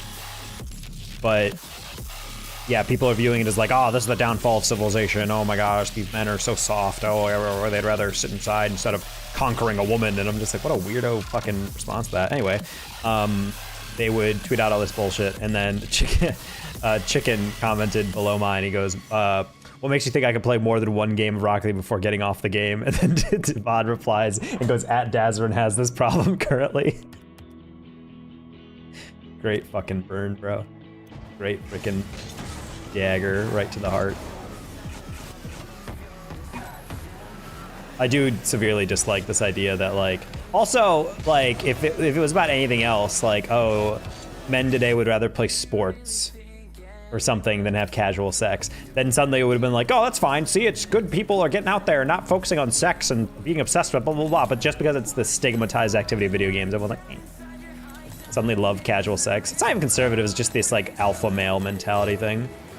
Oh, men would rather play a video game and frickin' play Genshin Impact and obsess over a digital woman waifu than blah, blah, blah, blah, blah. I'm like, bro, at the end of the day, some people just don't have a crazy sex drive in general. That's me today. I still don't have a crazy sex drive. The idea that like, oh, men turning down sex in any capacity? Impossible. Disgusting. Then again, a lot of people fixate on sex a lot. There's a tweet that went viral that kind of blew my mind. It was like this black woman singing at church with like a kind of tight dress or something, and then someone was like, do you think this is appropriate dress wear to wear into church? And a lot of people were like, oh, disgusting that this wench is dressing in a way that turns me on. And I'm just like, isn't that more your problem? Like, it wasn't even necessarily, like, yeah, it was kind of like a nice fitting dress, but like, if you're turned on by a woman, it's not really her fault, you know what I mean? Like, yeah, she could wear like a fucking flat ass freaking mascot costume, but if you found any woman attractive in any way, it's her fault for delivering lust to your heart. I'm just like, bro, come on. Like, that shit's just weird. It's also the exact same ideology, like when with like some people and like it's like a case of like, hey, this woman reported a sexual assault, and they're just like, well, you know, she went out to a college party, you know, she should have known that's a danger. And I'm like, that's not the correct reaction. You're like objectively wrong for saying that.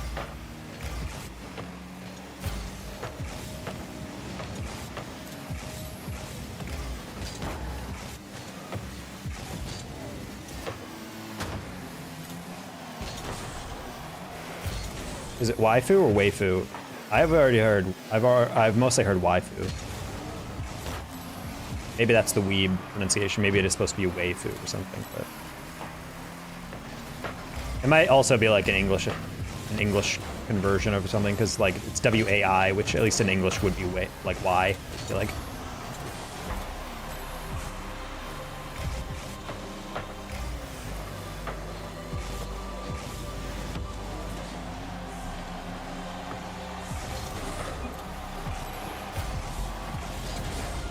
But no one ever asks how Fu. Yes. Hi, Roblox Kid, yet again. Said hi to you.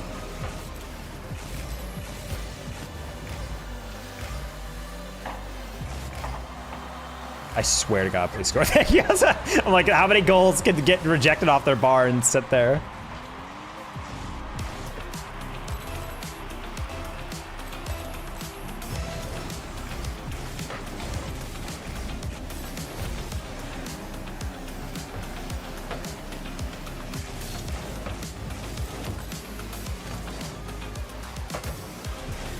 Sorry, my phone died. Okay, I was about to say, I'm like, brother, I said hi to you already. Asking you questions. We're coming in here like I'm ignoring him.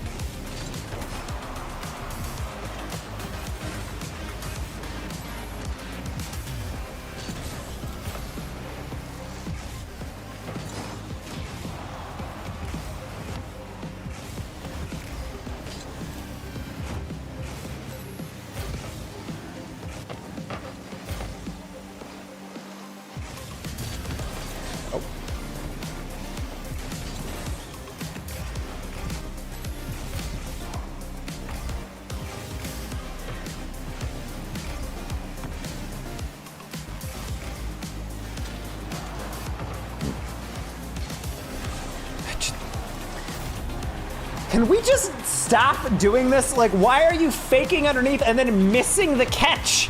Just touch the ball. I'm not ready for you to give it away. Ugh. So hard to read, dude.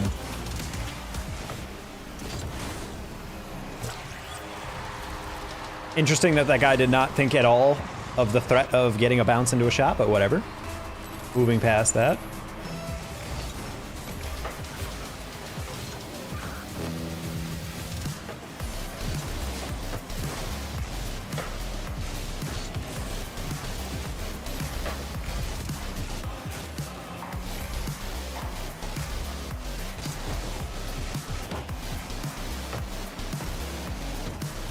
Hey, Dustito. How are you so handsome and what decal is that? Hello. This is the Haka Glitched decal. H-A-K-K-A-A.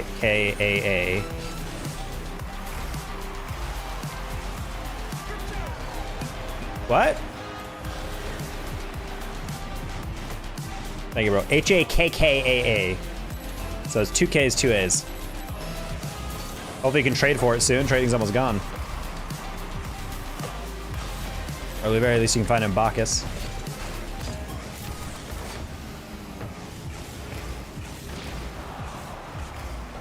Oh, teammate, you don't want to allow that pass.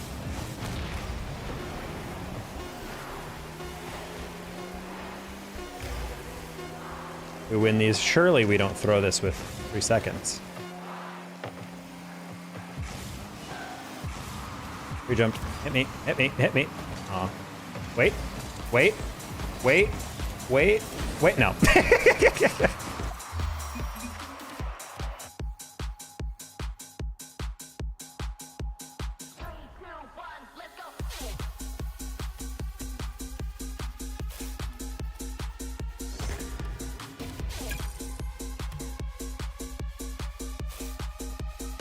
We don't need to go that hard on the song.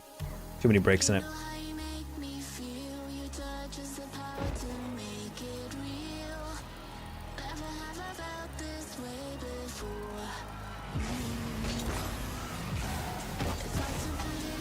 Veg time for me. Alright, good night and dog.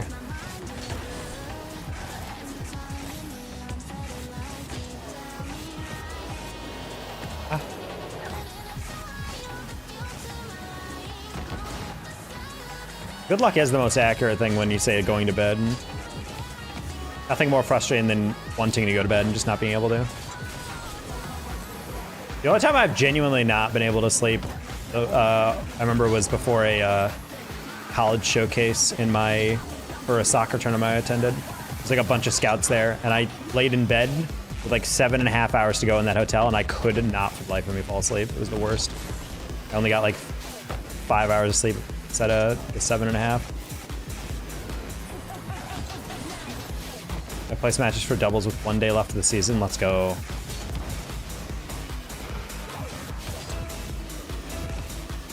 That's what you get for playing twos. Just get a little bit of twos and then you leave. Ah yes, the saucy Trizent duo queue.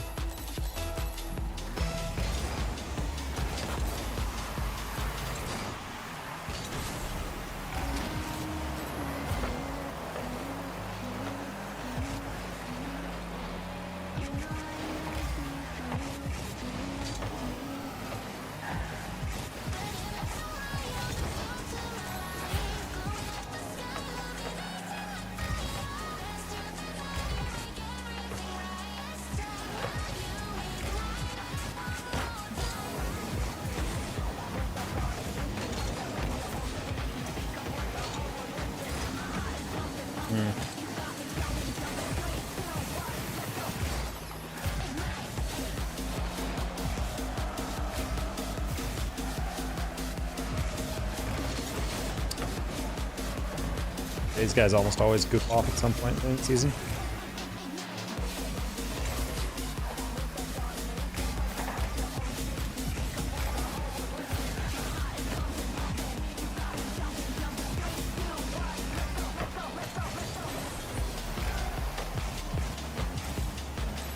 So weird game.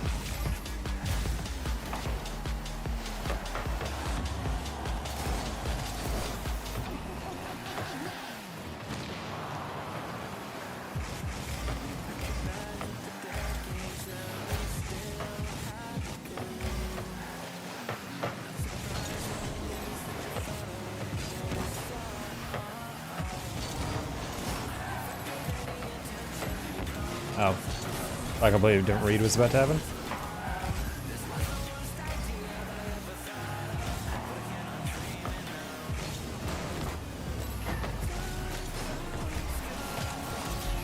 Nice.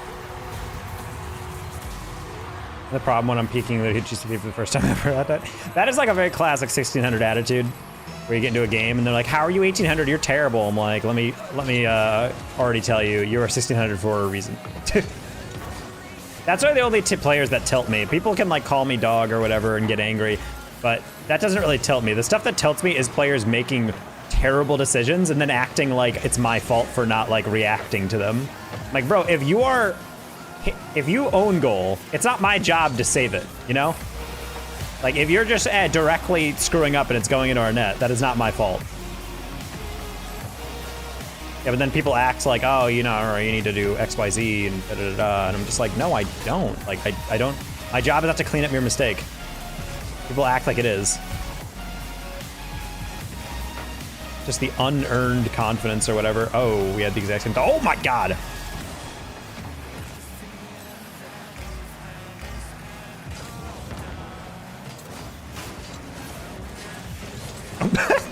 Get sent.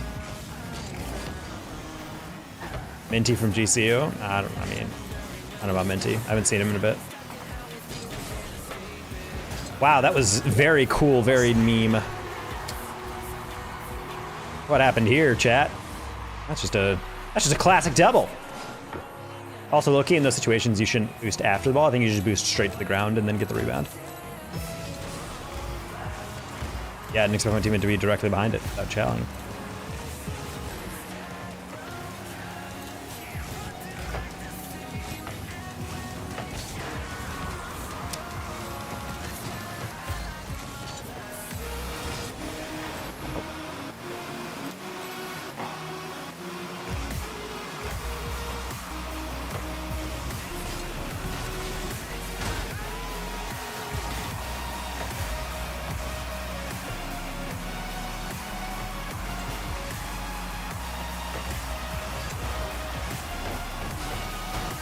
Save.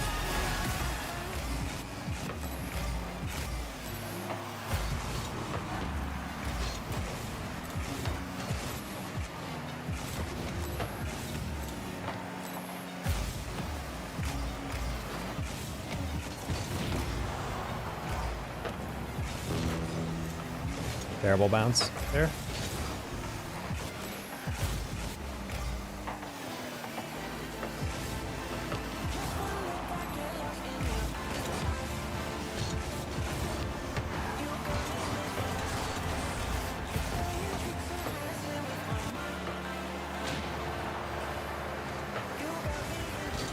Ah, you're gonna make me cry, shotgunner.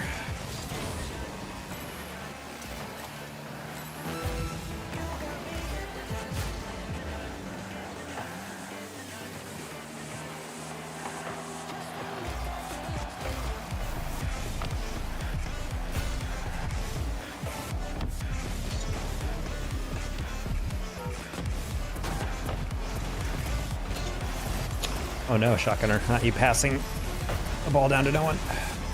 You got that.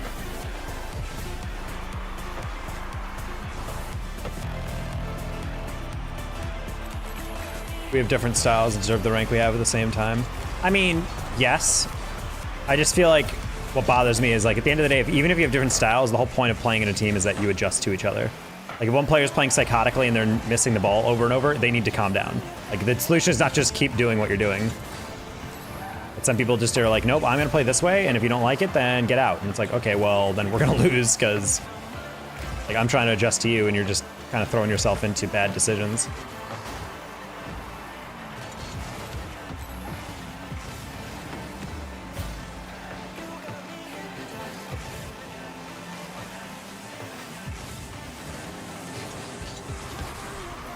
Sorry, Shotgunner, I knew you were over there somewhere.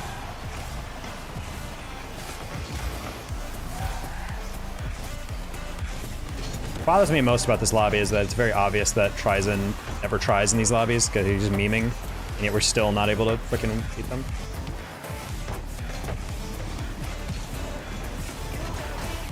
What a clear. He really was about to get dunked to oblivion on that, and he still found a way out.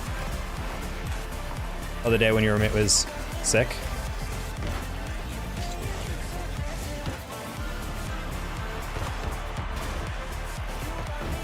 JJ, how do you get dunked and then still land on it for a double? That's wild to play.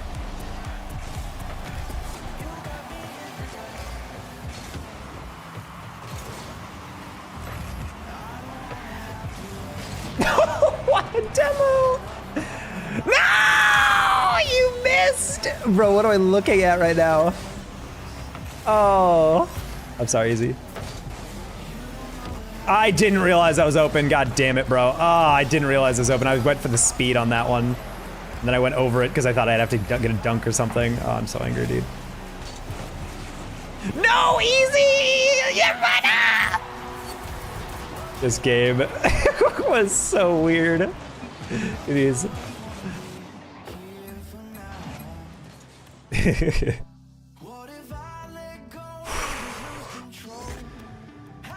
I'm sorry you got sick though. I've been there before, where I wasn't even like in the same room as my roommate for like a full week, and I still got sick with whatever they had. I gotta play on my Switch now. No, I've been there. I remember getting my first Switch, or not first Switch, but I got my Switch, and I was like, this is gonna be so much fun. And then I start playing on the Switch. And then I'm starting to like actually like have fun and play on the Switch and whatever, And then over time, I'm just slowly realizing, man, this is kind of like not fun to play Rocket League on because it's just so bad. Talking to Discord, never saw. Oh, you talking to Discord? Don't you know you can catch viruses online?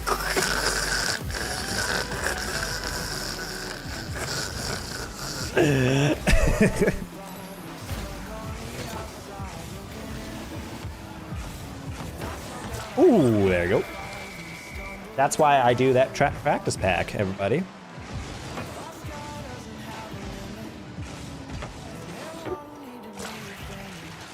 Should have said 6 VCs away. Daisy chain your VCs.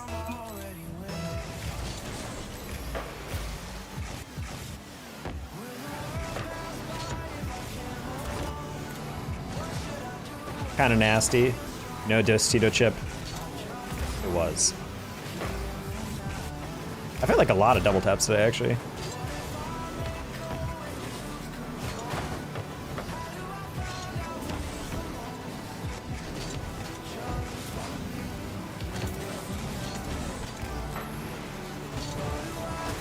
No, what?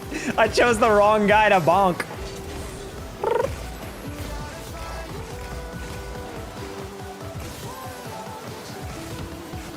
Wait. I hit it that way just to not get bumped or blocked.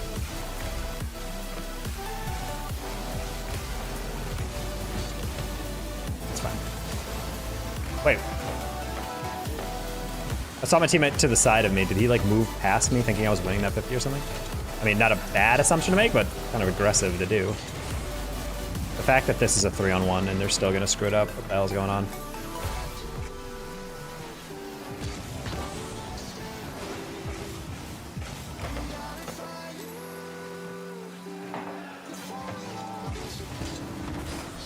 I'm a bot, thank you for saving. Oh, he actually just went to crossbar. That's a shame, if only I'd boost.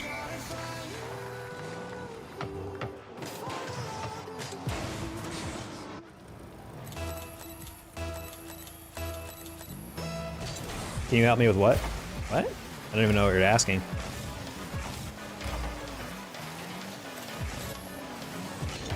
SMT, I'm assuming is something.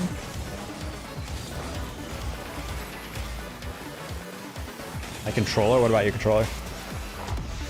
Okay.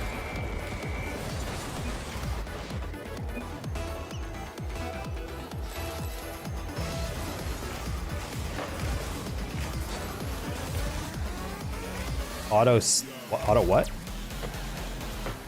It hurts when I do this, then stop doing that.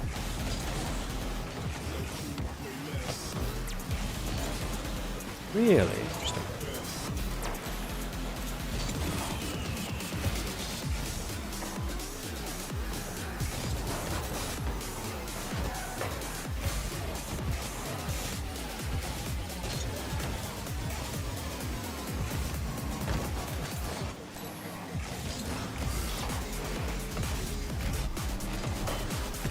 If you're on PC, your controller, it's almost always a driver problem, your controller.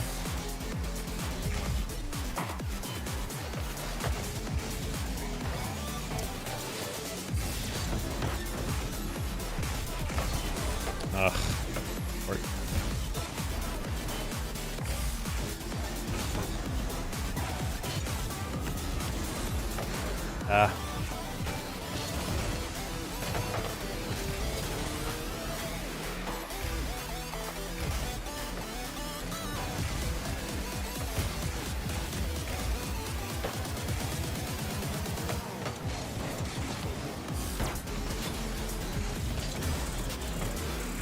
When I press arrow right, it exits. You probably have a hotkey. A lot of times your controller is bound to a specific button or function on your computer. So you need a driver, or in some cases like a remapper that basically like locks in your controller just to the full screen application. Your button is probably triggered to like a Windows desktop button or something. Or something that opens up another program. Did not expect that rebound to come with a 0 deflections. These are weird games, bro.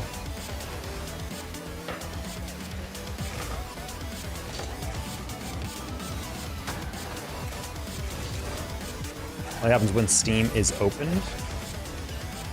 Okay, then check the Steam controller overlay or mapper.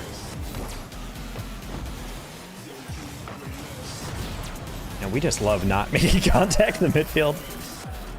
I was literally waiting for his touch.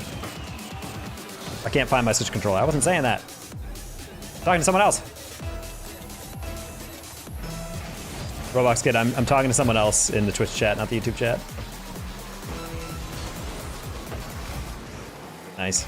I never get scored on. Never been flicked at once.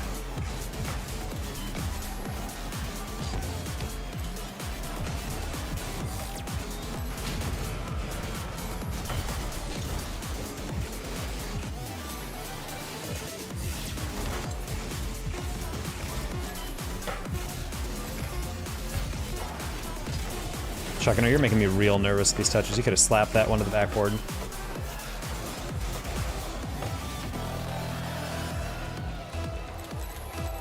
How do I get that full screen locker? I mean, it's like a driver thing. Like sometimes the games do not need any Steam input at all.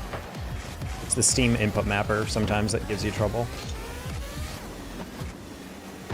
It's usually for games with like partial controller support, or like games that were not made for be played with controller.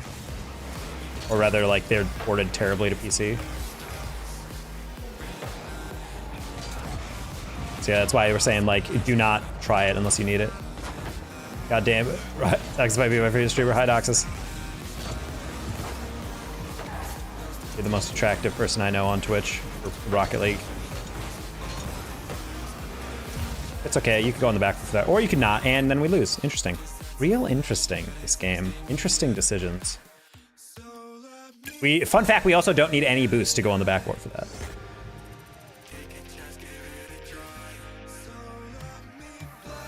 Well, there's your first issue. Turn off big picture mode. You do not need that.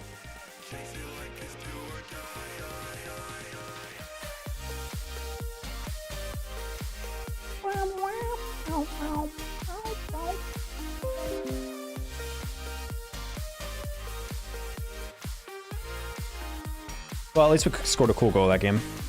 We've hit like, I think we'll have to make a YouTube short about being the CEO of the backboard. I'm gonna go taco, see you. All right, have fun, Roblox, with your Switch.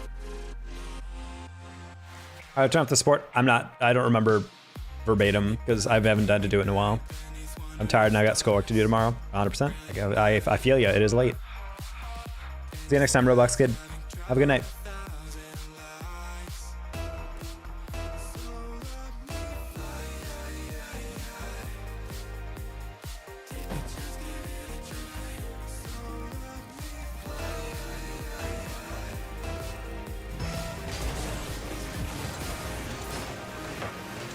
Eddie Sue. Who's gonna tell me that's Eris?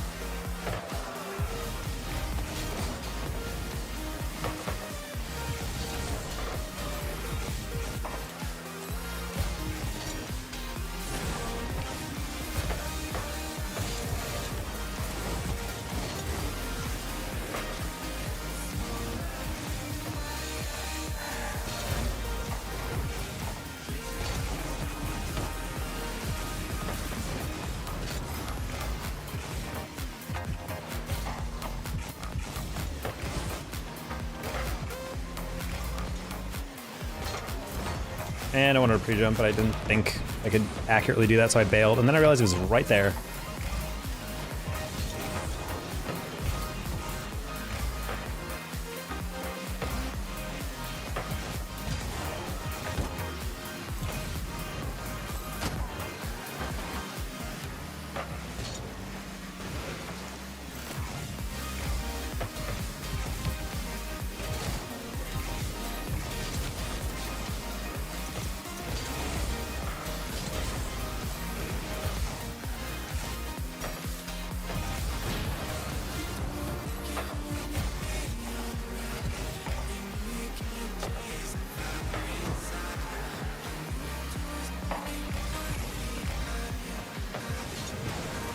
Fine.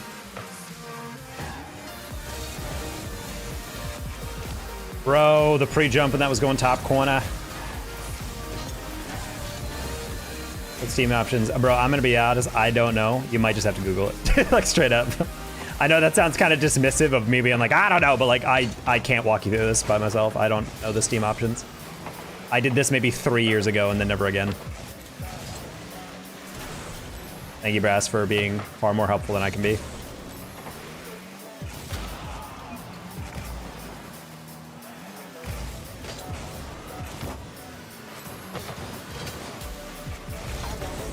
But also, he said this only happens when Steam is open. Like, why do you need Steam open when you're playing a game?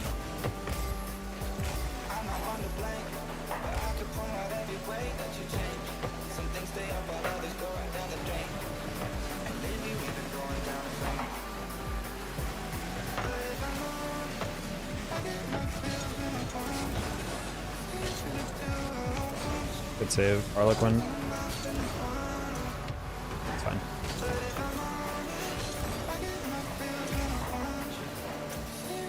Love that. Love it when I completely whiff.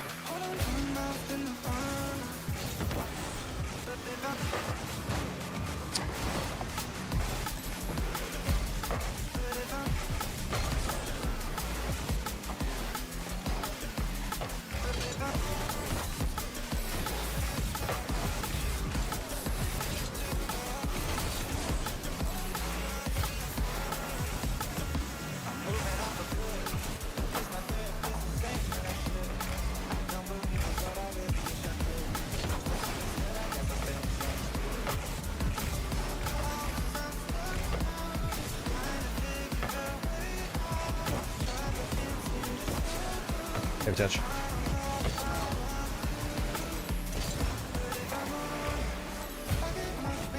Actually, maybe stream in the morning. Access morning grind.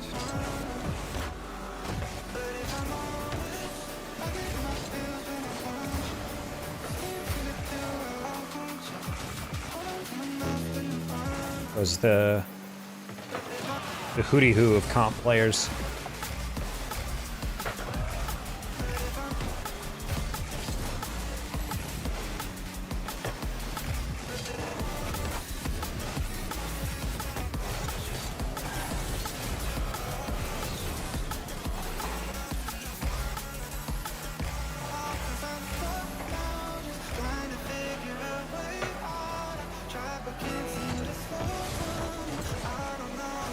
Ooh, we gotta go.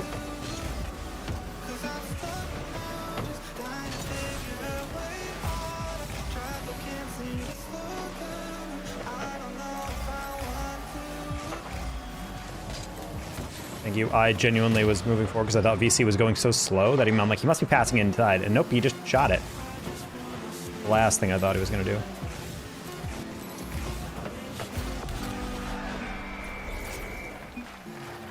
Oh! So, I did not realize Roan was that far up, because I was like, oh, that's fine, he's on the side. Very cool, very cool, very cool. Very cool, very cool. Very cool.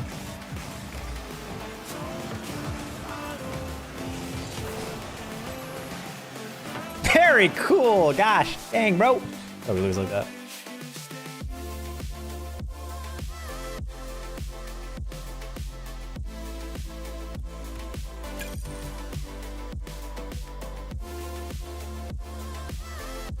Gumreal, this is very much like a YouTubeable question. You could definitely search and find a tutorial on this.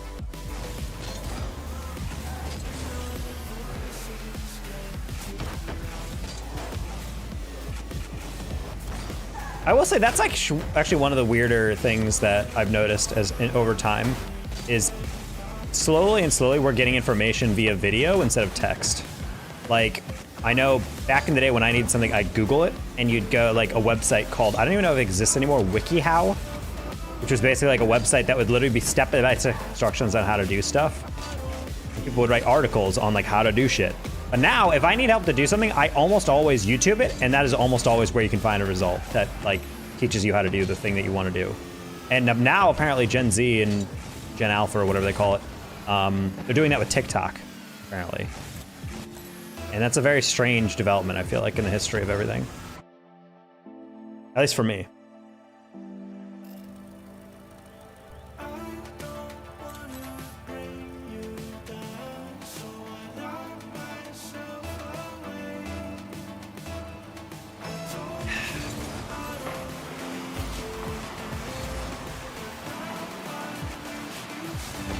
Especially with, did you guys see the viral Twitter thing where this like tech CEO basically hacked the search results by basically getting AI to make up a bunch of search pages so it would direct them to their client's product?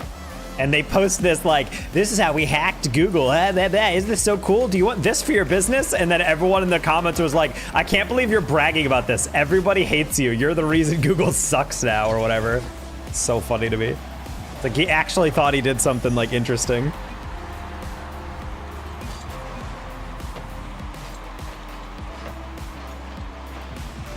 Like this dude actually out here bragging that he's ruining Google by using AI to flood things with bogus results. Cool. I have noticed a slow deterioration in Google's quality over time. It is kind of sad.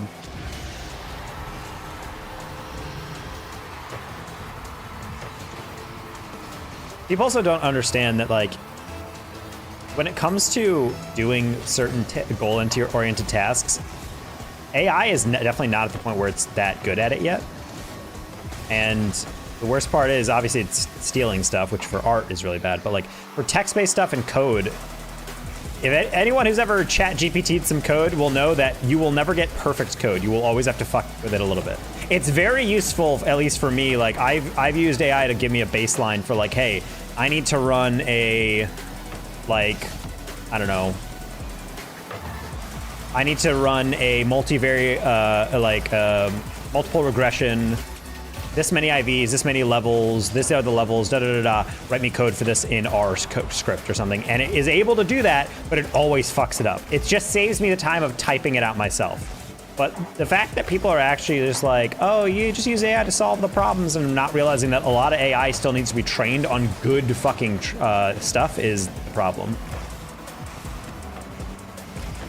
Like, if people just dump a bunch of information out there without actually policing what it's being trained on, eventually it's just going to start making shit up. That's one thing that's crazy about AI is that it hallucinates stuff every once in a while. And we'll just give you information that has no basis in reality. On an essay I wrote last week, boo.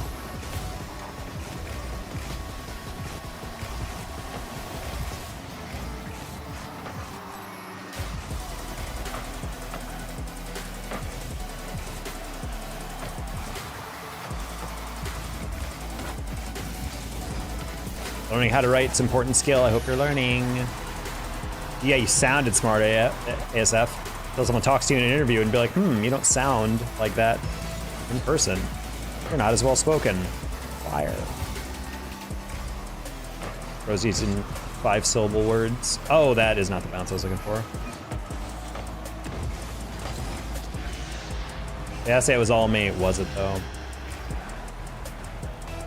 ChatGPT giving me starter code has been awesome for learning R. No, like, it's great for, like, getting a baseline for stuff, but, like, acting like that you can code a whole thing off of it is insane. Like, it will definitely fuck up a lot of your code, and you're gonna have to, like, fix it all. Same with writing stuff, especially things with facts that need to be cited. ChatGPT is still terrible at that. There was a whole scandal of a lawyer using ChatGPT to write up a brief or something, and it was citing case law that didn't exist. And the judge looked over and was like, what the fuck? And he was looking for the case. He's like, where the hell did you find this case? And then he learned that it was written by ChatGPT, and it was like, bruh. So I asked to do a conclusion, you know, ooh. Do your own work. I mean, if you're feeding it an essay and you're writing it to a conclusion, I guess that's like not super bad if you wrote the whole thing. You just needed a conclusion.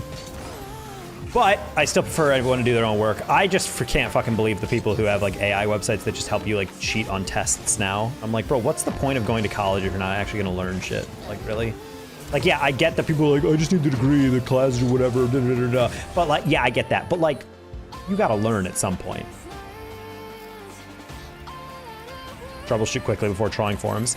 I would say Stack Overflow is pretty good at giving you R code that you need, especially when it comes to like tiny shit like ggplot 2 or something like that. Like, why the frick is my graph not showing XYZ? And they're like, oh, it's because you missed this one line that has to come before this other line. And you're like, oh yes, to the 9,000 variables in this freaking library.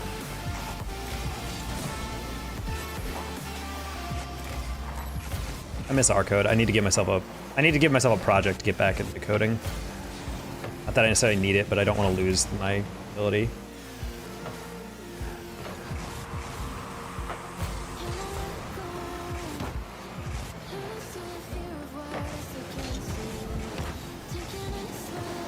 Nice. The post line, the answer is correct. 200 IQ. Boo. Your notes is not the same as knowledge. Not using it much anymore. I mean, I'm not in grad school, so I just have not had to code anything. You know, thankfully. But I do miss coding some stuff. I need like to do a personal project or something.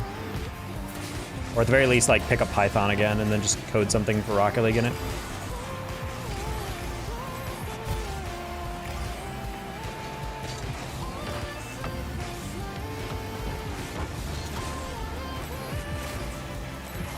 You finished? I did not finish. I got to my prelim, and then right before I went into moved on to doctoral candidacy, my grad program was like, we don't like how you're not giving 100% to your grad program, aka casting and streaming, so we're not allowing you to go on. And I am out. So technically kind of got kicked out. I had an option to give up this shit, but I would have definitely died if I did that. You must have a student that's a regular. I've never had a student that has told me that they know who I am or know that I stream or something.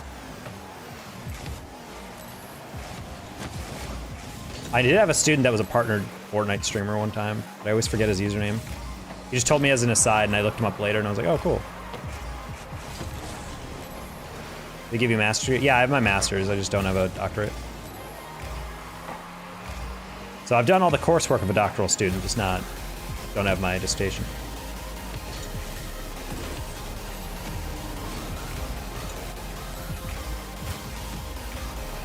RIP, sorry. Nah, it happens. I'm like mostly over it, but not really.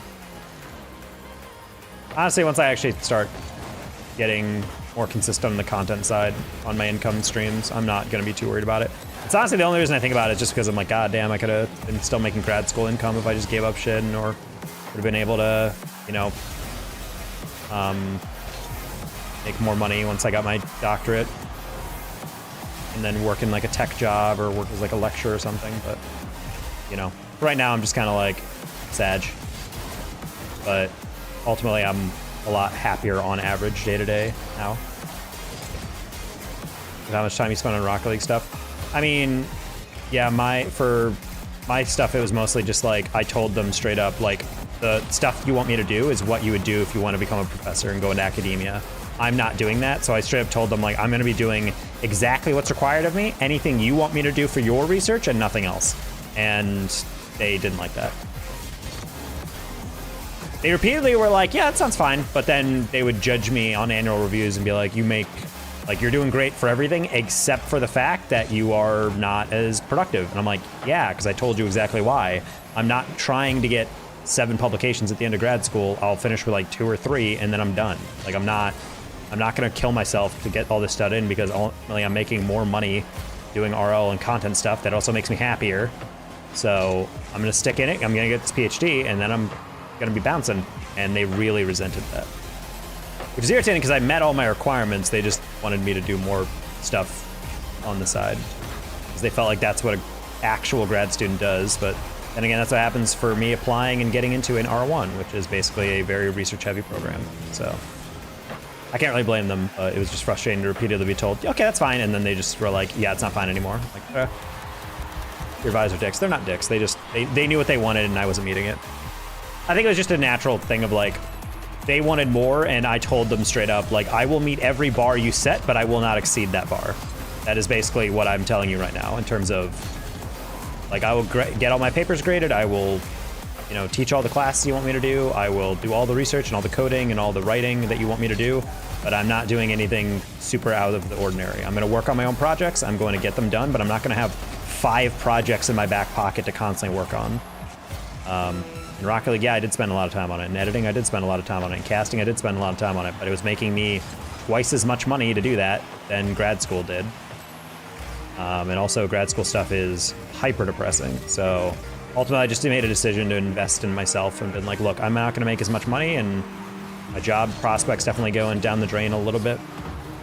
Like getting out of my PhD system, but ultimately I'm going to be a lot happier and that's what's important.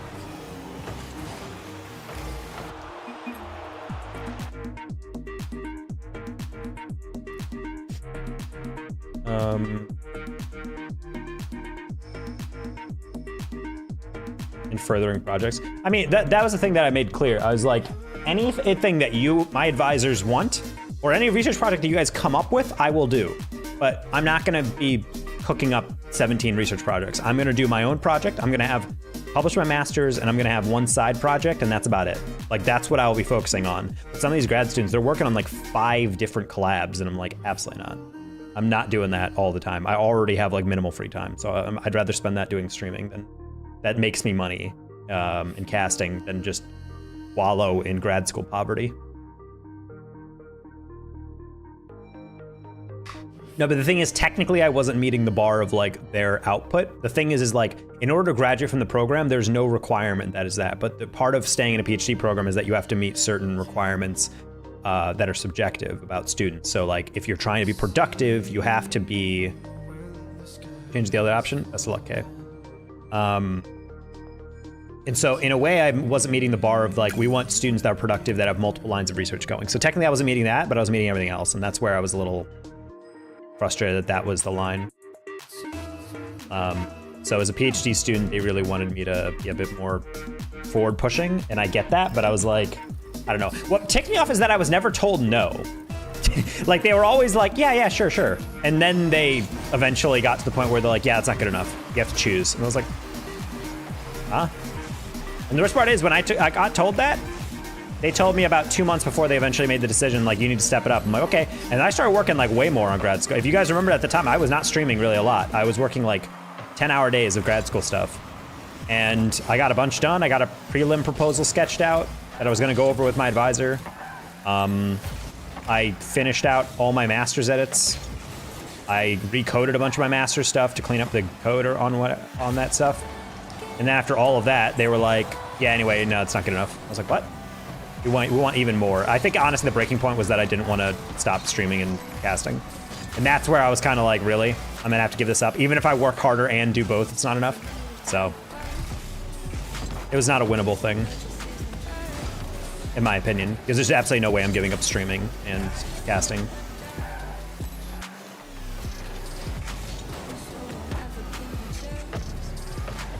They're not toxic, that's the thing though. Like these guys are really understanding. I think it was really, if I went to just a lesser research focused institution, I think they would have been fine with it. It was more so just the unfortunate happenstance of like, my research interests happen to align the best with someone at an R1. That's really it.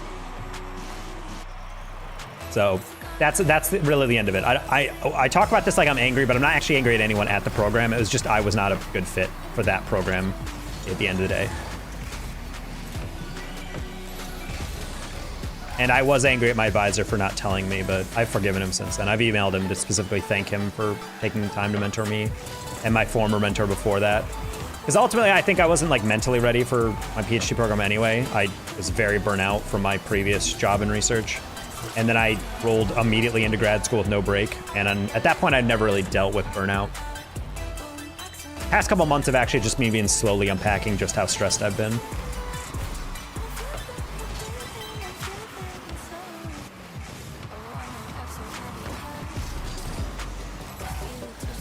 So I think in the future I could see myself potentially applying to lab work again, and then maybe, you know, completely getting new recommendation letters, and then slowly going back to grad school in the future, like when I'm in my 30s and 40s or something. But for right now, I'm like, I just want to focus on content, living out the stream, because right now I'm in a really interesting lifestyle that I really enjoy, that I feel like I can be really good at. I just have to really dedicate myself to it. So that's what I'm doing.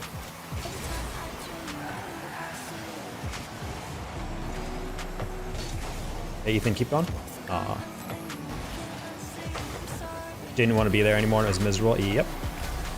And for me, I wanted to be there. I still enjoyed psych. It was just like, I was so burnt out at that point that I just couldn't fix it anything. A lot of people are like, take a year off. I'm like, with what fucking money, bro?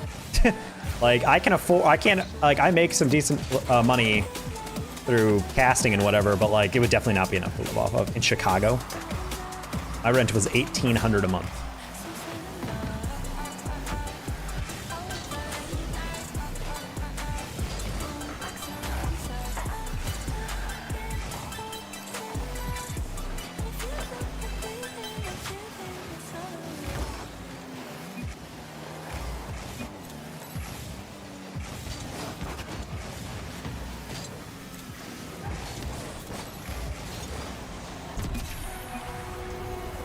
This is prior to accepting a PhD position. Well, I mean, they didn't, to be fair, I wasn't really casting and streaming nearly as much in the beginning. I just started to do it more, but I learned after like about a year and a half, I was like, I just don't really feel myself going into academia after seeing what people have to do, how many grants you have to fucking write. Fuck grant writing. If no one's ever done that, constantly having to write grants and begging for money is not a fun way to live.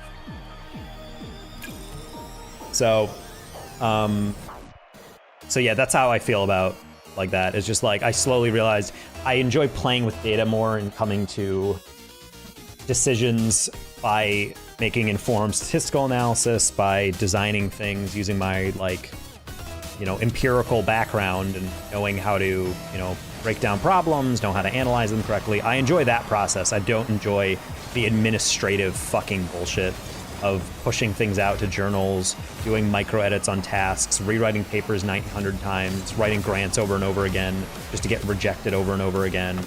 Like, paying to be a member at conferences, paying my own money to go to conferences to advance my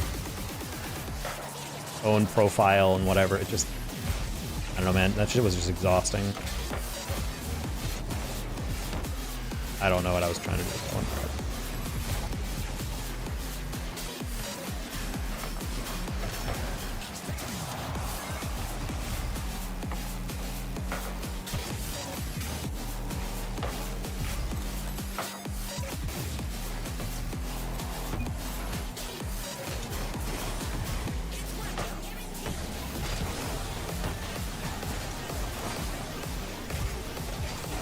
Just over. What am I?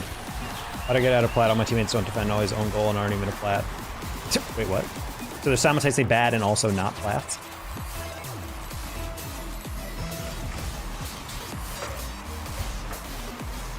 Yeah, I think in the future, if I'm gonna apply, I'm gonna have to change up that, like what I'm interested in, but probably have to go back to work. The problem is with going out in my grad program in the way I did is that I think all of my former people that I worked with really like me, but they are like not gonna write me the best letter. It'd probably end up being like, look, Jeff's awesome, love him, smart dude, good writer, you know, but you know, had trouble applying himself at least, blah, blah, blah, blah. Anyway, moving on. And then so I'm like, I feel like that's the difficulty right now, is that I think they view me as someone who's not ready for grad school, which they're kind of right. I wasn't really mentally ready to handle that in the beginning. But I think at like a lower research load program, I think I would be fine. That was the main beef I had with my advisors and them with me. It was just like, you feel like he should be constantly working and he's not constantly working.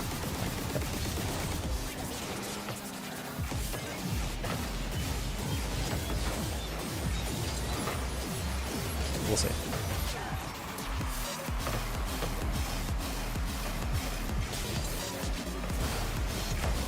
Oh, interesting cut.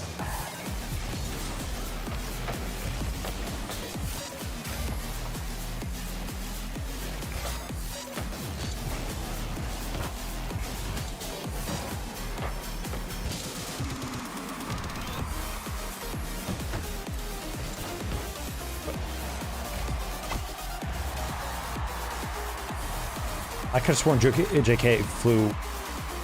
I could have sworn he fell off the wall because he was pre-jumped it. I'm lost as hell. I didn't even see him turn. I'm getting tired. Next lost, I'm off.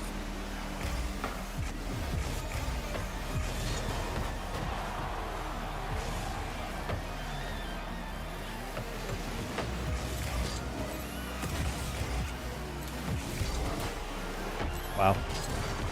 Did not realize he would actually give that to me.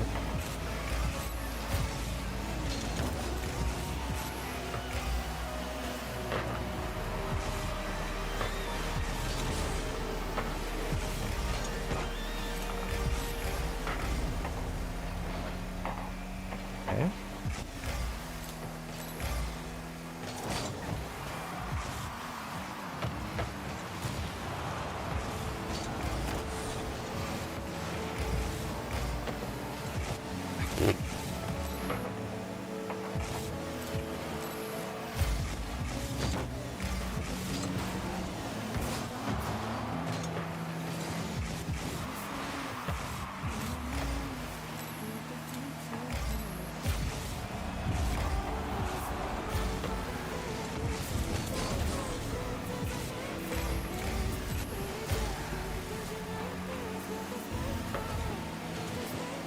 Okay, strawberry.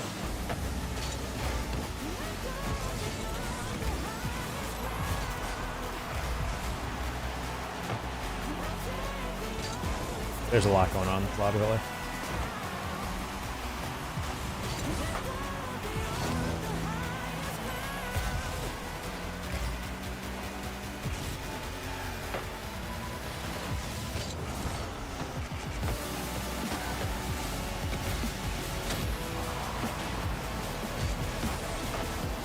Save, bro.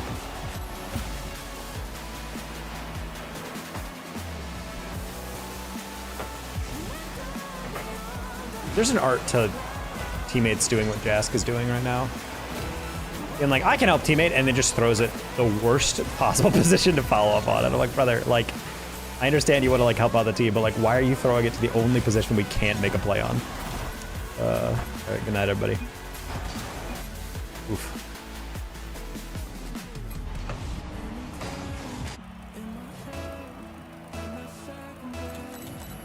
$17.30 net. Nice. Back to DC3.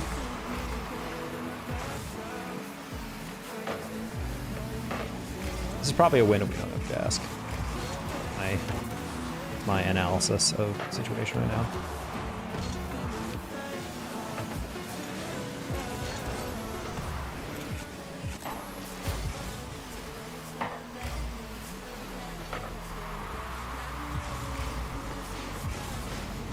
Either way, good night, everybody. Much love.